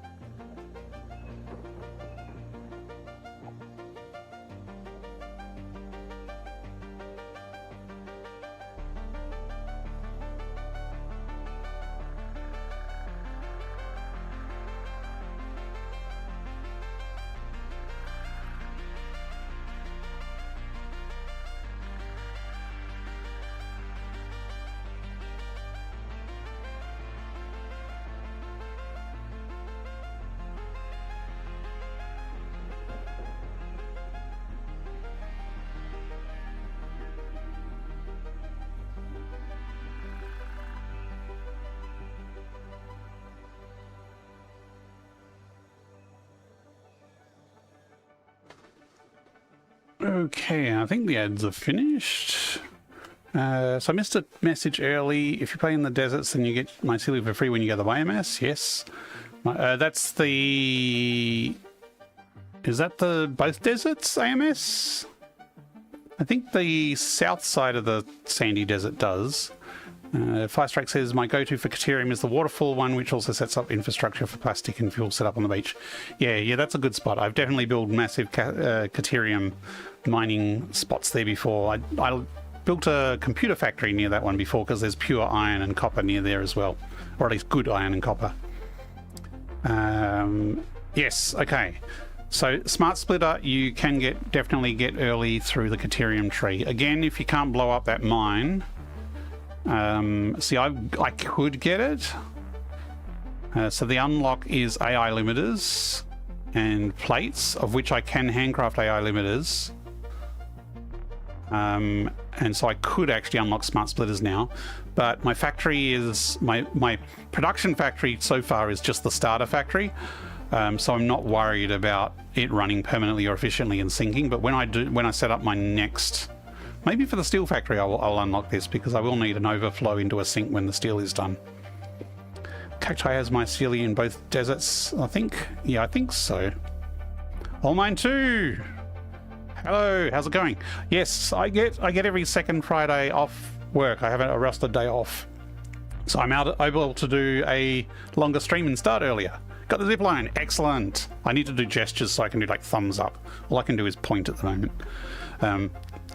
Yeah, zipline is cool. So yes, all mine too. On every second Friday, I'm going to be having a longer stream starting earlier in the day and playing that bean is still staring at us, playing through my new playthrough. So which one could I unlock? Because this one, I think. There we go.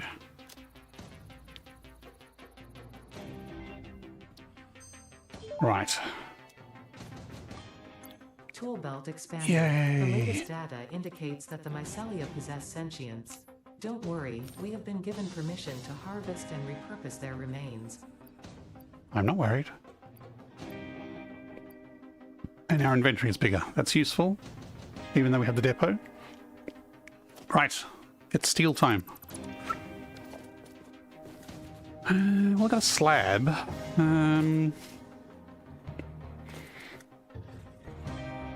There's a Mercersphere that direction? Oh yeah, that little one up there. I haven't got that one yet. Let's build a machine.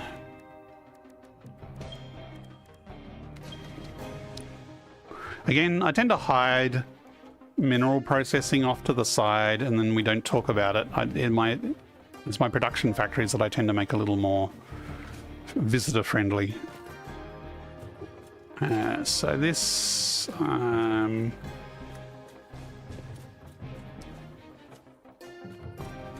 yeah, might as well just plonk it there. Who is going to sue you on the planet anyway? What about my conscience? All Mine 2 made a new mod, which might be really handy for VR mode. Ooh, do tell. I'd be interested to see your vision kit settings. Yep, I can show you.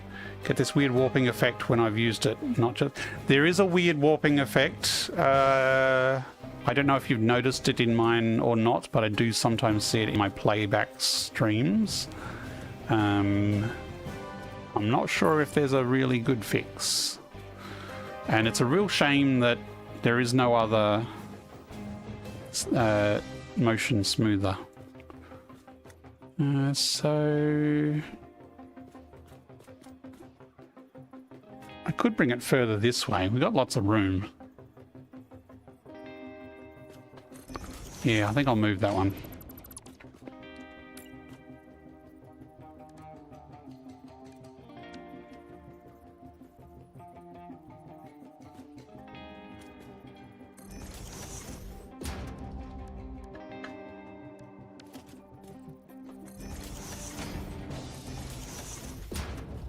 We're going to hide all the logistics under the floor. I want to make this a less cluttered factory floor.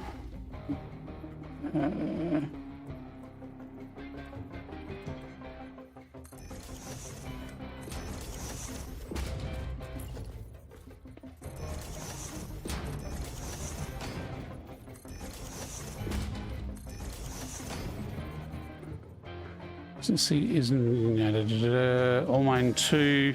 It's hooks only power cable. With this, you can disable power pole generation when connecting power line. Hooks only power cable. Not quite sure what you mean. One of my playthroughs, I made like a grid above the base to zipline and go anywhere in my base in seconds. Yeah, that would be an interesting idea to use it within a factory. I haven't really done clean ziplining inside a factory. It would be good in a big one. I actually want to use factory carts a lot more in this save as well, because they're fun. Don't get why my VI footage is not shaky at all. Index stable head, I don't complain though.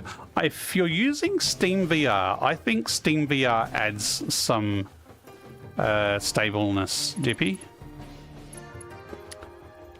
I mean, you could have a super stable head. But I think Steam VR... You don't use Steam VR? Okay. Interesting.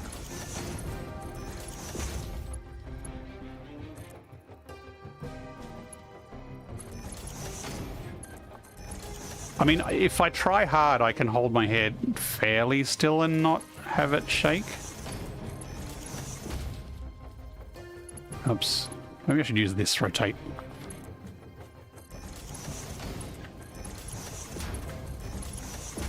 Like, I can turn the stabilization off manually. I think I can turn it off. I haven't tried this button before in my control panel. Nope, that's just an indicator. I am at the whims of my script and OBS. Stabilization is stuck on in this mode. Tempted by a mod that makes Powerline create Mark II poles and connect us by default. That would be interesting. And the problem, one of the things on mine is I'm playing through without gameplay mods. So because I like telling people what to do, I'm playing in mostly vanilla, so that if I say, if you want to build this, do this technique, then people can do that without mods. And if people go, wow, that's amazing, do you use mods? I can go, no, I don't use mods. This is how I did it. So one day in the future, I will do a modded playthrough, and I'm going to use the renewable energy mod. That looks cool. And I'll use other cosmetic mods and all the paraphernalia. But for this particular playthrough, I'm going to do it vanilla. I will be getting hard hats for doggos and beans once I have more factories up, though, because they need protection. But that's cosmetic only. That doesn't change gameplay. When you're connecting a power line, there will be a power pole or wall mount at point of place, right? Yes. So what does the power line connect to? It just connects to floating in air? So you can then just have basically an infinite line? I can see how that would be useful for ziplining. I really should have set the recipe before cloning all the machines. So yeah, 40 in, 60 out. And it's 60 per minute. The codex was lying to us. I was right, it's 4060. Connects to existed power pole. There's only one mod I really like the look of, the Continuous Project Part 1. Ah, okay. I would like that. I would like a goal where you have to meet a production per minute goal. I mean, as I was saying, build a small factory and you'll win the game is fine, especially for a new player. But as an extra challenge, it would be nice to say, make 10 nuclear pasta a minute. Yeah, that would be a bit ridiculous, but people do it. People do it all the time.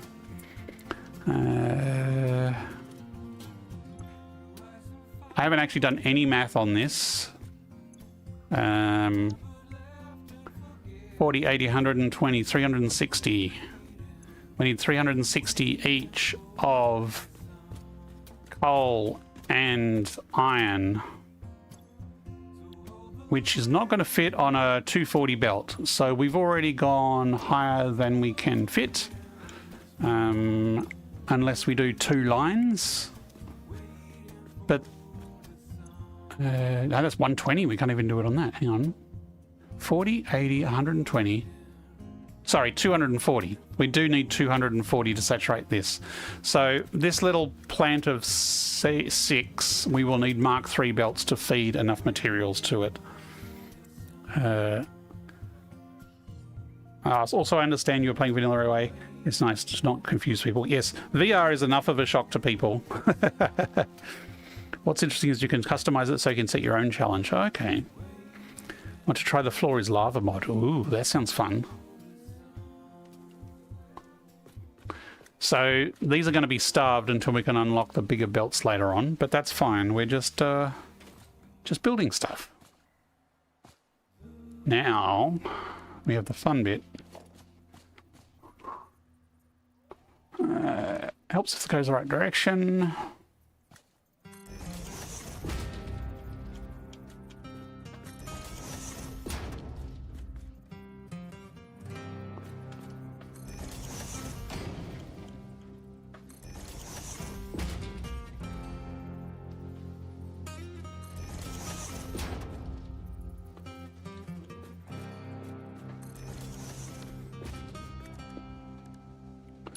So we'll do Mark 2s through here, because we can't do Mark 3s yet.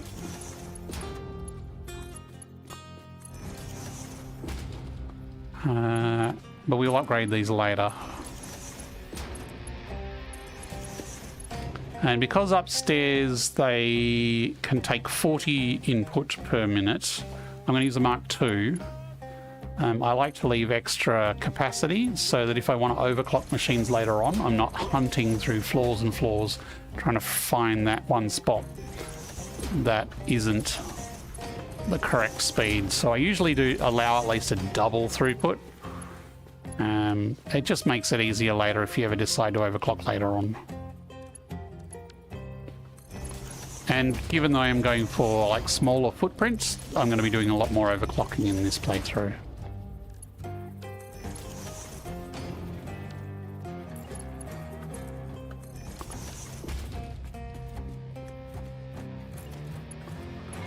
So that's our output. So our output, we're going to need a merger. So if I go to the splitter, change it to a merger. Do it on the inside.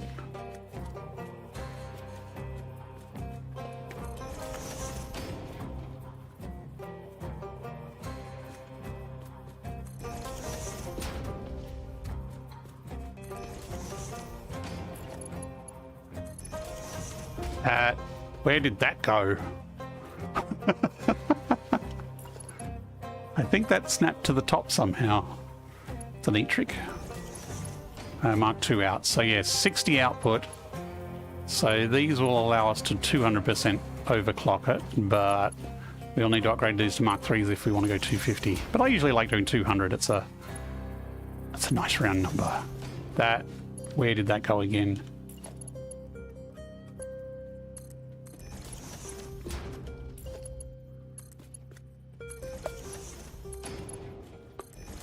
So 60, 120, 180. We're going to have 360 output from here. So that is going to be more than a single Mark III. So our steel coming out of this is going to be higher. I think when I start a new playthrough, it will be Satisfactory Plus. Satisfactory Plus looks very challenging. I've seen some people play it and stream it, and it's hardcore. It would be fun to play through. Maybe my next playthrough I will do Satisfactory Plus.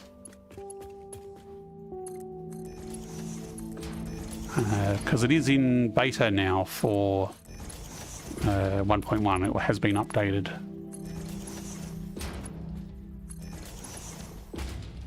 Okay, so...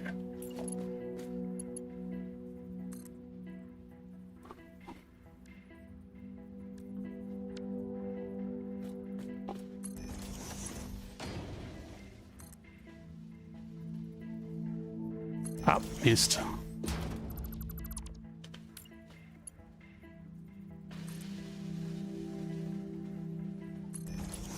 I don't think I've unlocked roof bits.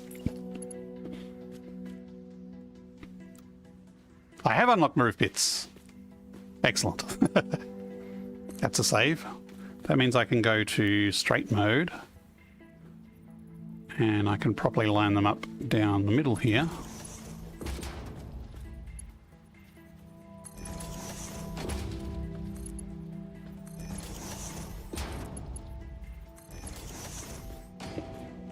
Satisfactory Plus where you need screws for absolutely everything. I don't know if you need screws for everything, but like everything is complicated from the get-go. You know, even your basic ores take multiple inputs and have byproducts output from them. And there's extra minerals on the map. I don't know if they're extra minerals or just extra variety of minerals. So, are you going to stay there the whole time? Making sure I do the right thing? Okay. Tell you what, we're not doing architecture yet, so I'm just going to run a pole down the middle. Or a pole down the sides, actually.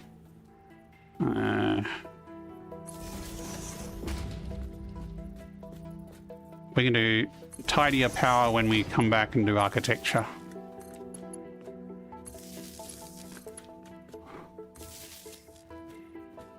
Oh, it's from that side. Whoops.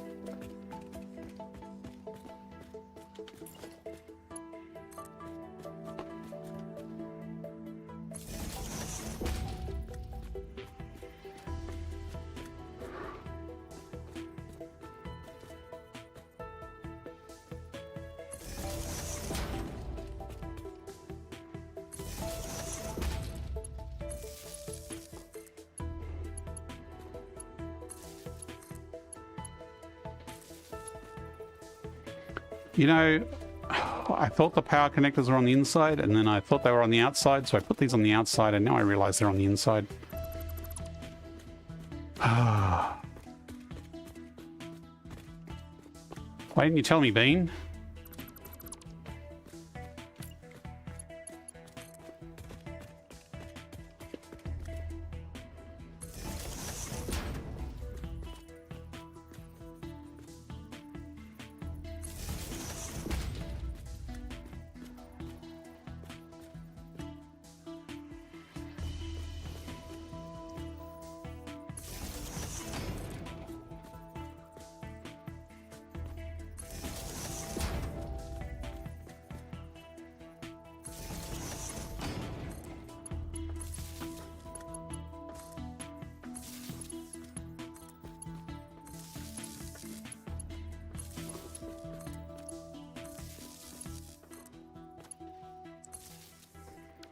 Okay. So I can tell, as far as I can tell without playing it, it's basically the same game, but it skips the very easy single resource tiers. It's probably as close as we're getting to playing again, but on a different map, different recipes instead. Yeah, it's entirely different recipes, but right from the get-go, it is complicated recipes with multiple stages and byproducts to deal with. Ah, whoopsie daisy. We unlocked the recipe and then didn't actually... These are both coal. Our iron is down there, which is good, because otherwise we would have clogged up raw iron when we don't need raw iron. But this needs to be disconnected very quickly before it floods both belts. How am I going to neatly merge this? I mean, I could not neatly merge it. I could just...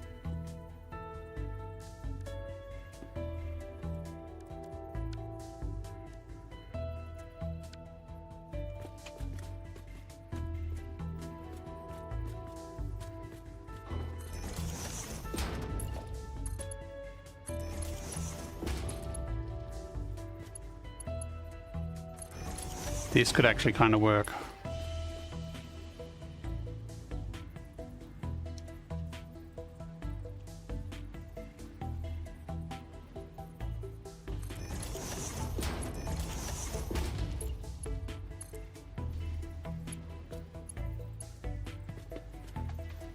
I really should have merged it up with the miners, but I guess I'm going to increase capacity later on, so this will probably change anyway. But for now, I should be able to do that there, and then snap. Oh, not that turn. I should use this turn. It's more reliable. Mostly. Stumpy lift. Compact merge. Gotta sleeps. Have a good one, peeps. Thanks for hanging out, Russ. Good luck with your session 0 tomorrow morning. Mechamix, hello. How's it going? Okay, this iron we need to actually turn into iron ingots because we're using the alt recipe. And I'm just going to... I mean, I could put the smelters up here. I mean, this is a smeltery place, so I could just squeeze them in under here. Should have thought about this before. I could have moved that over. Actually, I could just do extra lines across the top here. Yeah, let's do that.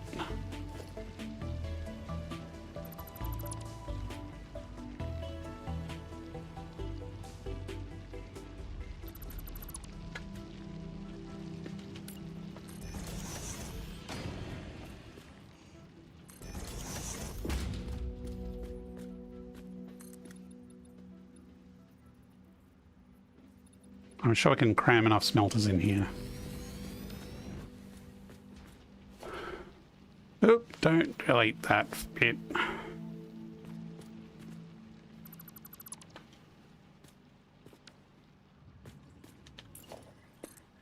Nope.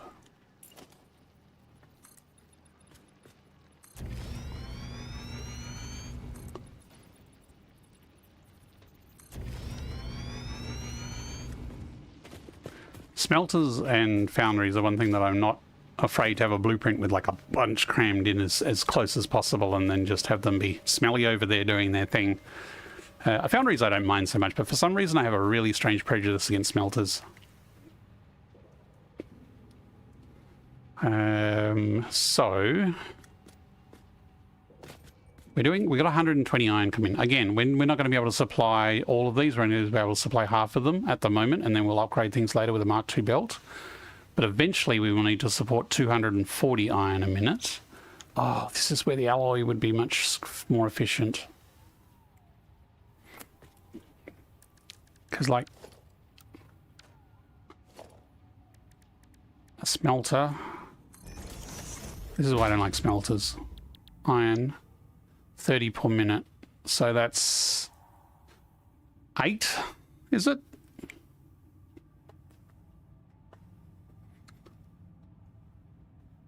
Just verify that. Yeah, 8 smelters. That is not too bad, I guess. It's just, it would be 2 foundries if I combine the copper and the iron, and I kind of like doing that.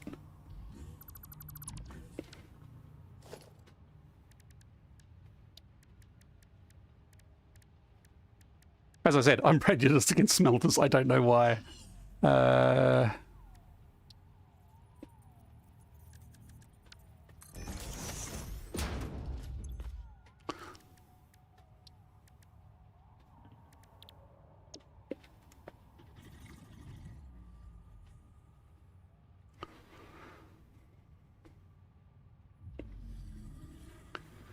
8 iron, 2 copper, 15 iron ingots out. I don't think this information was accurate. At least it was wrong for the other one, but it's still a lot more than a smelter. I'm going to pick this recipe. And I use these recipes a lot. I like the alloys because they are space and power efficient.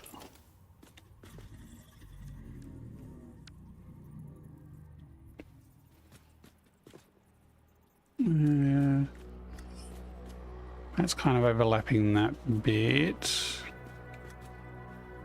Guess it doesn't really matter.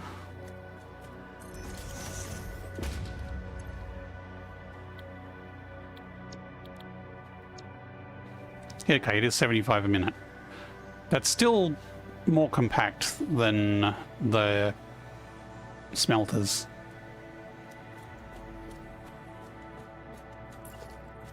So for 240, 75, 150... maybe I'll overclock one a little bit. Like, 4 of these is probably the same as 8 smelters, space-wise. But for some reason I choose this over smelters. I think I'm going to line it up in the middle of that line.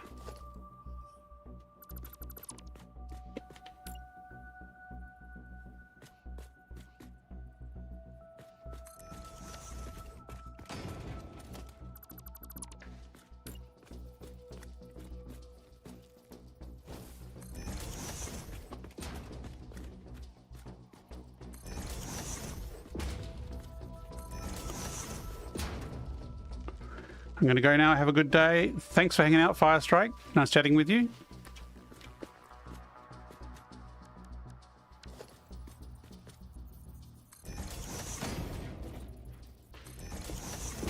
I still haven't actually got a copper miner set up, but I know there's one nearby. And I'm hoping it's not too far away.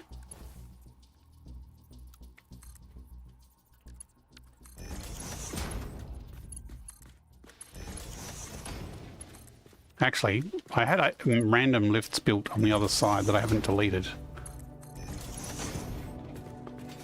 Where did they end up?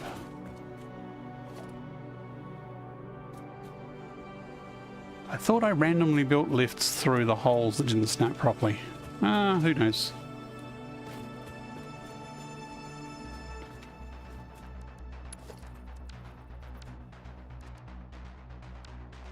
Come on, come on.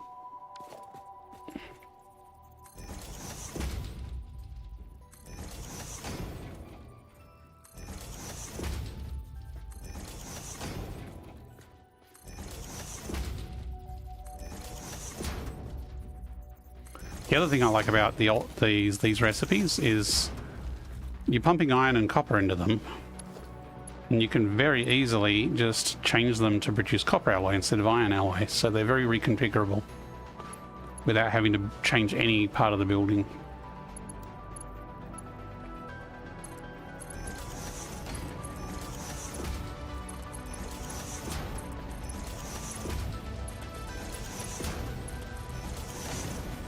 Okay, I'm gonna stand up and go find this copper mine. I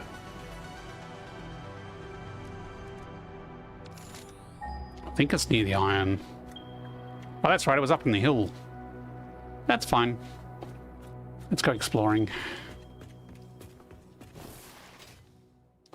So I think by the end of tonight, we're only going to have to have basic steel online. I'm not even sure we're going to have a very robust pipes and beams online. Sorry, I'm just getting distracted by this Mercersphere.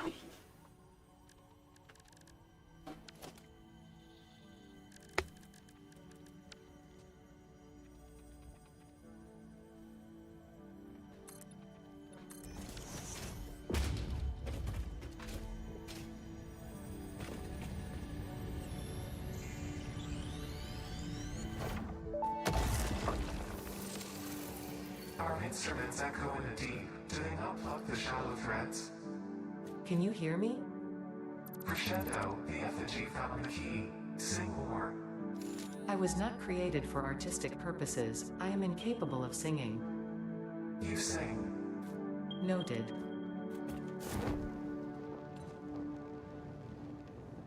Hang on, that one's still closer. But there's a coppered one over there that's actually not too far away.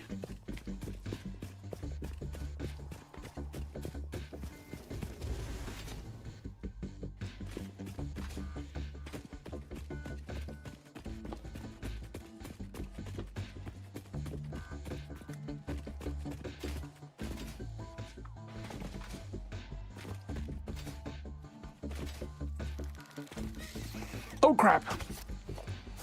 Where did he come from?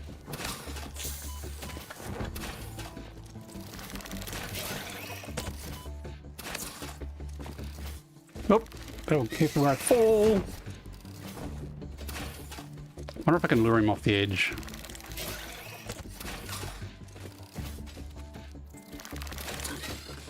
Got him! That's fun in VR. Terrifying, but fun. Especially when I don't have a jetpack, like when you just got a parachute.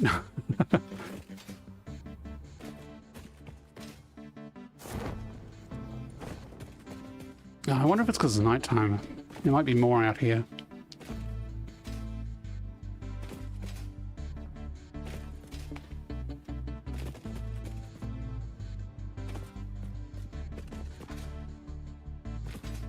Having the depot this early is really useful, even if it's just a trickle of resources in a single stack.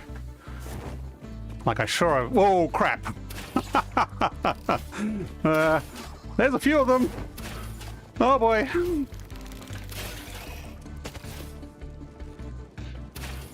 I keep tapping my button as if I can jetpack. Look at the little blighters go. Oh shit.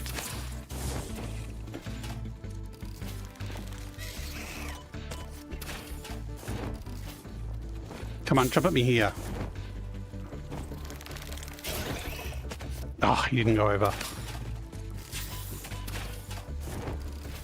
Okay, jump at me now. Come on, jump at me now. I don't know how I'm going to get back up, but jump at me now. Actually, this might be where the Sam is.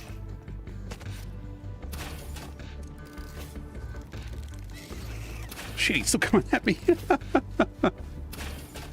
Come on. Go flying off the edge. Oh, he still landed.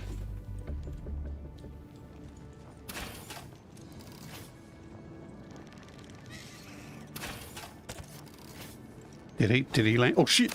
Oh crap.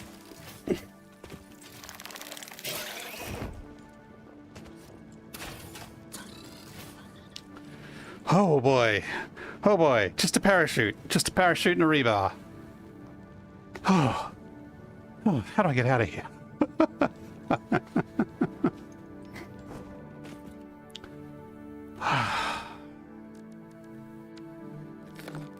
Maybe some more berries. There was like 5 little ones along with the big one. And he managed to completely miss, plummeting to his doom.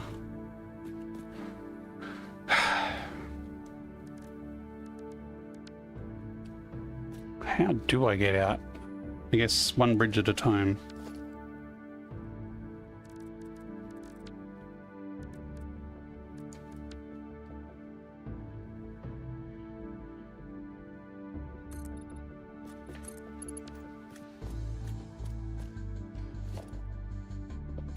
The trick is to actually delete them after you get to the top.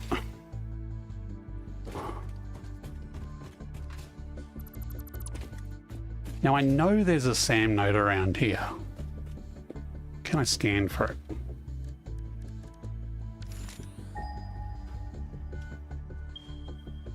Wow, okay, it's even lower. It's gonna be quite some spelunking to get to that one.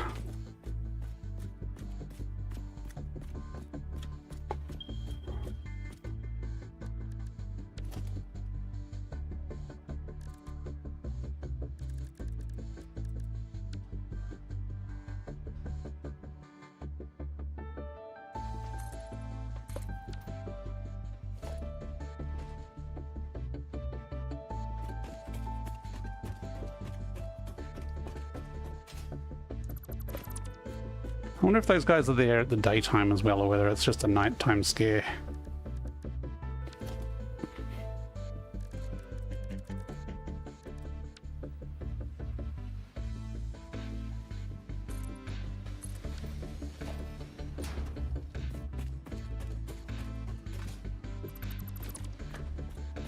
Okay, where were we? Oh, there's nitrogen up here. Not at all useful currently, but useful to know for later. I guess that's why people like this place for rocket fuel.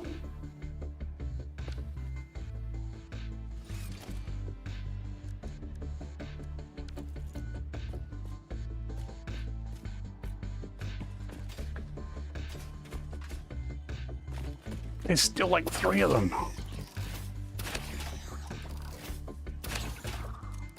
Sheesh.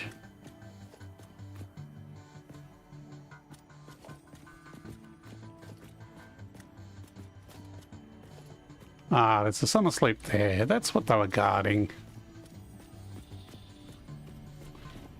I was going to say there's an awful lot of defense for coal mines, so...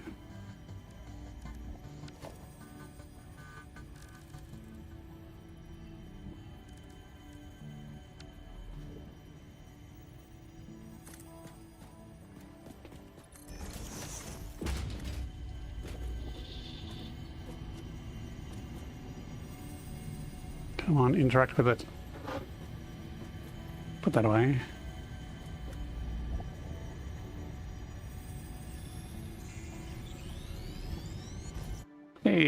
50, okay.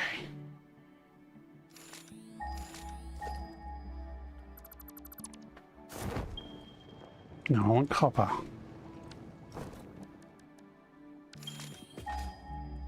Well, this is the fun and games you have when you decide to do an alloy that needs copper.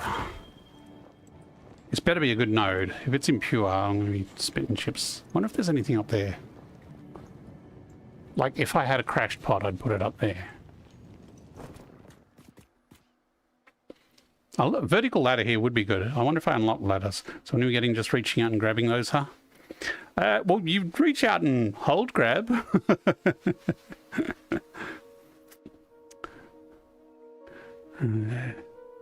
Yes, I got meat of spider meat. Delicious spider meat. Yeah, at the moment I don't have any hand interaction collision stuff. That's a field I'm not familiar with modding yet. And Satisfactory doesn't really need it, I think. Like, this is not a mill sim type scenario. There's no two-handed weapons or anything. I mean, I like the simple combat. Don't get me wrong, I'd love to be able to put two hands on a weapon and have physical interactions with the hands, and maybe one day I'll get that far. Although having grip for crouch on the left does complicate having two-handed weapons a lot. There's at least a slug up there.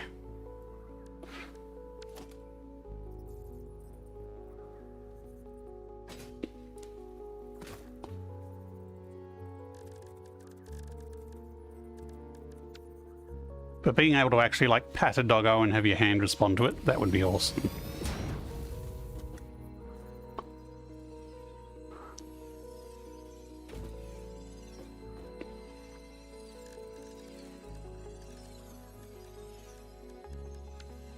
Where'd it go?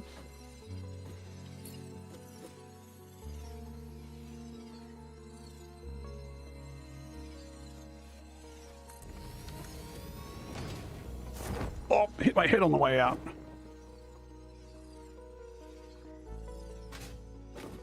Wow, just a slug. That's not needed at all. It'd be funny to throw a sloop at a spider. Actually, holding a sloop or holding a slug would be cool. Switches and things would be cool. Yeah, I have thought about, like on the hub button, like the hub button would be the first thing I'd make physical. So you can actually like fist bump that hub button to launch the objectives. That would be cool. Okay, really? That was just it? A slug? There's a drop out there. It's in a pile of gas.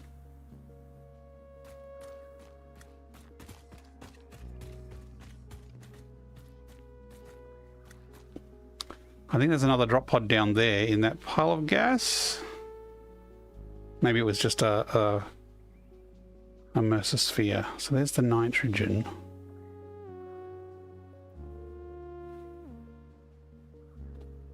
It's a cool view. Okay, let's get out of here.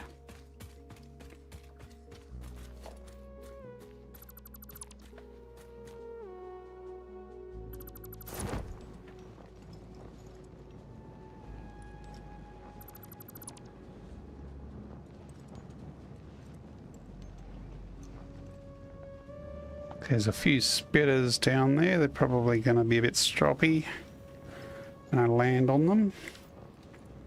What if I land the other side? They might not notice me.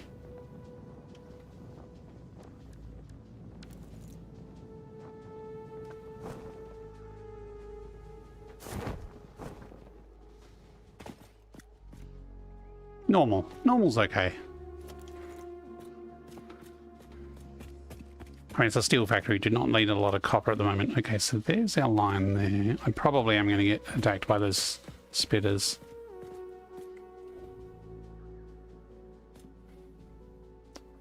I might reverse build the lift up here first.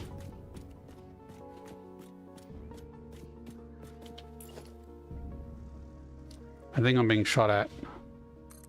Actually, I can do it from here.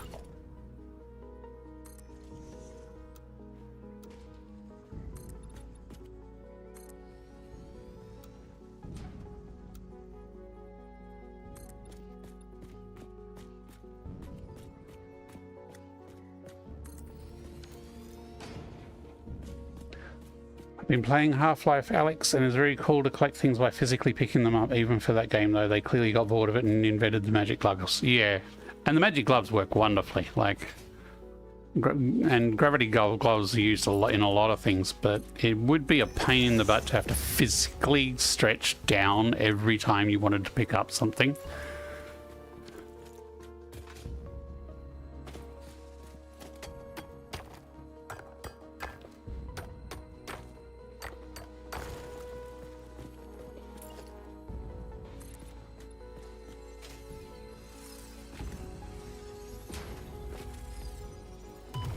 Up. Now I got shot. Where is he? Oh, wow. Walked into that one. It's funny, the bigger versions of these are usually not so accurate.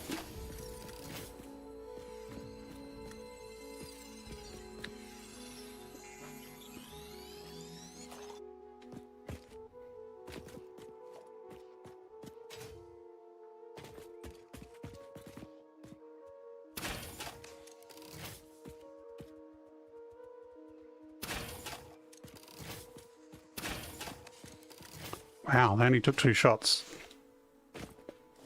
Because I missed with one of those shots. Imagine if it was like that in real life. Constantly having to pick things up. Well, that kind of is real life. You need telekinesis in VR. I went from Ghost of Tabor to X-Fill Zone and back again. Tabor making you physically put your hands on everything is such a bullshit. Yeah, fair enough. I can imagine. Like it, and they're after the realism there, aren't they?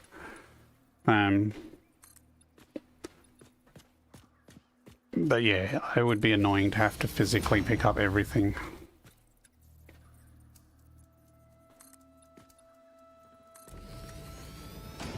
Collectible things in Satisfactory are huge because it's a desktop game. Imagine picking that 100-kilo piece of Spider-Man. Yeah. We'd say the scale in Satisfactory is huge, but yeah. That's because it is a flat game. It's a little bit of concrete there. I can't quite get it. No one will know. I'll just cover it up. Now, is that high enough for a miner to sit, or is it going to float? I need another portable miner, aren't I? No, wrong building. No, that is the right building. Stop shooting it.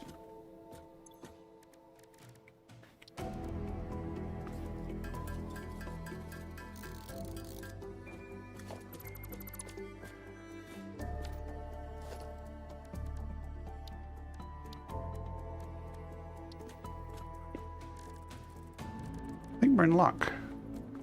It's not going to line up with the 5-degree angle I've got though, so let's go with another off-kilter curve thing.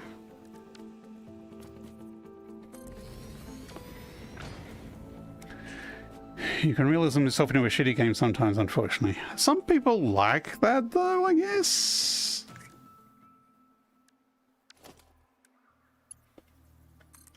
But, you know, sometimes I want the physical exertion of having to bend over and pick everything up manually, and sometimes I just want to have fun.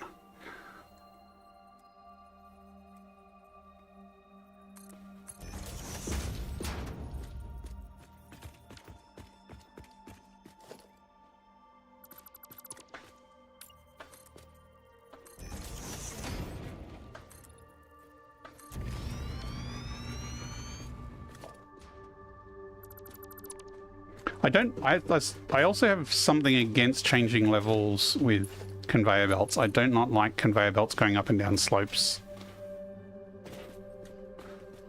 I will usually keep them level and then have a lift. That's just kind of a style habit, I guess.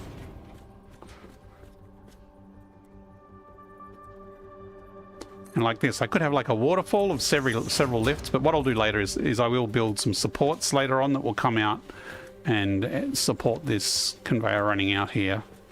How the heck am I gonna see what's going on underneath?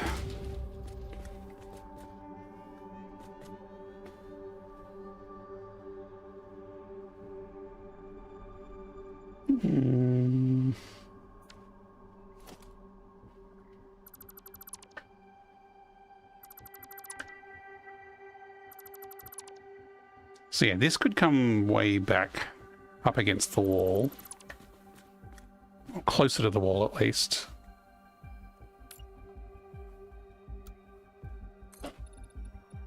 Oh, that far back. That's going to clip into that bit there if I come down in the middle of it, though. So I'll have to come down closer to the edge. But if I come down close to the edge, that will not clip through.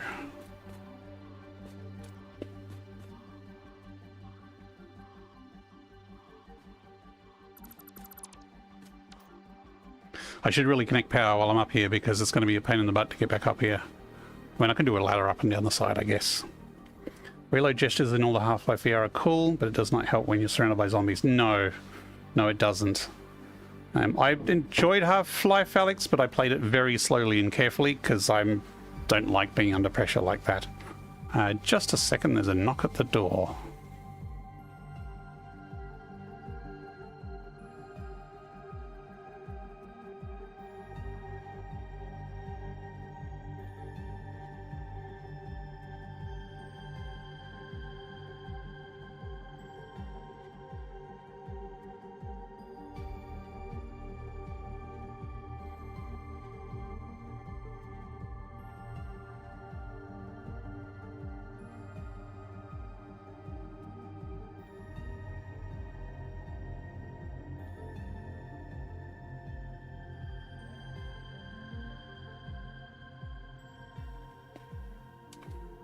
Sorry about that. I was just getting a notification about dinner being nearly ready.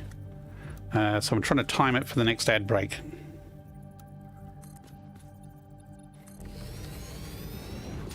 IRL conveyors absolutely do have slopes. Yes. But to come down, they tend to use slides and chutes. Maybe there should be a mod for that. The problem, though, is like the supports on these are always horizontal.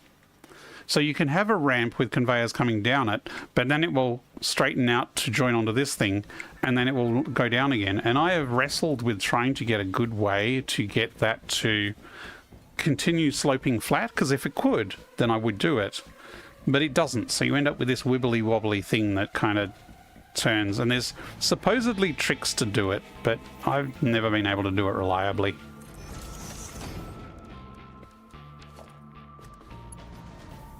So, also if you're running like metal frames, I mean you can do metal frames at an angle, don't get me wrong, but it's just much easier if they're on a horizontal or a vertical. Now let's not forget that power.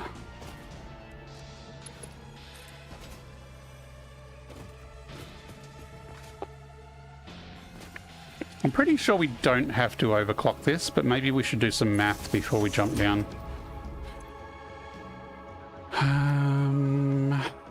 Codex.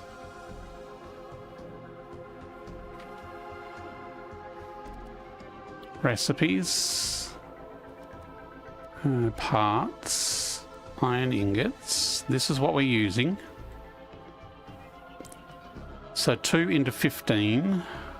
And if memory serves me, we needed 240 once we get to the point where our belts are faster. So 240 divided by 15 times 2. Yeah. We need 32 per minute, and this is producing 60. Gotta love alloys. Is that right? 240. Hang on, it was, yeah, 2 to 15. Yep. Either that, I'm going to be coming back up here to fix it.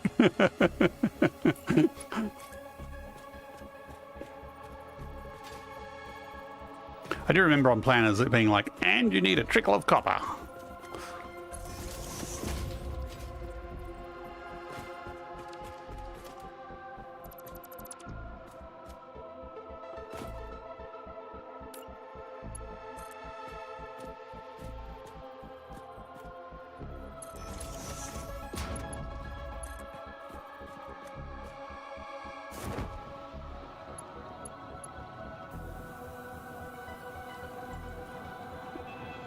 Thought that was supposed to line up with that.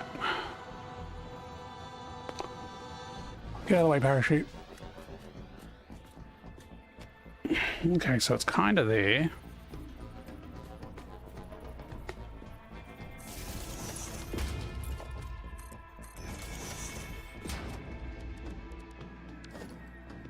So I really don't need Mark II then. Yes, it reaches.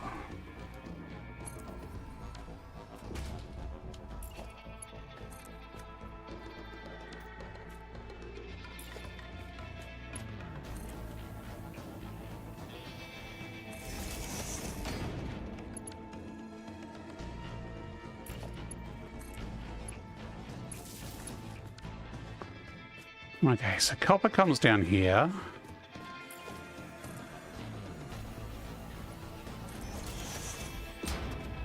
I could take it along there, but I'm just going to bring it down here and line it up with the iron. And the iron, I think I'm just going to straighten up so it's lined up with this belt here.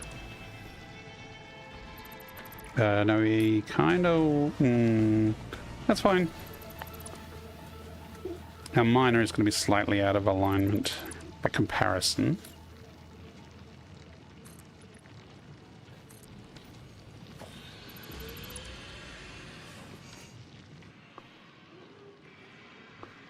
Maybe I should have done it slightly to the side so they could go together.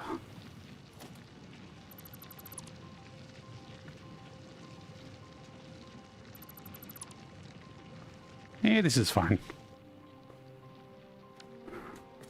Again, easy enough to change the layout of this sort of belt work later on.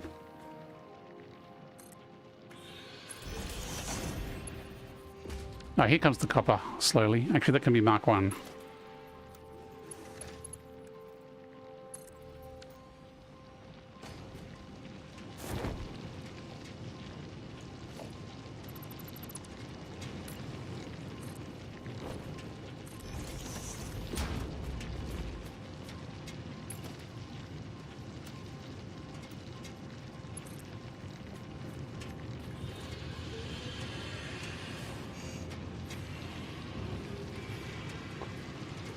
It's going to be there. So really, we want this to be lined up with this slab. And then nudge it backwards.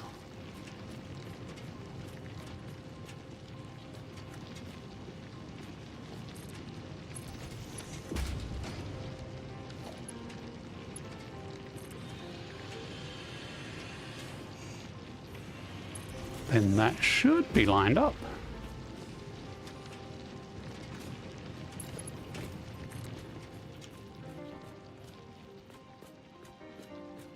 Did I unlock wall holes?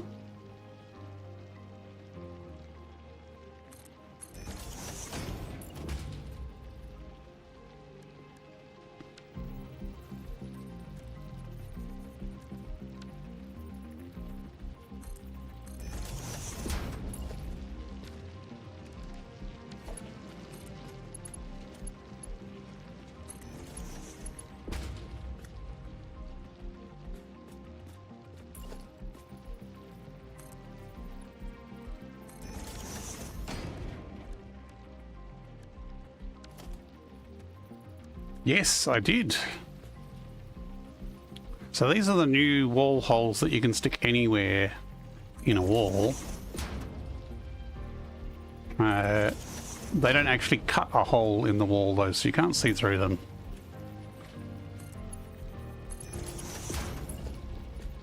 But that's fine. So that's the first time I've used those.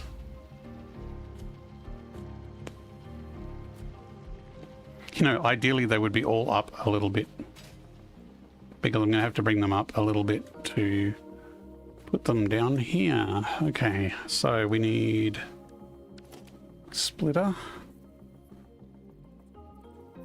The good thing with putting the logistics underneath is you can put it under the machine, so you actually have more room either side of the machine. So that is one advantage of hiding your logistics under the floor. Also, depending on how chaotic you are, you could do a really ugly clipping under here and just not show anyone. I tend to try and make them still laid out neatly.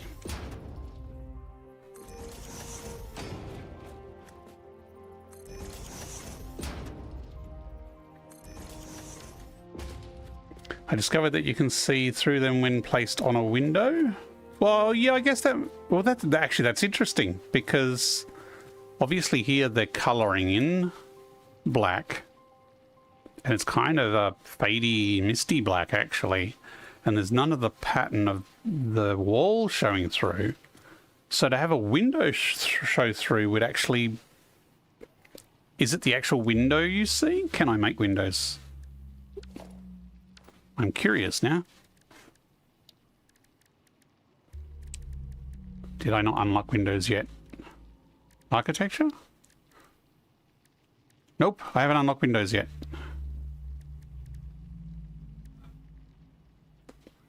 I will have to check that later because that is curious. So if the window has beams across it, bars across it, does it show the bars then? Oh.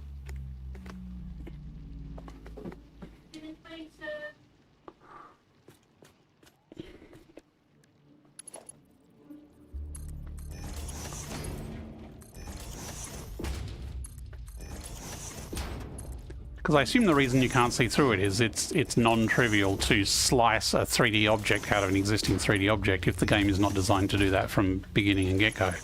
The Satisfactory is you know, there's no terrain deformation or anything like that. Incoming propaganda broadcast detected. Please seek shelter. Roger, roger.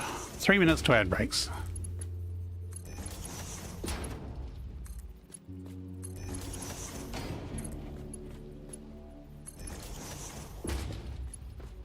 So I've got an ad break coming up, and apparently my dinner is ready. So I'm going to be taking a little longer break and having some dinner, and then we'll be better continue going on. I only tried it with the frameless ones. Okay. Still curious. It's well, this is going to be interesting. I'm going to need something to snap onto. Copper is the top one, so we actually only need a Mark 1 at the top. Oops, that's a hole.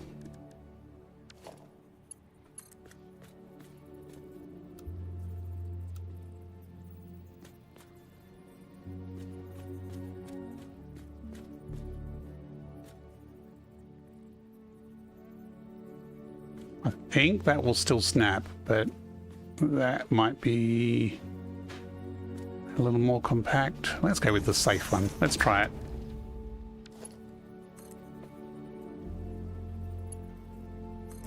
Stumpy lift.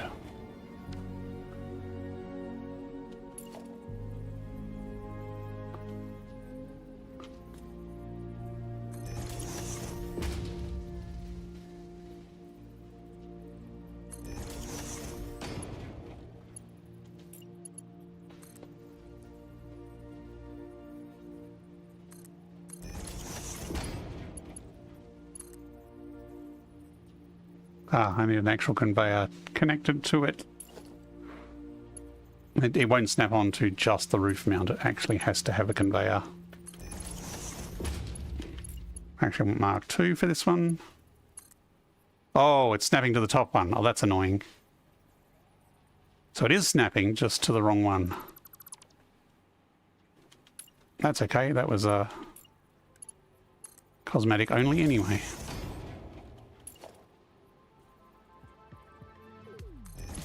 Okay. Relax. Good evening. You've just arrived just as I'm about to take a dinner break. We have just got copper and iron coming into our manifold here. I'm not going to have enough time to quickly throw this together before... No, 18 seconds. So, yes, I will be back in about 10 minutes. I'm taking a short dinner break. And then we will continue with our steel production here. And hopefully by the end of the evening we'll have some pipes and beams being made. We'll see how we go. We'll at least have some steel and we can manually craft some pipes if we need be. So I will be back in about 10 minutes after I've eaten my dinner. Thank you for watching so far. You just signed into work? Cool, cool. The US shift is arriving. Or is it Canadian? No, you're in Colorado, I think, if I recall. So yes, I'll be back shortly. Thanks for jumping in.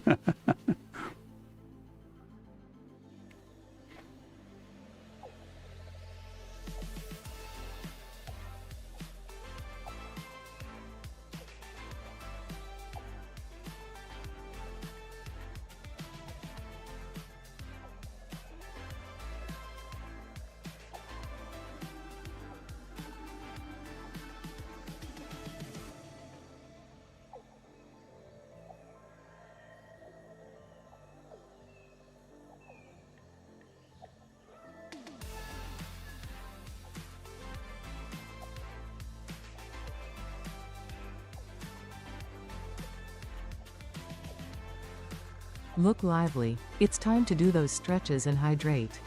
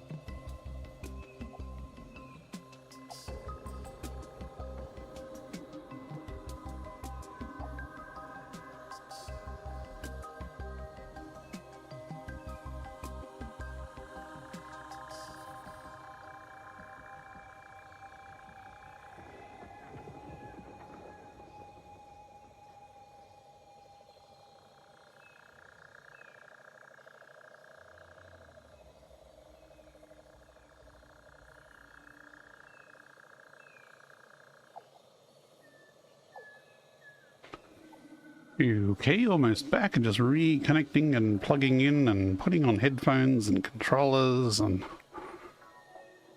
connecting to everything. Right, we're ready to go. How are we all going?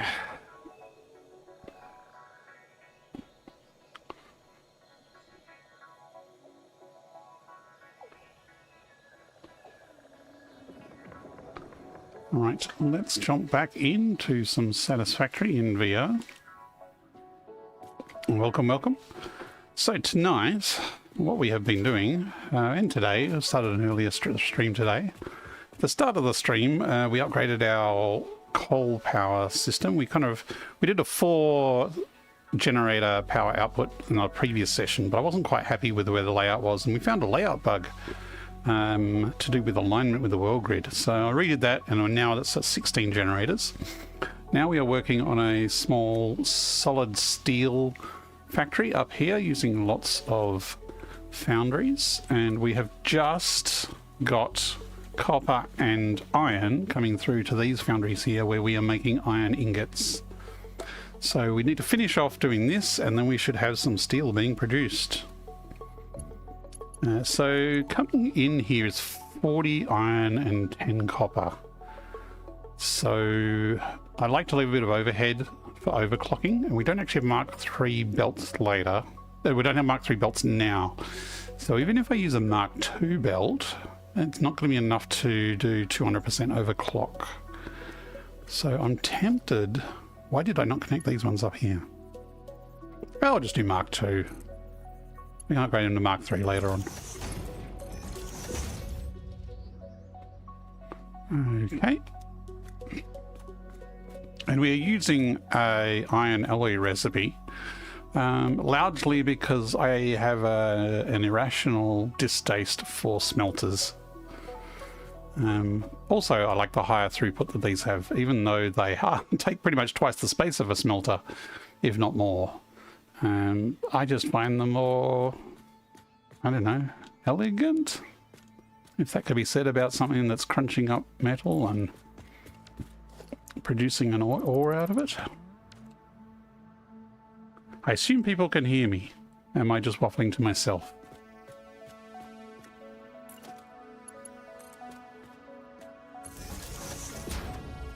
Okay, just going to move this power line here because this was the edge of the factory. We decided to move it.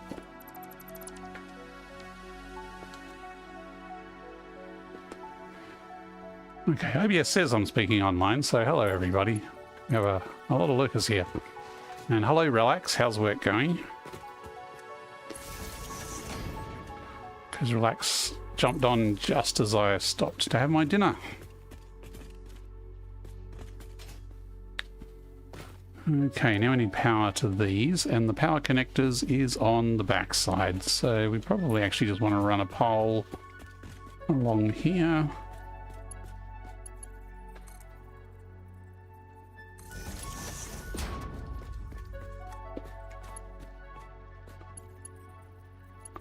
And the plan is to come back and kind of do a big facelift architecture for these factories later on, but we're only in phase 2. We have very limited cosmetics. We don't have blueprints yet. So we need those steel beams being produced so that we can get some cosmetics going and unlock the blueprint maker. So now we should have iron pumping. But we're not sending the iron to the steel yet.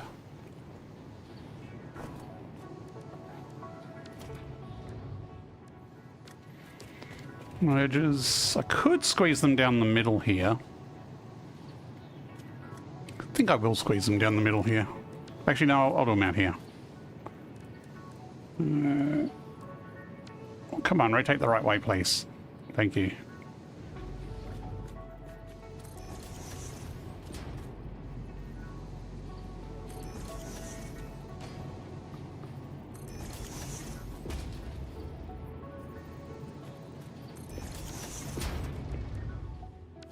These we will need a Mark II because there's a 75 output base, so Look, not that we're going to get throughput, full throughput here. So I built 4 here for future scalability.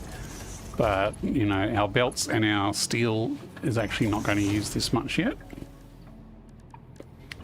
Like, there's no way this little belt is going to be able to deal with this full output.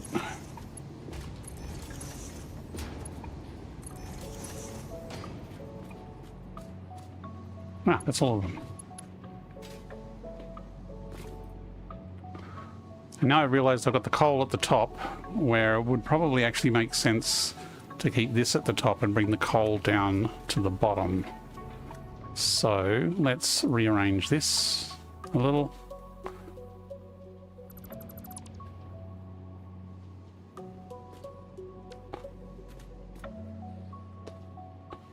They're going to be full of coal, which means they're not going to feed through until we get some iron in there. That's going to be annoying. And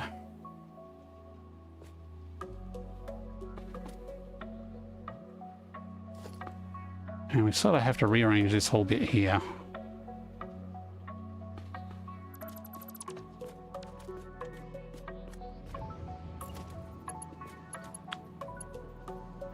So that will need to come down to there.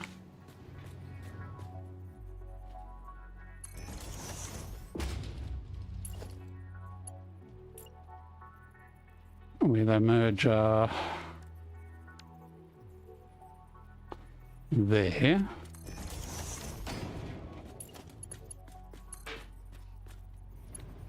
And to get our other line of coal here to merge nicely, we will need to bring that down to the lower level here.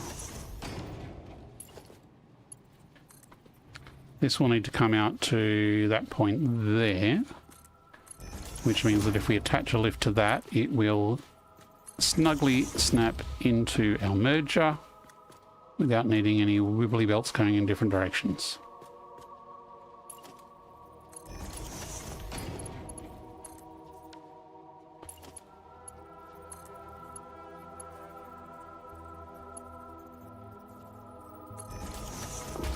Now we should be able to take our iron output from here and put it into there.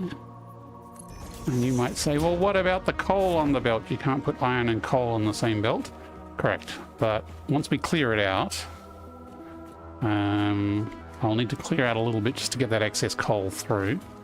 And then the iron will start feeding through and we'll be all honky-dory. Now, to clean it right to the end, I will need to take coal out of these end ones.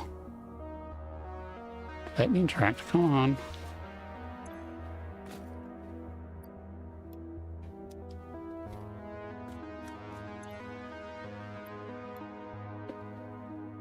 So we should start getting some iron in this eventually.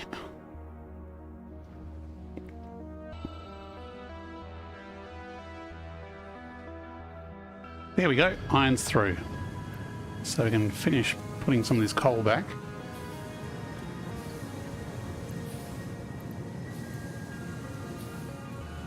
And we're making steel.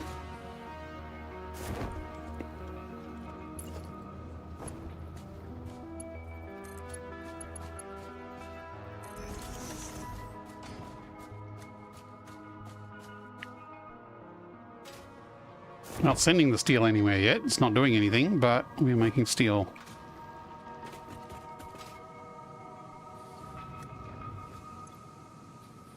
Why is that not getting iron? Okay, well, oh, you know why? I need to take a little bit of coal out of each one. This is going to be annoying. To clear the lift, to let the iron through.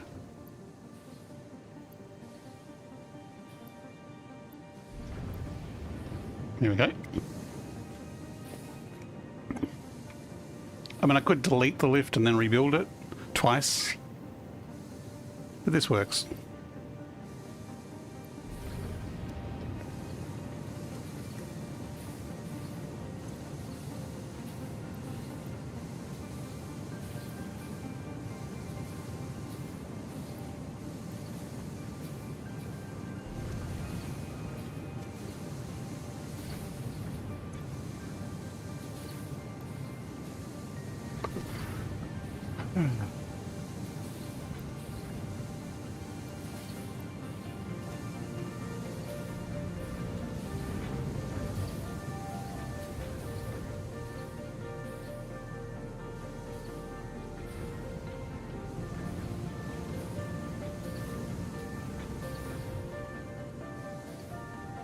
Just checking something on my dashboard.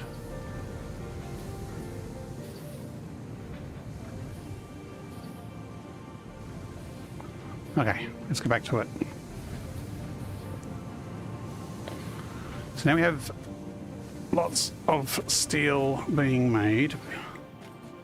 But well, the idea was that we weren't going to build the beams and pipes over here or any of the other products we might make with steel. We're going to shove this off to a more beachfront of sort property. So this is just the raw ore processing. So I'm actually going to build a steel factory further along the semicircle along there.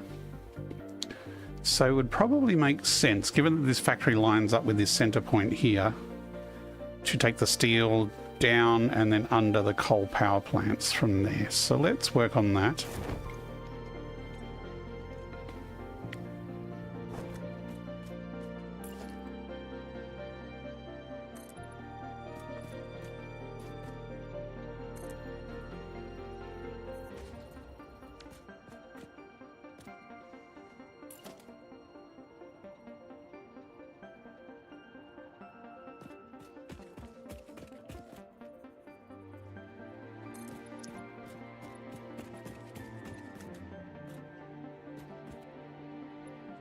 We didn't notice this to the exact meter, but it should be lined up.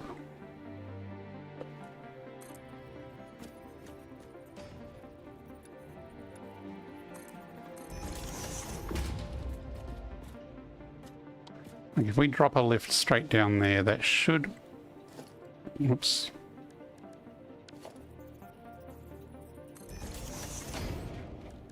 Actually, we might need multiples here, multiple lifts.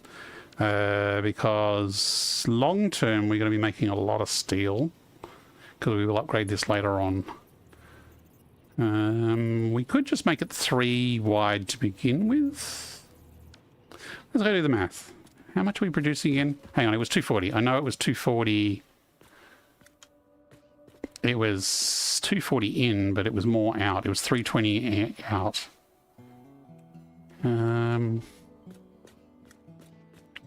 Let's do it as 2... I'm just trying to think what we're going to do with it at the other end and how many belts we might need at that end. Tell you what, it's being made in 2 chunks, so let's just separate it into 2 lines here.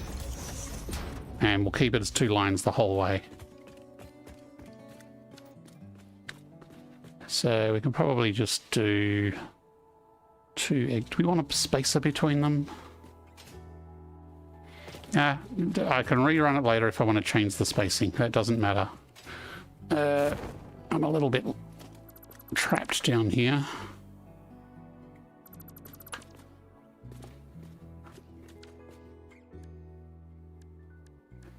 Give me some stairs.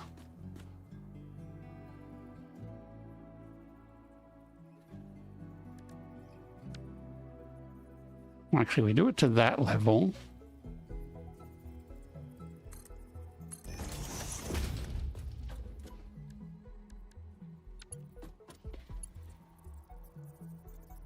Nope, wrong way. Why do those always rotate the wrong way?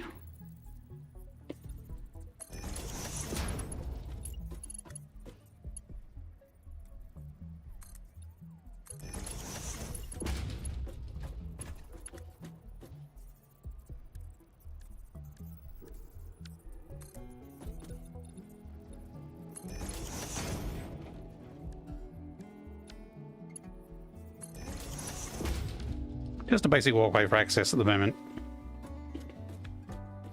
So half of it's coming out of here, half of it's coming out of there.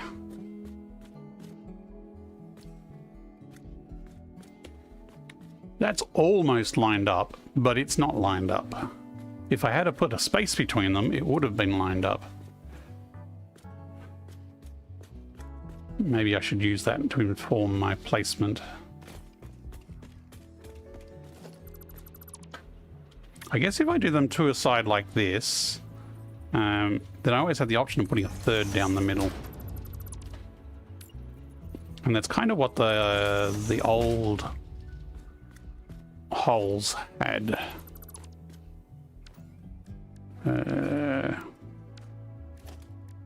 Which, have I unlocked those yet? Yes, I have. So these conveyor holes. If I put that there like that, that will line up correctly. I should have probably moved that walkway along a bit because it's going to be in the way.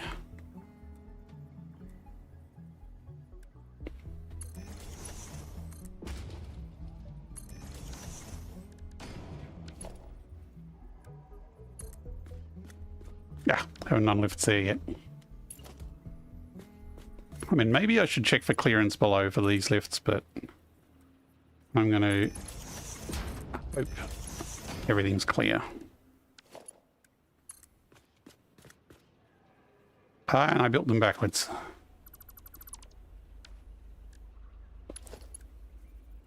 That's the right way. Oh, the other ones must be backwards. Yeah, these are backwards. So just sample that. Hey, where'd that connect to?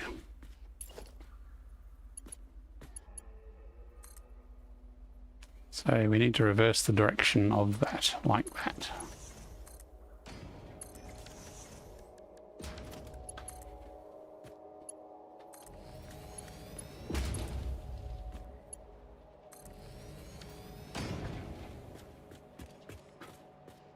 Luckily I put 2 walkways there, so I can do this.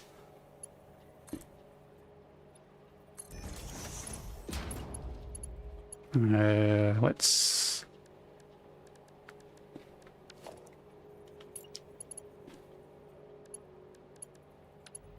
put a plain one there like that. Then we can run... Why is that not snapping the right place? There we go. That can run down the edge. Okay, so if I'm right, or am I thinking about a completely different square?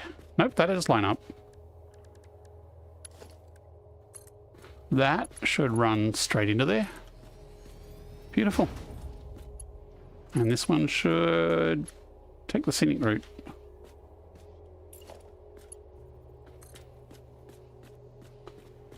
Maybe I should do it further this way. That way I can extend out more boundaries later if I need to.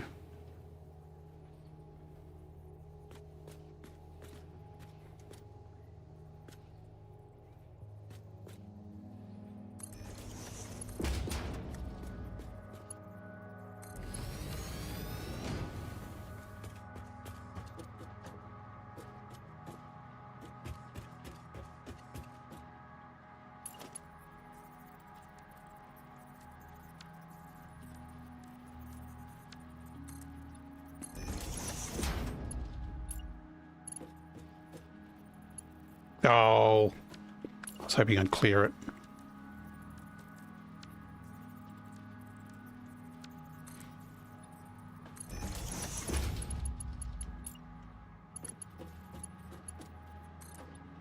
Oh, come on. I think I'm in that late night post-dinner jitters. I'm not quite clicking on things clearly and cleanly as much.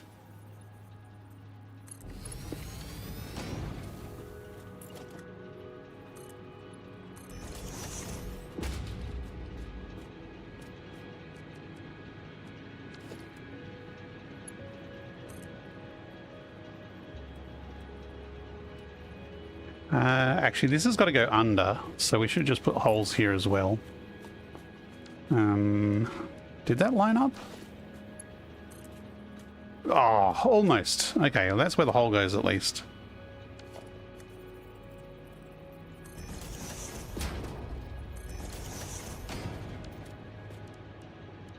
Because as I said, I use this as a reference point for the center and the height, but not for the offset. No, Mark II, reverse it around.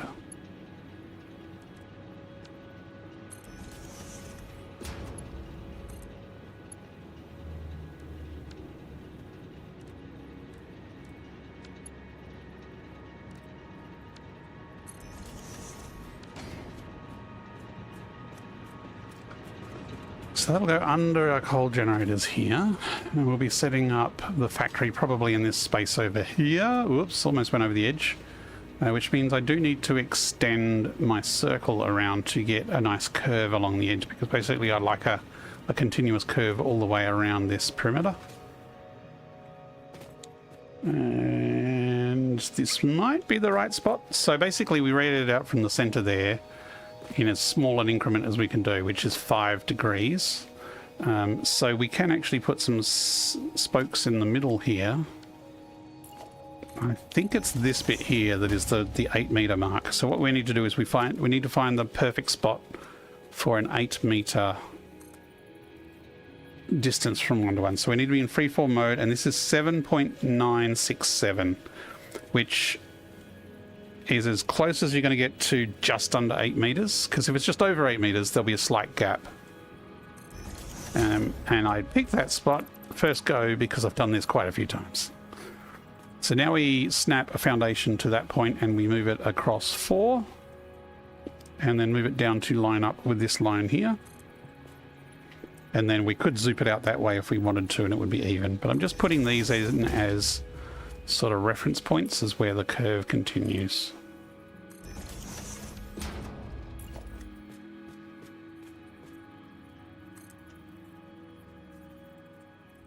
Check the distance, 7.9.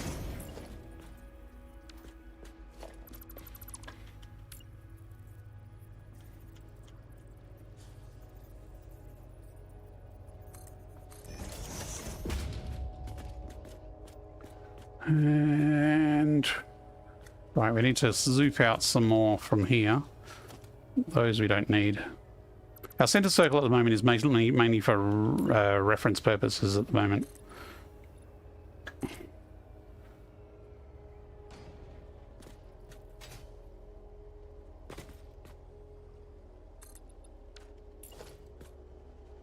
Oh, come on.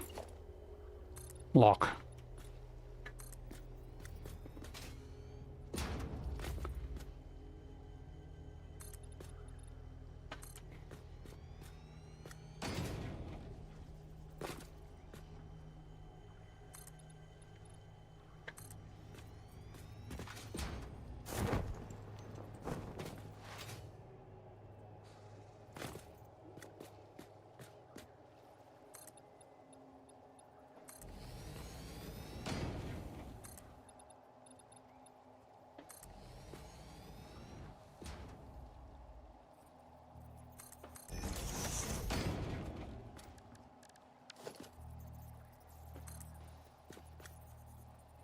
$7.9.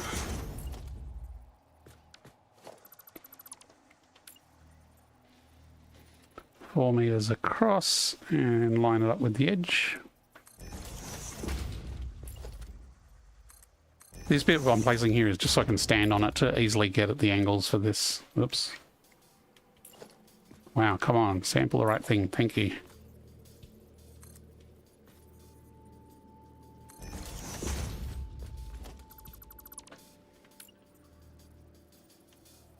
Nope.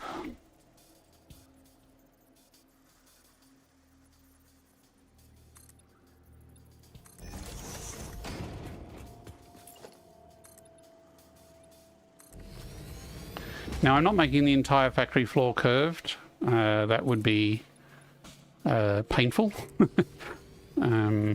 But the front facade of the factory I will line up with the curve. But this is also to kind of get the perpendicular to the circle that the main factory floor will sit at.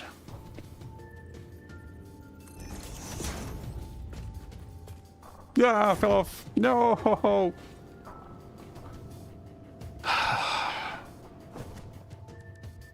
Jetpack win.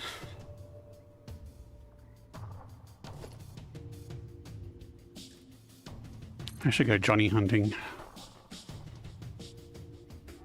No, that's not where I wanted to put it.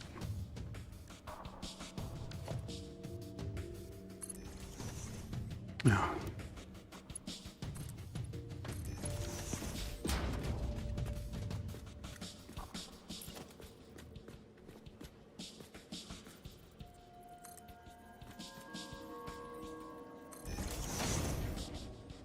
I wonder if you can blow up these. Does anyone know if you can blow up these knobbly things here? You can't seem to chainsaw them.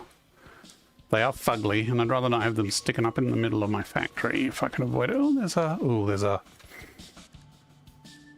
The first one being for that, and the second one being for this. If you crouch while you shoot these things, they won't spot you. They only spot you if you're tall. But where there's one, there's usually more.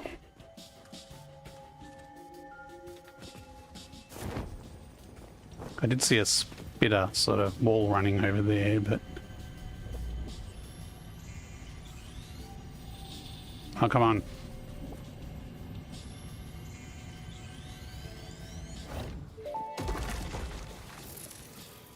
Your mimic tapestry grows in the shallows and the clouds, but not through the windows. What is your root?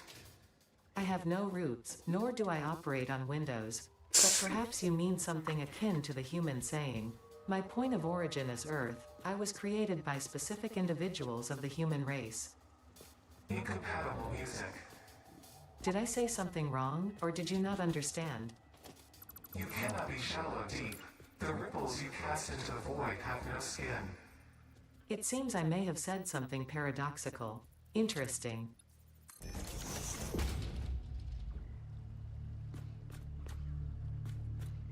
Well, this one's not snapped properly. Did we not actually... Oh, I think I put the beams down and didn't actually do the snap. Because if it's in place... Oh, it does overlap a little bit. Yeah, but that lines up perfectly. Let's make sure I've done all the ones correctly here. Yeah, that lines up with the line now. So that's correct.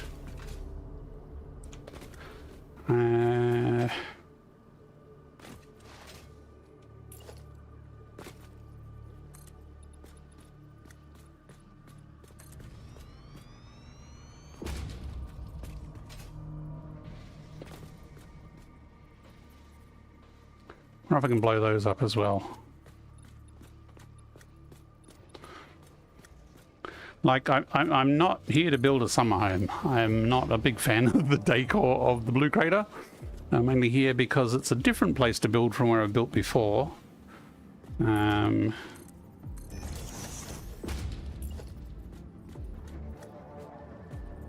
if I can cover all of it up with buildings, then we can certainly try and do that. I think Relax got the reference. Now, if we're building a kind of steel factory here, there's two ways we could line it up with the center. We could go with the center point of the factory and just make a rectangle, or we could have two sections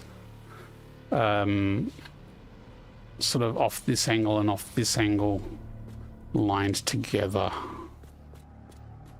I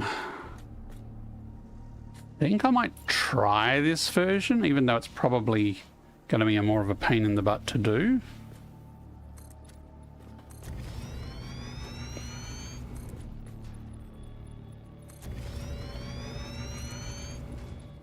Now we're out of concrete.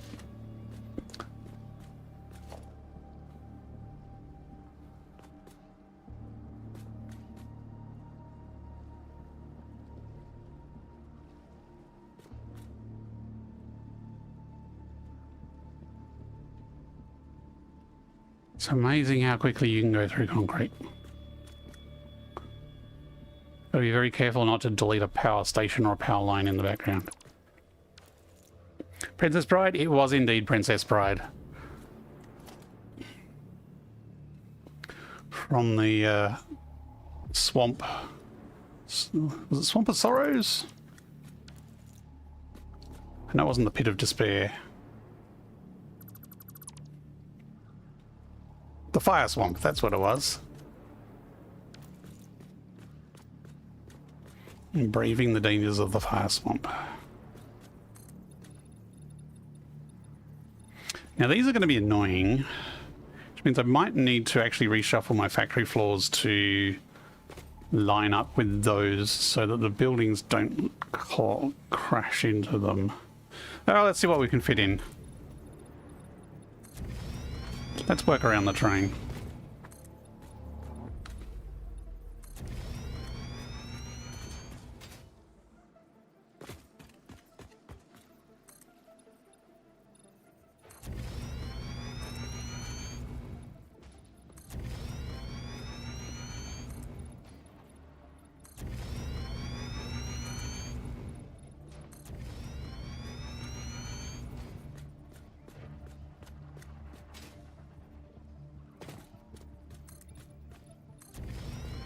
It's not a huge amount of factory floor, but if I make a bunch of constructors over here for making pipes and a bunch of constructors over here for making beams, then I think we'll have enough, and then we can build vertically to add more throughput later on.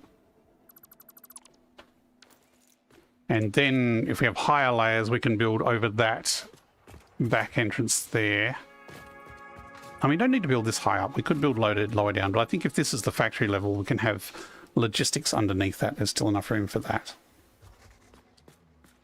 By the way, if people are wondering why it's, I don't know if it's saying what first chat time viewer for you, but my overlay is being a bit buggy. On my overlay, it says Relax is repeatedly a first time chat viewer, but Relax is not a first time chat viewer. Relax is an old Satisfactory buddy. We played co-op Satisfactory together. It's just my chat overlay is being particularly buggy tonight. It's throwing all sorts of pronouns at different people. And awarding people badges that they never earned. It's changing colours of names on the fly dynamically for no good reason. It's a bit of a mess at the moment.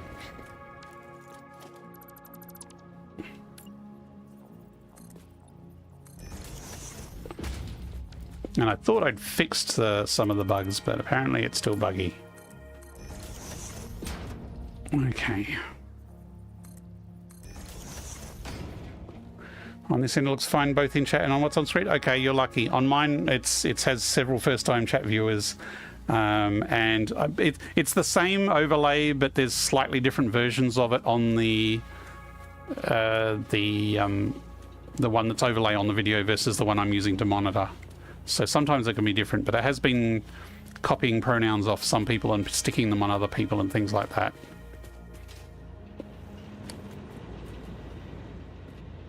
What height do I want? Because this is the height of the power here.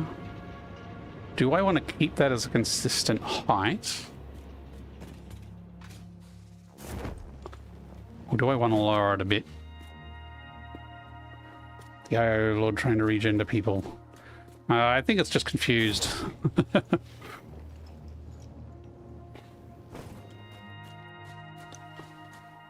I mean, at the back here, if I chuck down a wall...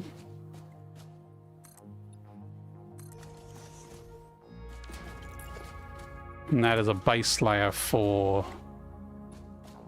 I don't actually need that much logistics space, actually, because... we are just dealing with constructors on this level. So if this is the logistics floor, we could actually lower it a little. I mean, this, yeah, that's going to be a bit annoying. But I think if we ceiling mount the logistics, then, and this will leave us enough space. I am notorious for not leaving enough room for logistics, so we'll see if this bites me in the butt later on. But then if we put this, but do it up that high, and make that our factory floor, then...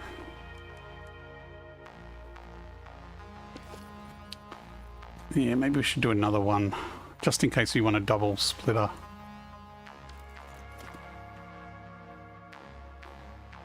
Actually, if I leave this as is, which is 2 meters, I can always carve it out and make it 1 meter if I do need more logistic space.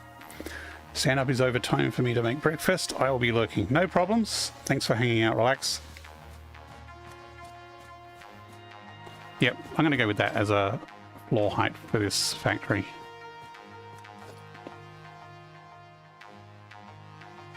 And again, probably bite me in the butt later on. I just had another realization. If we have a train line around here, it might benefit to make it all the same height.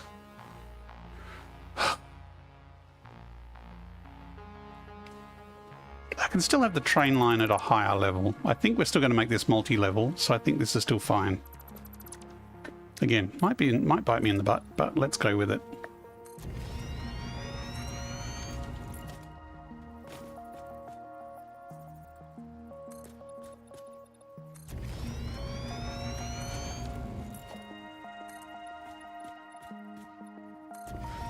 And the way I was thinking of it, I might actually have like a presentation floor or a front office where all the supplies are available in containers and things like that. In which case, this factory floor is kind of the basement. And the offices will probably be above it with more factory floors up the top there. Something like that.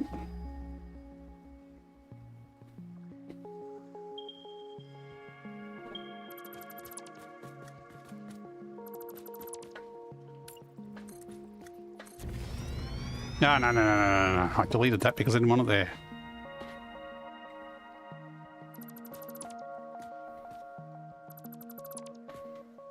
Let's bring this along to get a height level. And then we can zoop, lock, and nudge down.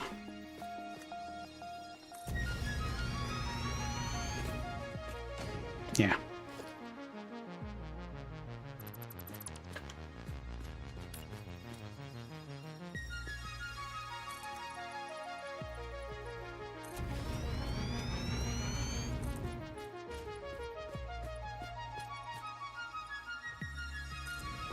And if we do want to rebuild it later, we'll have blueprints, so we can just blueprint something and go whack, whack, whack, whack, whack, and have it all down.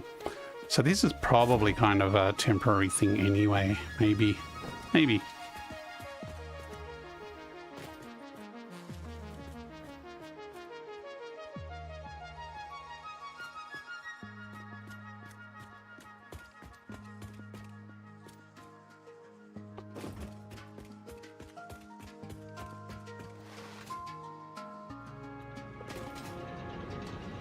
Again, at this stage of the game, I shouldn't be worrying too much about logistics. I should just be putting stuff down to get going. Because we need to unlock stuff. We can't do fancy stuff until we unlock more tech. You're going to keep it at this level or drop down? We want to drop down too, I think.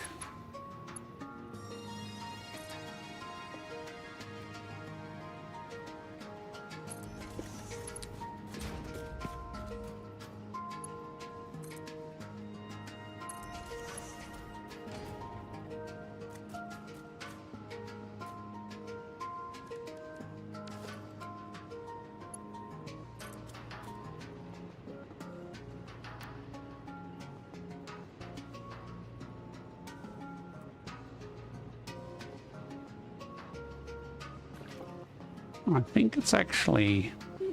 Oh, that's not right. I think that's actually the line that's lined up with that foundation there.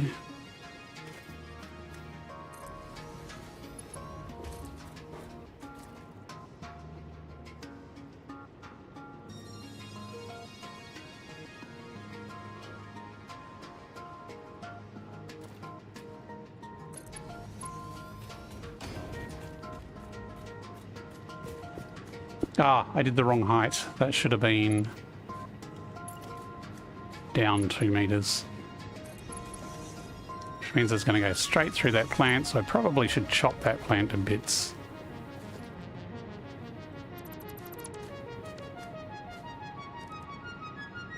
Don't have my chainsaw. Where's my chainsaw?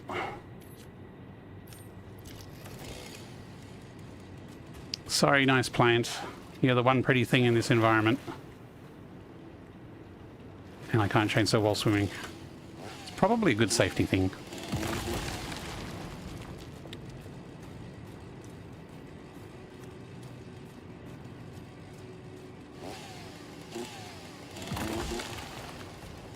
And these things, can't chop them down. I hope you can blow them up.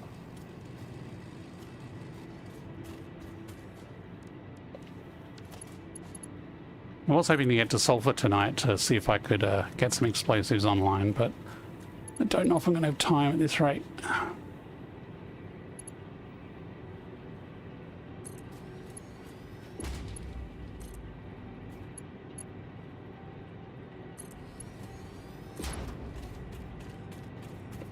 That is still lower, damn it. But I will just attach it anyway for now. That's the inside one. We can fix it later. And I know I'm saying that, which doesn't mean I'm going to do it, but I will try and do it, I promise. I promise. I promise. Look, I think that'll fit if it rotates.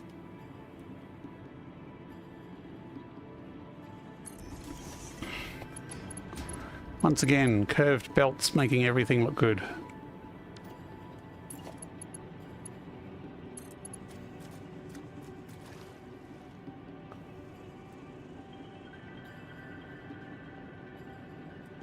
Incoming propaganda broadcast detected. Please seek shelter. I just realized that's not actually even the level that our factory floor is going to be at, so it's going to be even lower than that, because we want it to be this low. Because that's where our logistics level will be.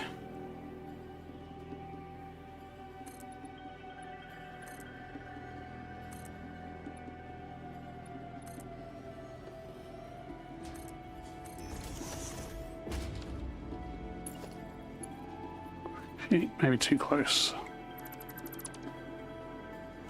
Okay, we've got an ad break coming up. I'm going to be taking a bit of a break, have a bit of a stretch, have a bit of a drink while the Twitch ad breaks run. Sorry YouTube people, there's nothing I can do about YouTube ads. I suggest installing an ad blocker or get YouTube Premium, which is expensive but worth it because you don't get ads on any YouTube at all. And you get YouTube Music as well, and I am not sponsored by YouTube Premium at all. It's just a service I've used for a very long time, and it's really useful. Curved belts making everything look cool.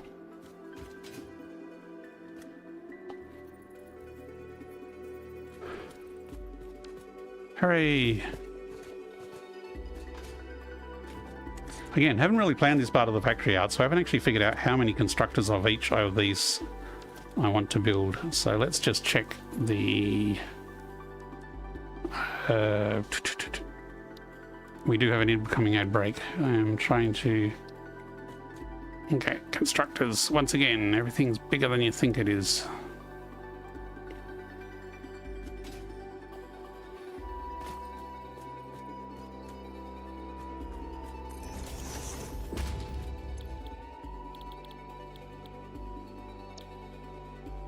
Okay, we're not going to need many constructors for steel beams. They chew through it. Steel pipe, less so. So we might need a few more constructors. But for the amount of steel we're producing at this early stage, we're not going to need a huge amount of constructors. Okay. The ad break is in 30 seconds. So what did I say? 360... I mean, we're going to have a decent number of stuff coming through, I guess. And since this is a longer section over here, it's also narrower though. And there's that stupid thing sticking in the way. Oh, look at that. Maybe I should just make it higher. I could have them staggered height, actually. Maybe I should make this one higher than that one. Anyway, ad break. I'm going to get a drink. I'll be back in a few minutes after the ad break's finished.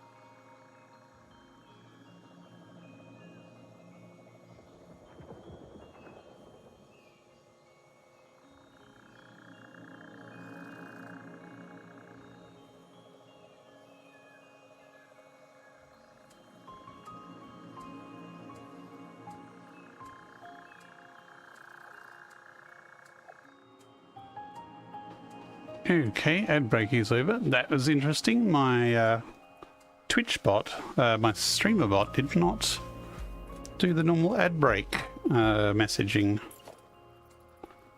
Which is very curious.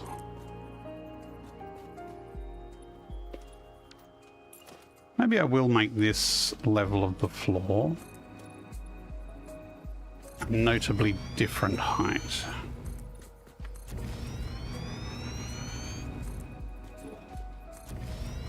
Still gonna have that knobbly thing sticking out into it.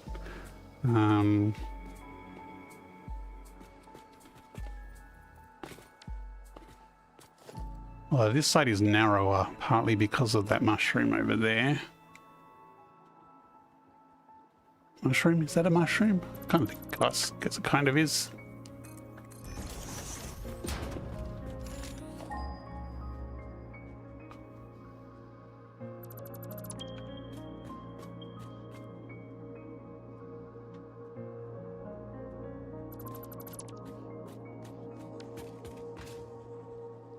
So if this side is wider and can fit 2 rows of constructors and this is narrower, maybe we should do the steel beams over this side.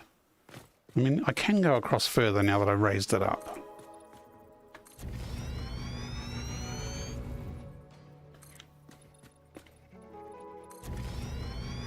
Again, it's going to have a chunk of rock sticking into it.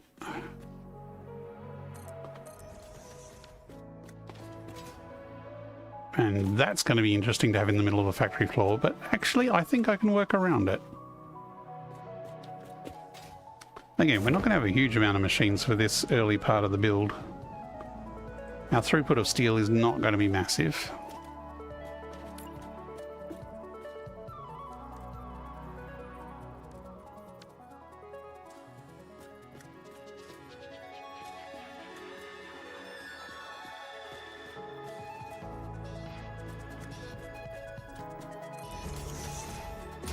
That's probably actually too far out. I don't need it that far apart.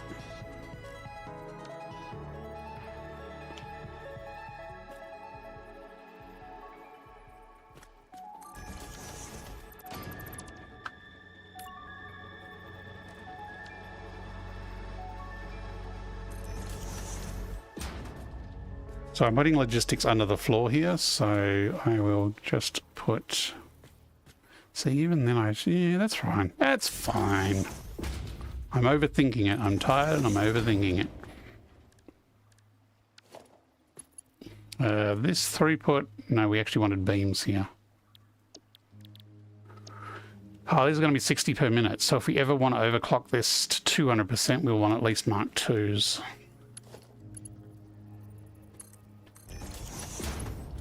I prefer to have a bit of extra overclock capacity in the initial setup.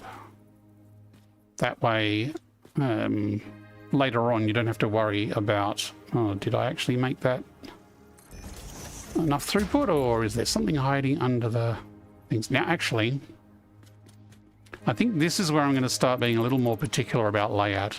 Now, the problem with constructors, if you put them right next to each other, they take up exactly a slab, which is nice. But these things in the middle keep clashing and running into each other. And I'm not sure if it's a VR, but it's really obvious and it's kind of bugs me. So I'm going to actually waste some space. I might even leave a half a slab between them. That seems decadent.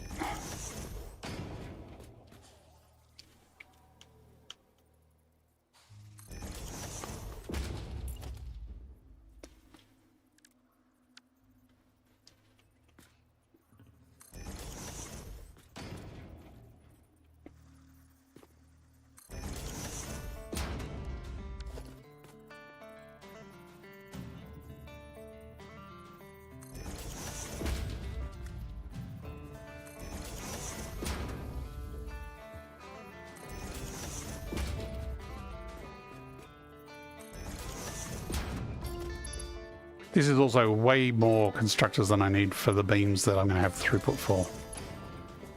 I have not done good math here.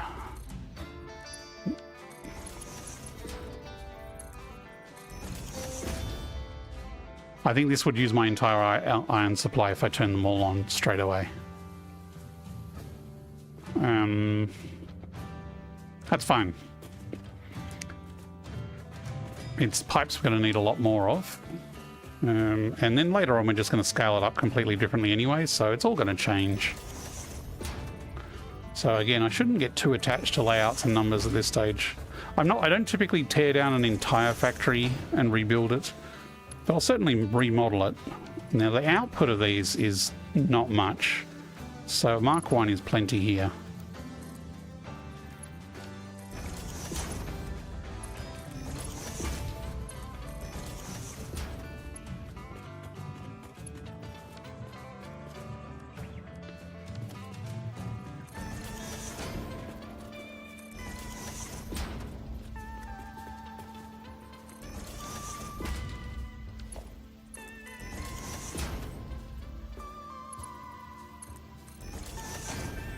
Hang on, I've run over my cable. I'm sitting down on a chair now. It's that time of night. I need to untangle my cable. Just give me a sec. And yes, the Quest 3 has a cable just for power. Man, that's really... Where did I can't find it.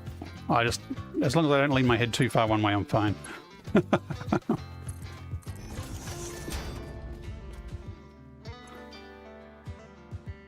Again, we can probably do a nice blueprint here and then come back and just replace it with a blueprint of the whole thing.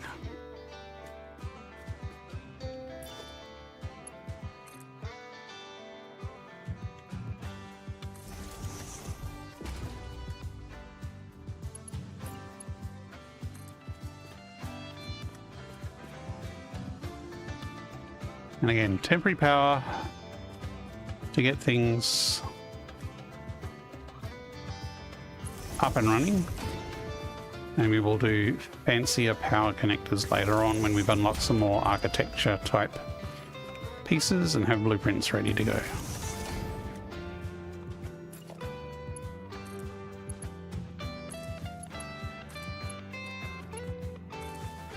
Might just connect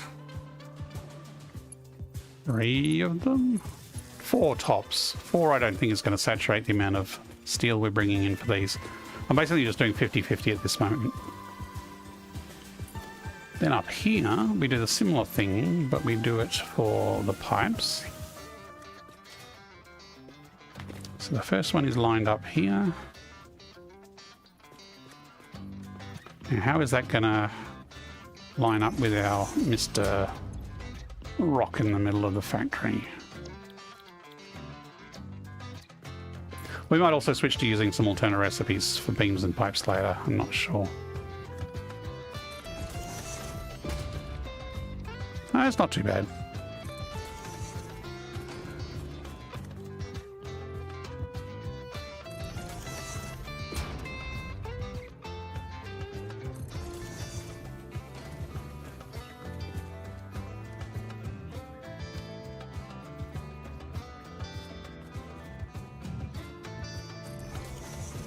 Is that where I lined it up on the other ones? Yep, okay, I did.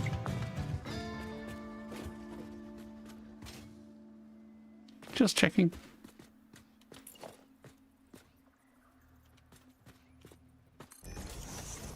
So here I'm snapping to the next machine, because that's gets the quick easy alignment, and then I'm nudging it across 4 meters.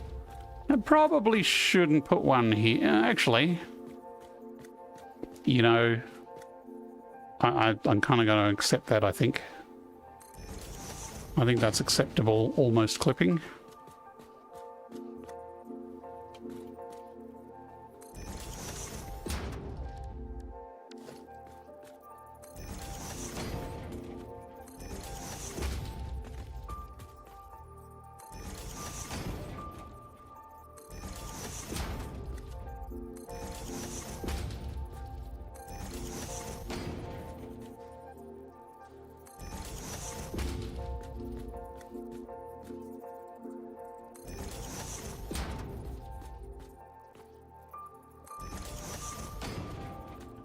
How far did I go?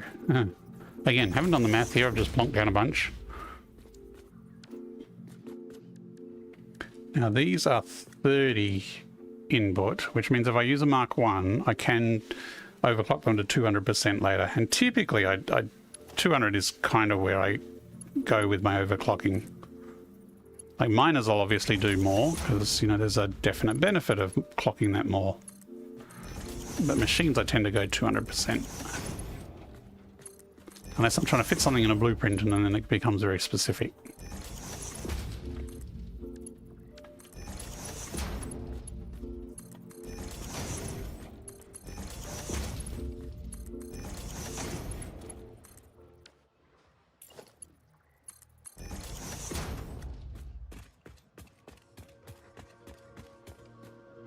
Wow, that power's a bit dodgy there. Okay, so I'm going to make this the factory power pole.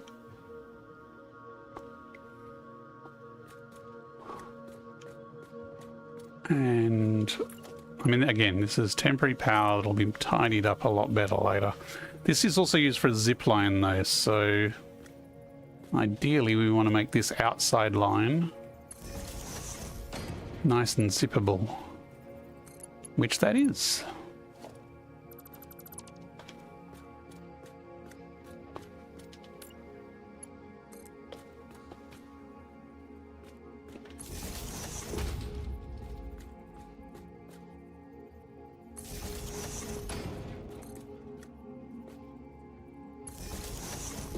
That's where that rock is, isn't it?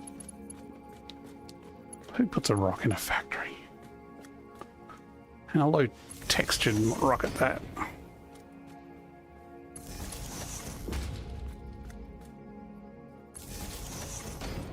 Is that it? That's it. I mean, we could go further. Like, we do have room for a couple more here.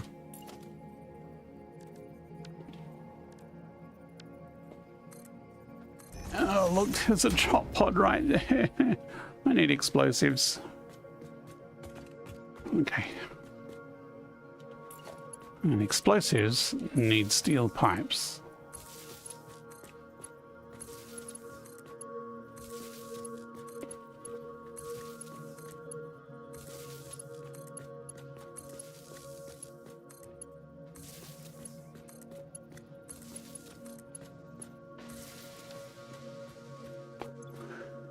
Okay, I haven't done the outputs of this yet, have I? No, I haven't.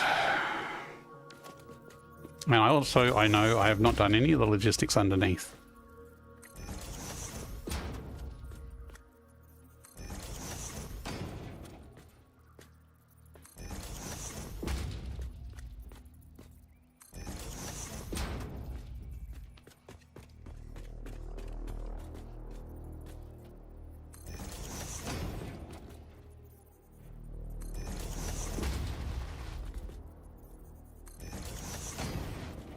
Is that sitting higher? Nope, just my imagination.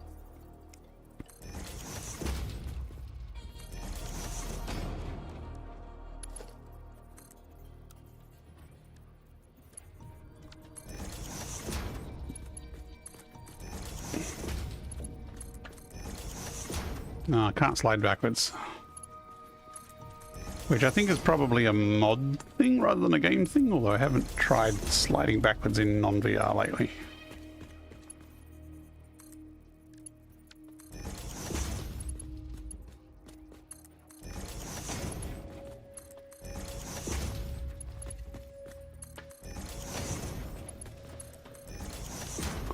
Okay, that's the output. Now we just need to bring the steel in and then deal with the output.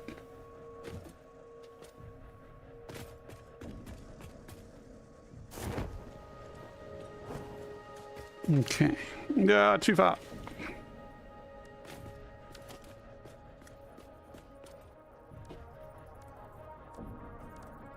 Too far.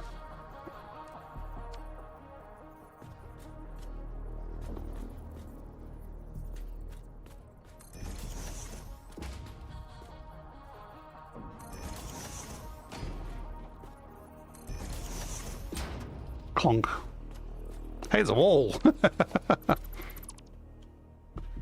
I did more. Okay, maybe I didn't.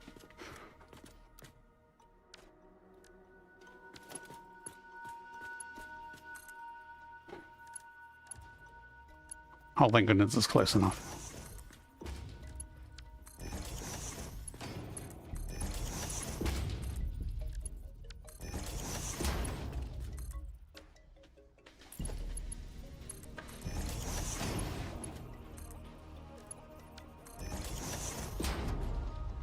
That's the output, but let's actually start getting the steel coming in.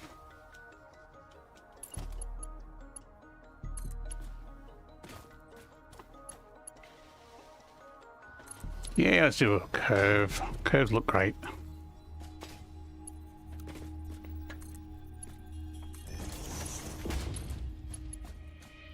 You know, we're this close to getting Mark III belts. I think. I actually haven't looked up the requirements for Mark III belts. But we should now have... I'm not going to bother with outputs. I'm just going to get these inputs flowing. It's a bit messy under here. Oh, that's a bit messy indeed. Luckily, no one will see under here, right?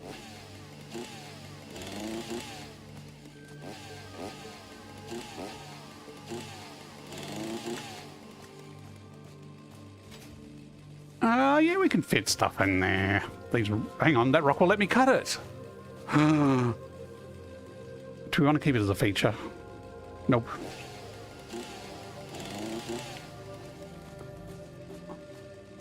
Good rock. Okay.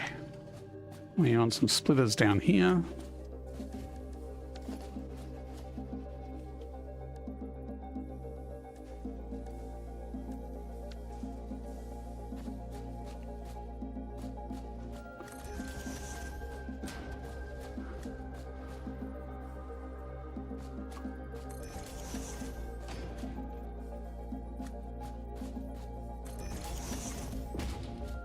This is a little bit fugly here as far as clipping.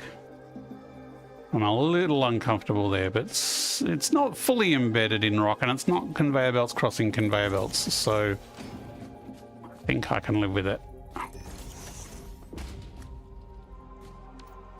Yeah, look, there's plenty of room there for the stuff to go through.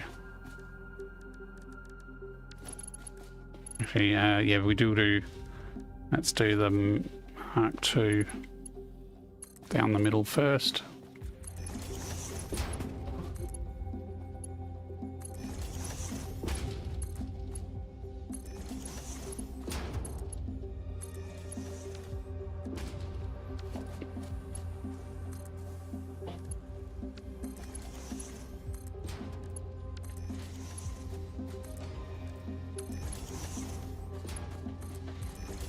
That wasn't lined up. Someone's messed up there.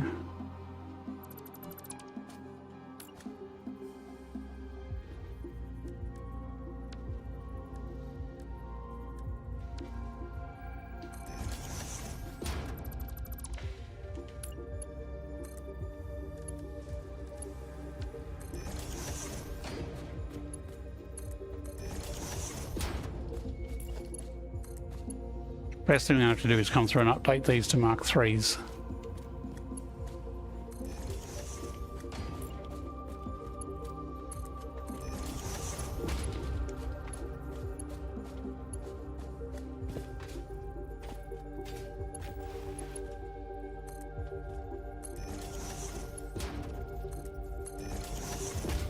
Oops. Okay, maybe those won't work like that.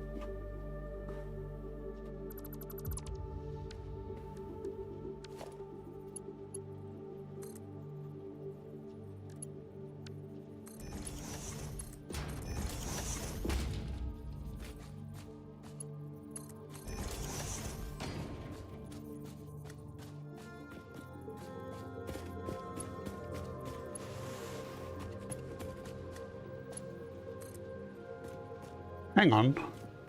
Did I stuff up that one as well? Oh my goodness.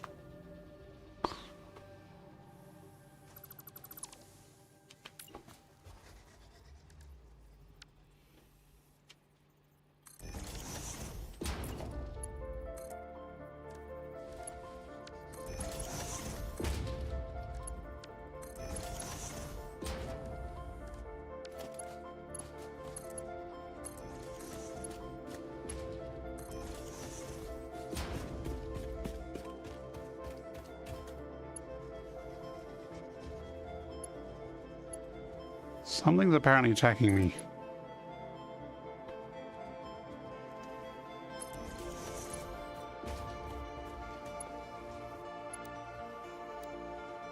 Oh, he's right there. This whole time. Is he stuck or something? Wait.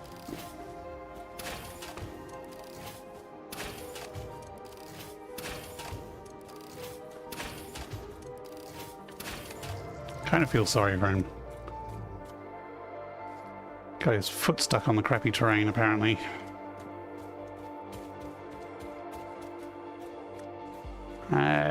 We should be making stuff now.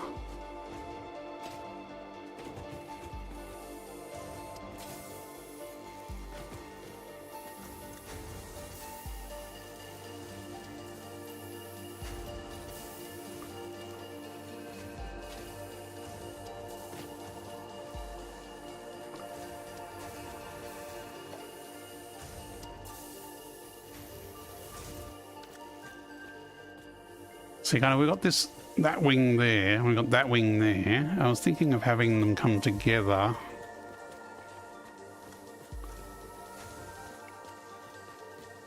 Lined up in the middle here.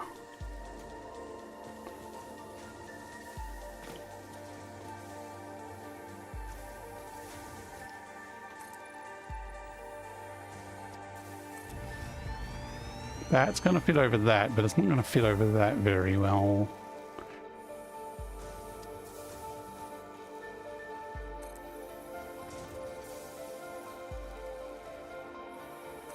Maybe we skew it to be more bigger on this side, and the other side can be like a viewing window.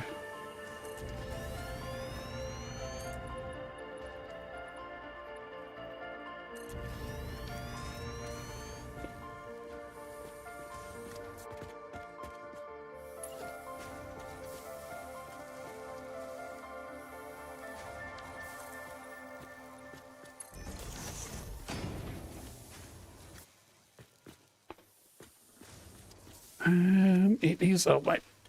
Hang on, maybe I'm sitting on the cable. Where's the. Oh!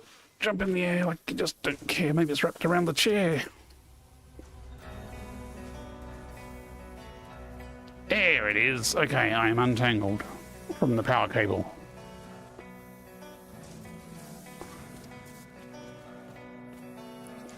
Yeah, because I did want to do some more asymmetrical style factory floors, so maybe this will work out.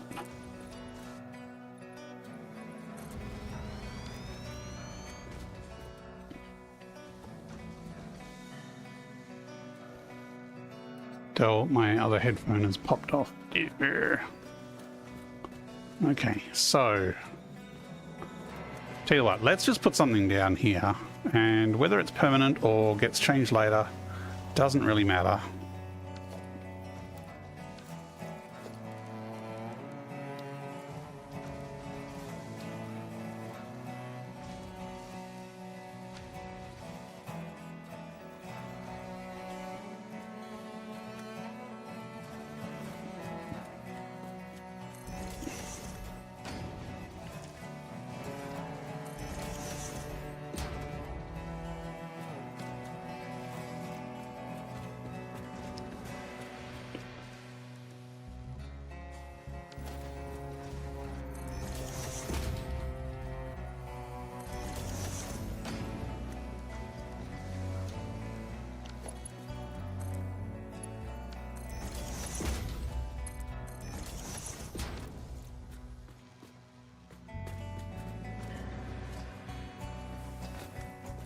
So I kind of want the output to come up right where that pole almost is.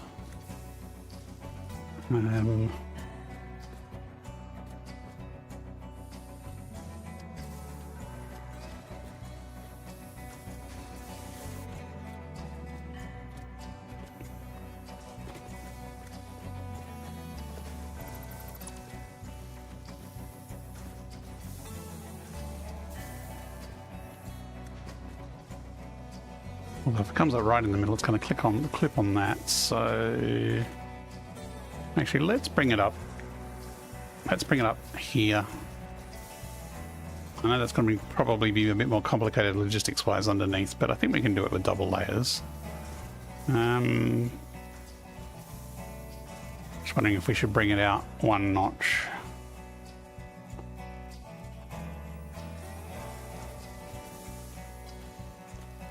Yeah, let's put it there.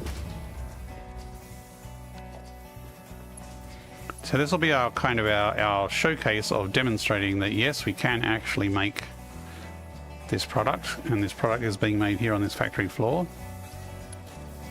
The problem is that if we do it like this and have it go sideways, actually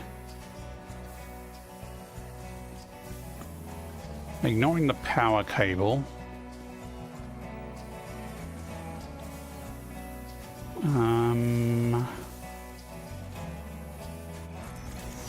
we again can change it later, no problem about that. This is where we need smart splitters, which we haven't unlocked yet. So I'm just going to do a hand job unlock.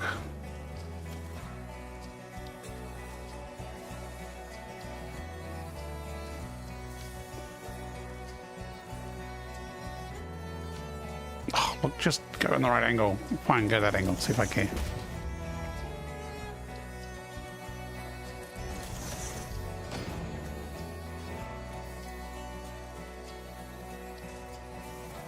Do we have the bits we need? AI limiters and thingy plates. AI limiters need Caterium wire. We're not automating Caterium wire yet. And I think I left all my Caterium wire at home. How much, what do AI limiters take? I can make 7 of them apparently. Where's the Caterium wire? I didn't think I had any in the depot.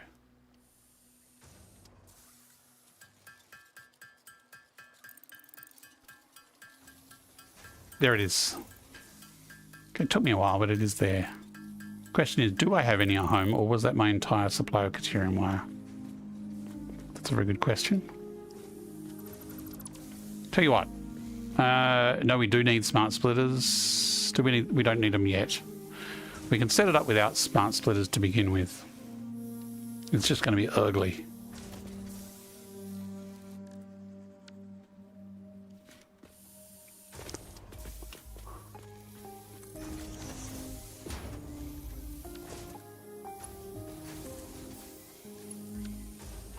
That will be a smart splitter eventually, but at the moment I'm just putting a normal splitter in there, and we're not actually going to merge them. We're just going to do ugly stuff.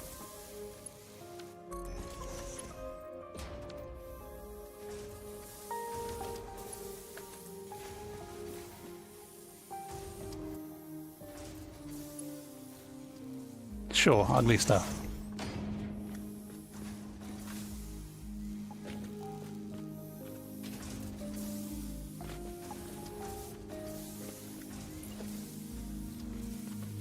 Right where the power pole is? Almost right where the power pole is.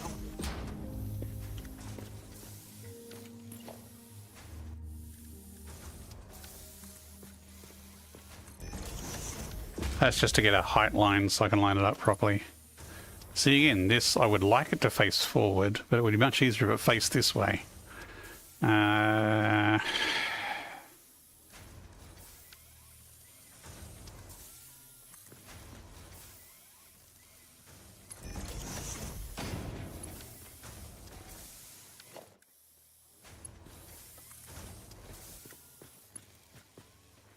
would be ugly.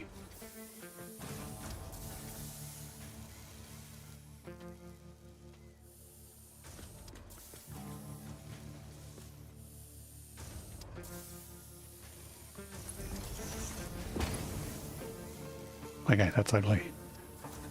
Maybe I should take it further across.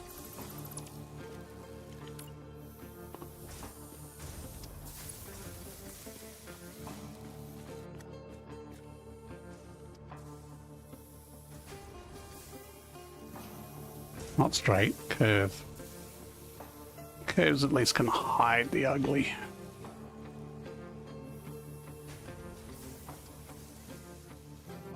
Look, just rotate it. Thank you.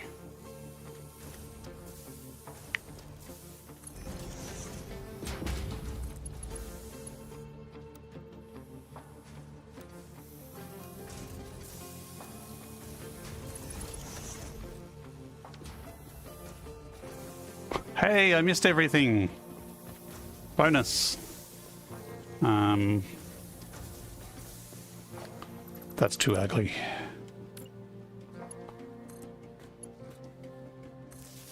Okay, we'll rewire everything later. We may even redo this whole thing later. We're just experimenting. So now we need to actually connect up the merges underneath here so things actually go to our ugly exit point.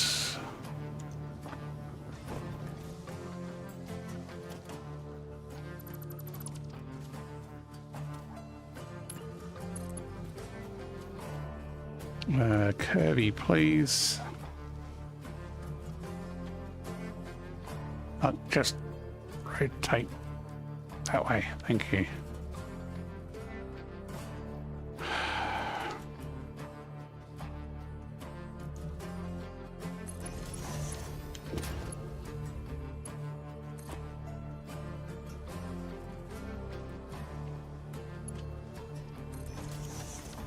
So we bring that down. We should probably put a support on there so it doesn't look like it's hanging. And here we have a merger.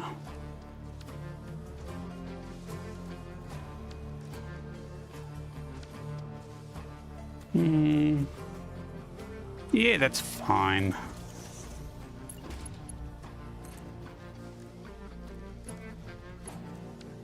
Come on. Thank you. Now I need mergers down the sides to bring all this stuff together. Because we put the logistics underneath, we can actually put it under the machines,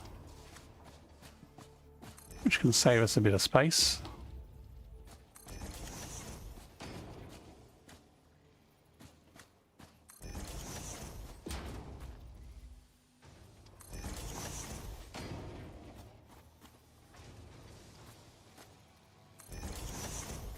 That's the last one. That's the last one.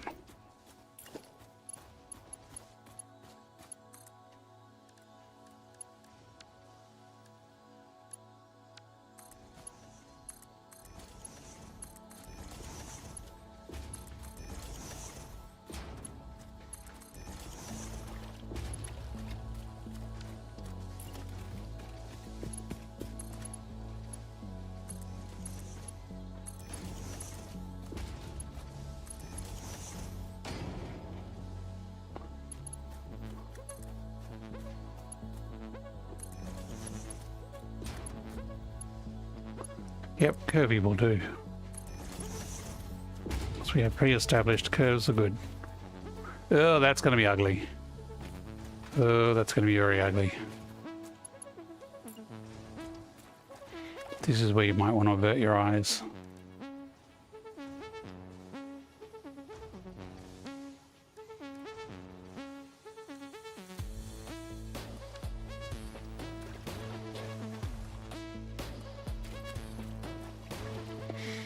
Like, I can lower it down, but there's a massive big rock there in place of some of it.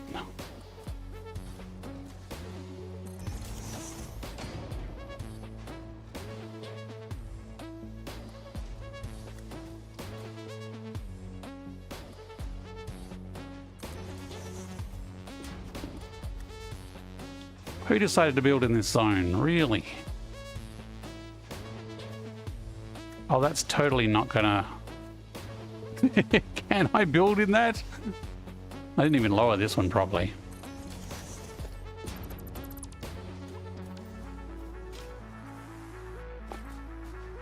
Yeah, whose idea was this? Just raise it up a bit, then it'll be out of the way of the rock.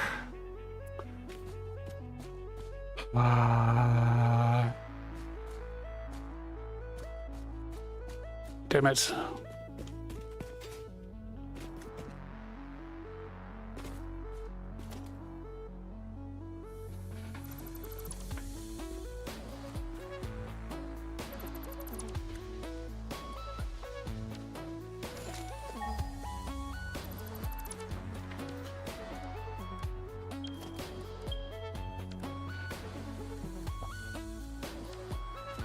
Just gonna have to do logistics up the top here, and it's still not going to be very pretty. Not very pretty at all.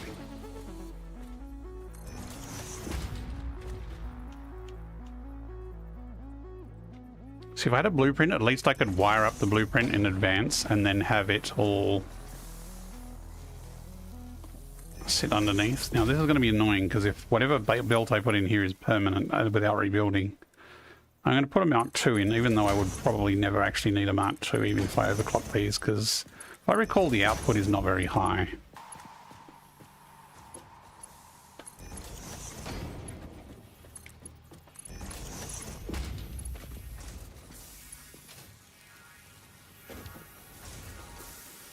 And that is too close, so it's not actually lined up here.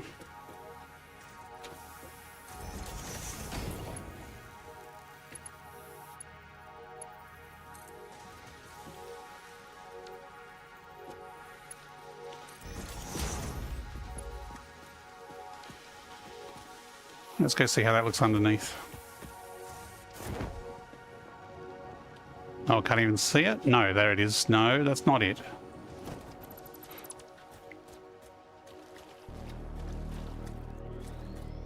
Really? Only one fits?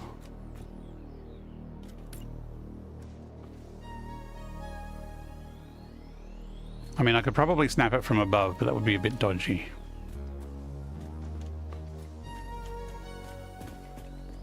How do I get back up?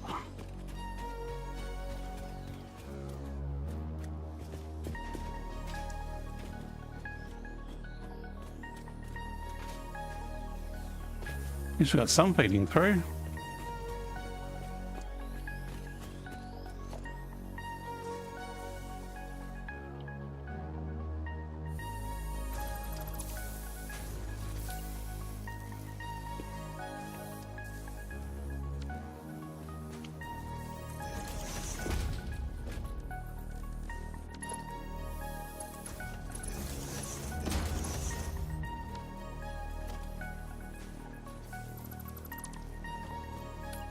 Might as well do this last one here as well.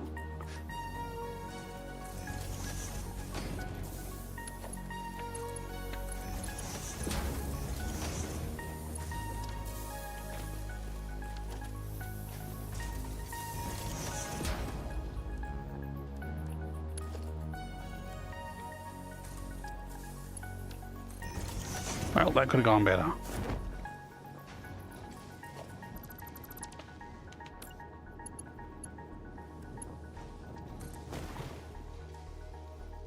Sploosh.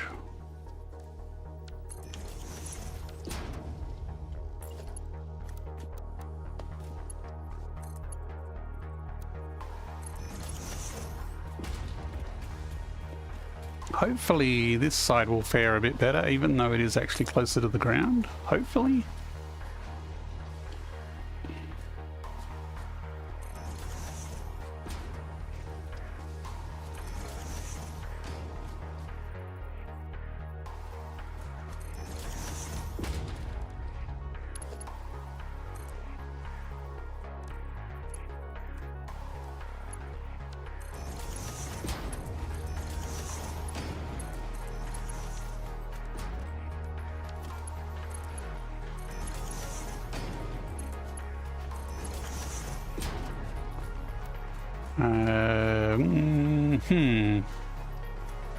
Can't as easily do the same trick as we did in the last place.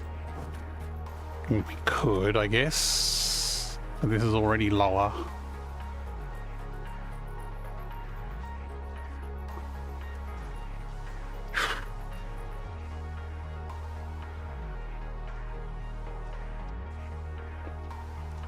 Tell you what, I'm just going to do something temporary to get stuff working, and then later on we will I'm going to restructure this next time. It's just getting late and I want to get this finished so I can actually get things going.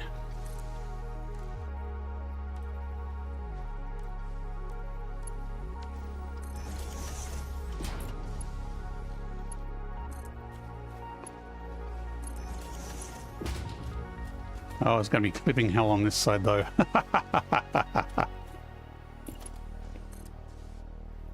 Ooh, that's going to be really messy.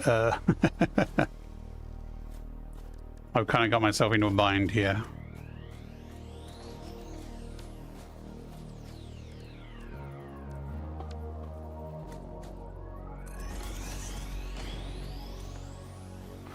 Remember I said I didn't leave I usually don't leave myself enough space and then get into trouble later. Here's an example.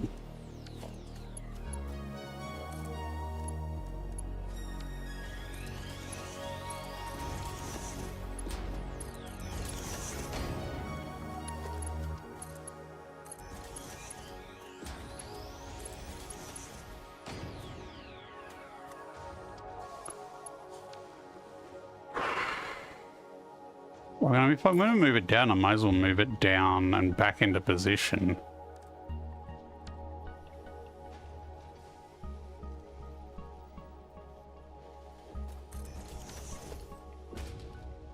Like this.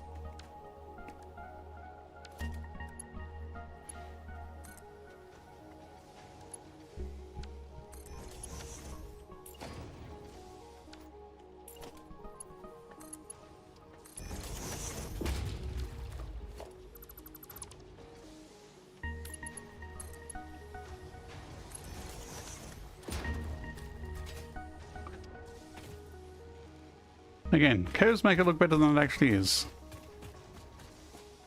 Hooray for curves. Hang on, that's making pipes. What? Someone got the wrong memo.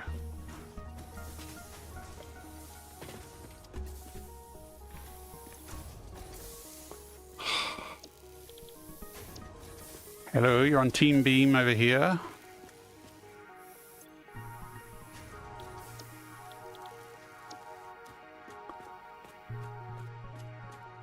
This one actually isn't powered up, but eventually we'll do beams. How about you guys? Are you all pipes as well? No, you're beams. Wow, how did I get that split either side? Hey, we have steel online. Go away, cursor. Missed.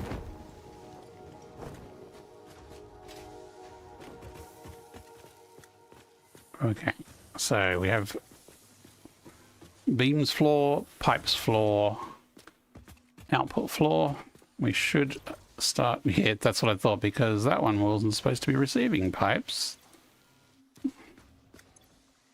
Wow, that's a lot of pipes. Okay, our pipe throughput is actually really good. That's fine, because most recipes later are going to need pipes, not beams. And my cable is stuck.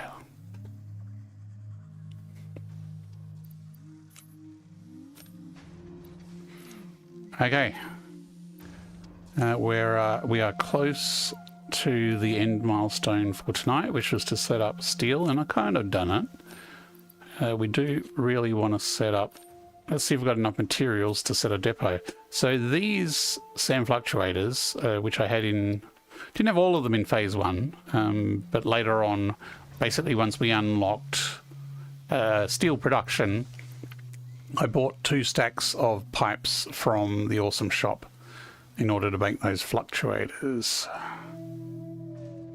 So I should, with a bit of luck, be able to make 2-dimensional depots. Yes, I have enough Mercer-spheres.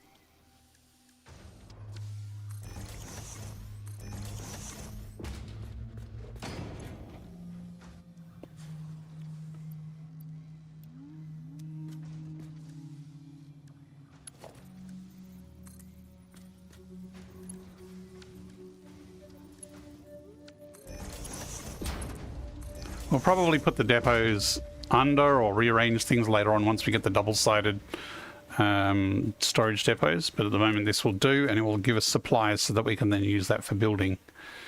We do need smart splitters to tidy this up. And that will be, we can do that next time, I think. Well, we only need a little more quick wire. If I've got quick wire at home, we could do it now. Why are they yellow? What's blocking them? Is it a lack of steel? It is a lack of steel. That's fine. We knew that these are going to be under steeled to begin with. Until we can unlock Mark III belts, which we should be able to do really soon. So let's actually grab a pile of beams and pipes for our bag. These are slow. They're also going to the depot.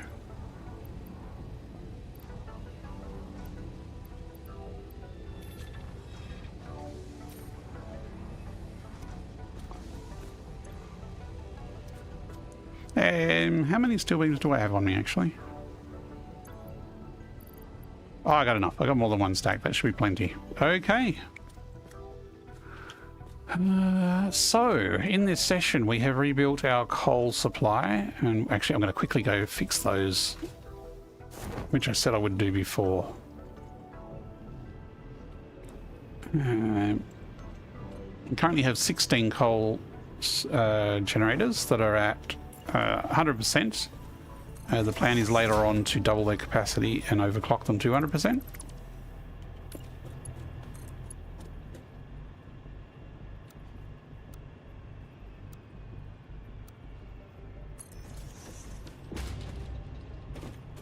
But for now, they are just generating 1200 megawatts of power, which should be enough for our early factories here. I hope. Let me just connect these under here because they're going to be wrong.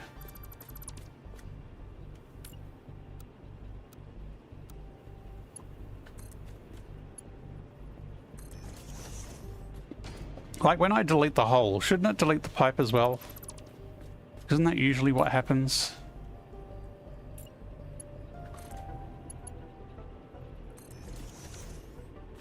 Okay. So, as I was saying, let's go back into... Can I get to the middle from here? Probably not easily.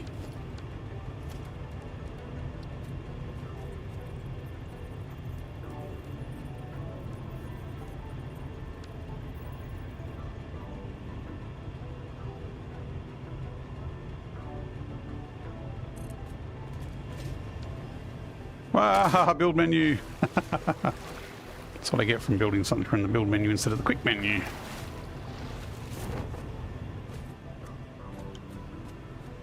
Let's try that again.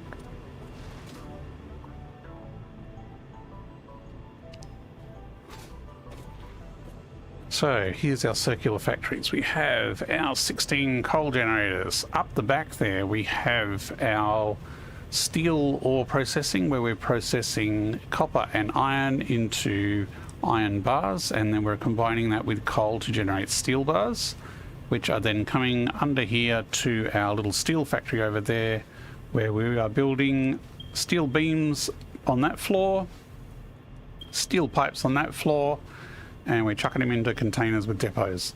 Completely unoptimized, underutilized, under-resourced, because we really need to upgrade some of these to Mark III belts. But we'll go through and do some math and balance things out next time, and then we'll see what the next step of expanding that steel factory is. Okay, I'm going to head back to base now and start wrapping up, but I will see if there's anything I can unlock now that we're at the end of the session.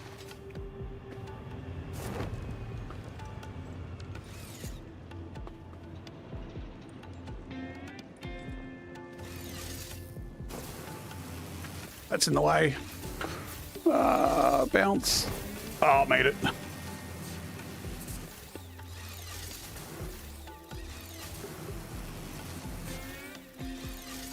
Dope. That was disappointing.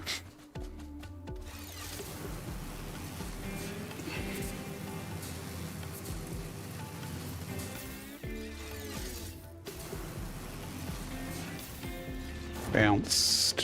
Not that one, not that one, not that one, this one.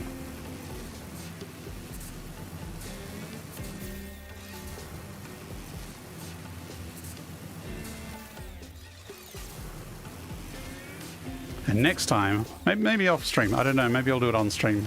We really need to tidy up our home base here, which is just a hub and a bunch of buildings thrown on the ground, higgledy-piggledy. Because we moved here and then we went straight to making coal power, because you can't resist the lure of coal, can you? Okay. So tier 3, we've unlocked everything. Tier 4, logistics Mark 3, please.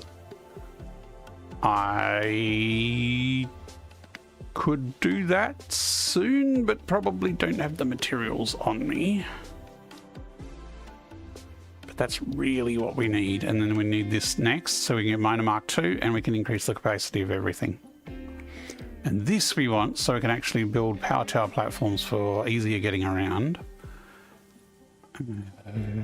Hypertubes, I love hypertubes, but I'm not sure if I'm going to rush into them this playthrough. I think we're going to stay on zipline transport for a while yet. Logistics Mark 3 is definitely what we want to do next. Okay, it's just... And because I was cheap and skimped out on the beginner factory, I don't have a good supply of reinforced plates yet. I mean, actually, I probably do back at my starter base. I just only have one stack in the depot here. Let's zip back to the starter base and get those. Is there anything else I should grab?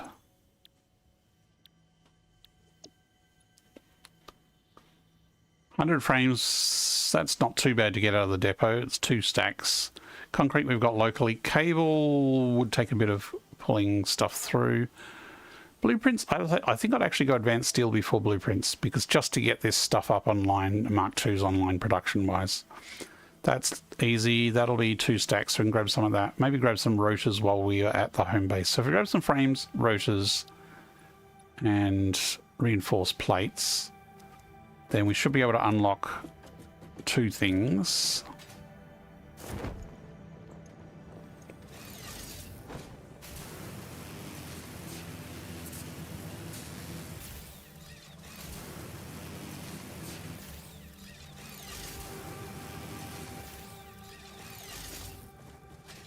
Come on. Here we go.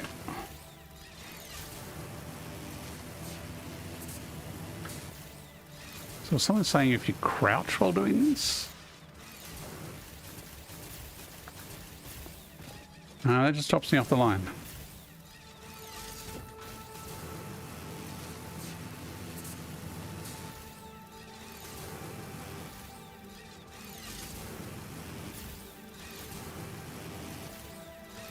Missed. Totally missed. Jump.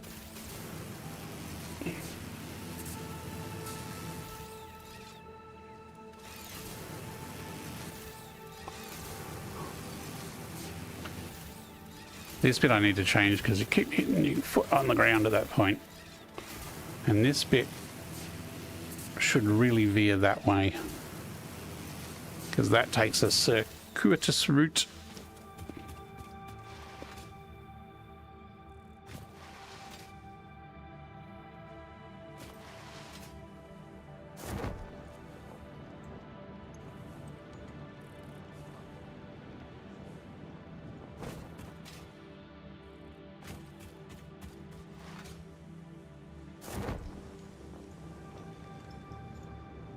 Okay. It's a couple of stacks of cable, wasn't it? Or was it just 1 stack of cable? Let's grab 2. I think it was 100 frames, which is... Wow, there's not actually many sheets in there. 100 frames is easy. See, this is like the starter base. So I have a single assembler making these sheets. It is not good throughput. Oh, and these are terrible. Like, I'm trying to resist doing high throughput until I can make a proper base, and for a proper base, I want Mark III belts. But in the meantime, gee, maybe we should stop making frames because the frames are actually using plates. So let's... Adds in 20 seconds. My notifications are not working. Thank you, Azuren, for being my backup notification system. Have I missed any other messages? We're apparently having an ad break that is sneaking up on me because my notifications have stopped working. I'm going to take a short break and we'll be back after the break to finish this off. So back in a couple of minutes while the ads run. Look lively. It's time to do those stretches and hydrate.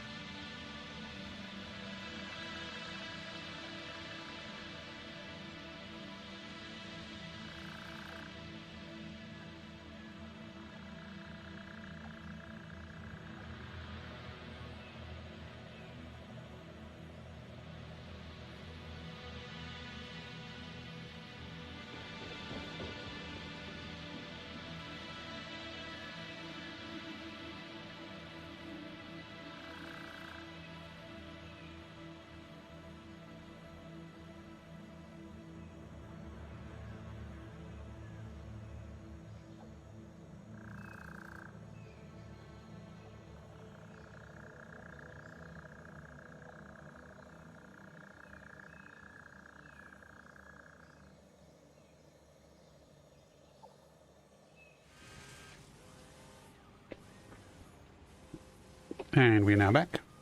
And just as I was going to break, Brady Bear says, do yourself a favour and send the Mercerspheres and Summer Sloops to the depot. I could, but there is a reason I'm not doing that. Well, a couple of reasons. Two reasons, actually.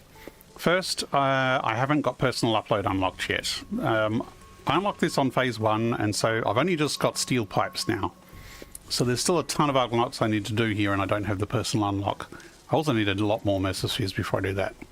The second reason, which is a more pedantic gameplay reason, is the order you load things in the depot stays permanent, and I know there's mods you can fiddle around with it, but the order that you put things in the depot is the order they stay for the entire game without mods. And because I'm playing in VR, the keyboard search is a real pain in the butt. So what I want to do is I want to have the things I access the most at the top, and then once I've got all the main default things in the depot, then I'll start throwing in random things like sloops and spheres and things like that. So I know I can put them in there. I know I could connect a depot up to a container and put them in manually that way, but I am, by choice, not putting them in at the moment. But eventually, when we've got all the basic build parts down, yes, I'll be putting them in the depot. And everything else. Maybe not everything else. I don't need to put grass in. Okay, so we still don't have 400 plates. So I think we've got to unlock another tier and wait for these plates to build up. I've now turned off... Did I turn it off? Yes. I've turned off modular frame production because this was chewing 3 iron plates a minute. And this is only producing 5. Because this is all pre any hard drive recipes. This is the basic recipe here. So I won't be able to unlock Mark III until this ticks away for a bit. But I could unlock the Mark II miners and things like that. So, but I won't do that quite yet. Actually, I will do that yet, but I won't build anything with it. Somewhere around here are 2 doggos. I can see one over there. Because I haven't set up the new hub area particularly well, I don't have a doggo pen. So I just have my 2 doggos over here, running free range and hopefully not wandering too far. Hey boy, how's it going? What do you got for me? Nuts! George has brought me nuts.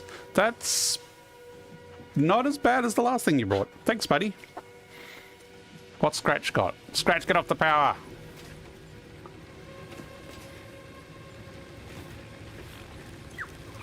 Oh, Scratch is good boy. Scratch wins again today. Scratch usually brings me good stuff. Yeah. There we go. Only 2 doggo visits this stream, but Scratch wins with a purple slug at the end. So come over this way so you guys don't get too lost when I take off. And you hang around here and don't go too far.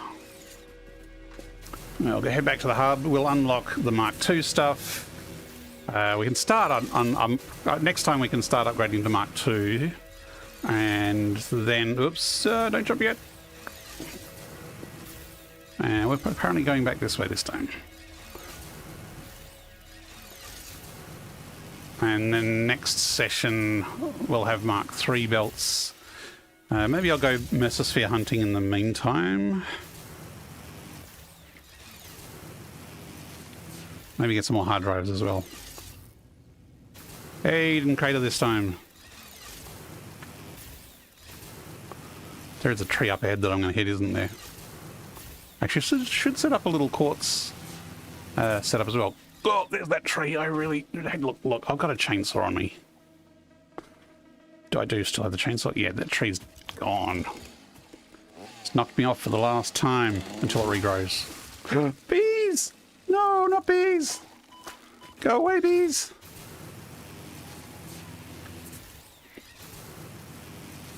I think I went the long way. I did do area effect, but that wasn't not unintentional. Hang on, how many knots did I have in there?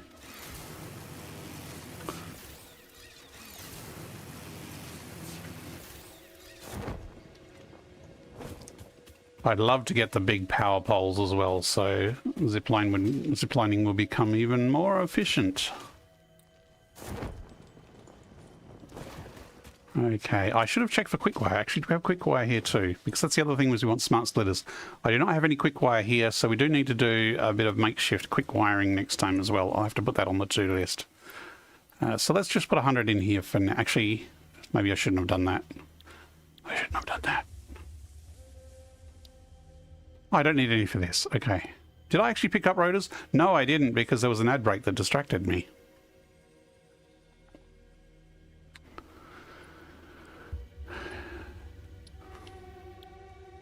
Cool. Okay, so there's the 100 frames. Concrete. I have gone through a lot of concrete tonight. Let's take 100 rotors out now. Actually, there's only... Oh, it is 100. Excellent. And I've got a little temporary... Oh, no, I need 200. Oh, well, bad luck.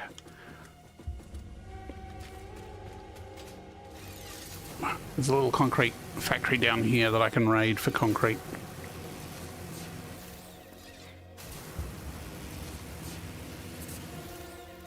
Missed.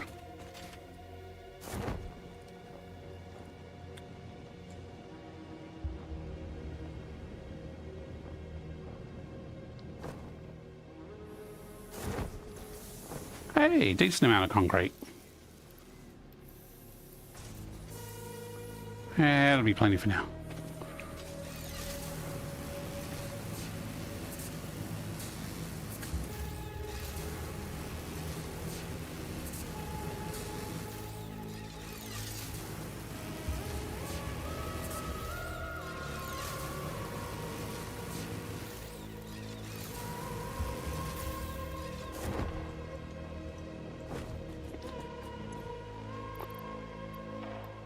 Did I leave any rotors in here?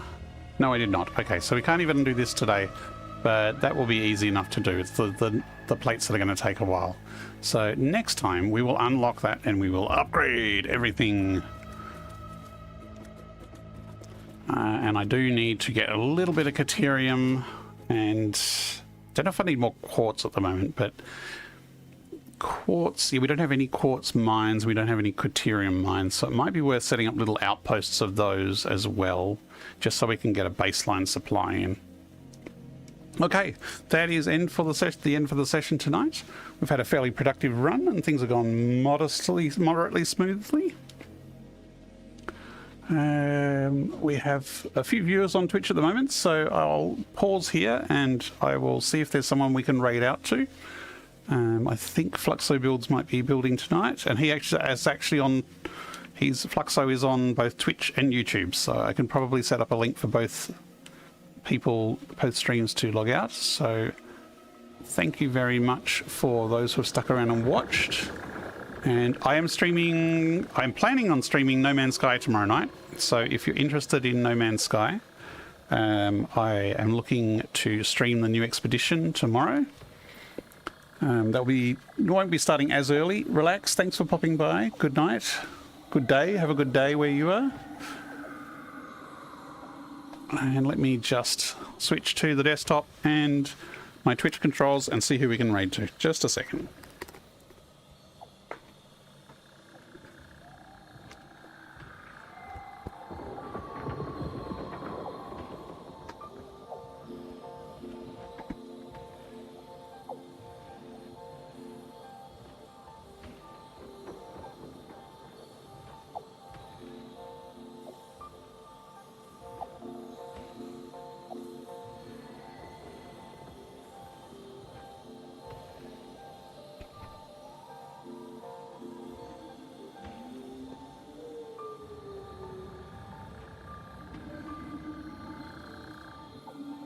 Yes, my mic is open because I'm going to be speaking, but I'm just fiddling with things.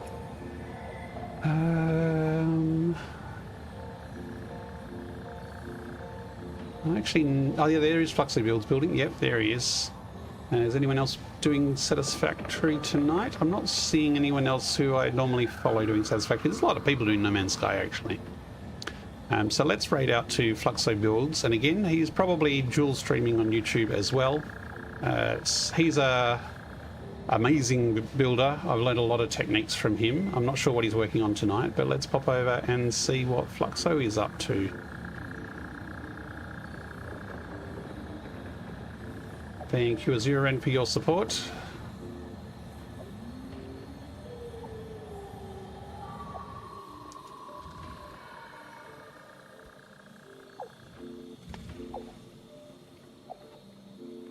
And thank you everyone for watching. If I was no, that's Fluxo's stream I'm looking at. Okay.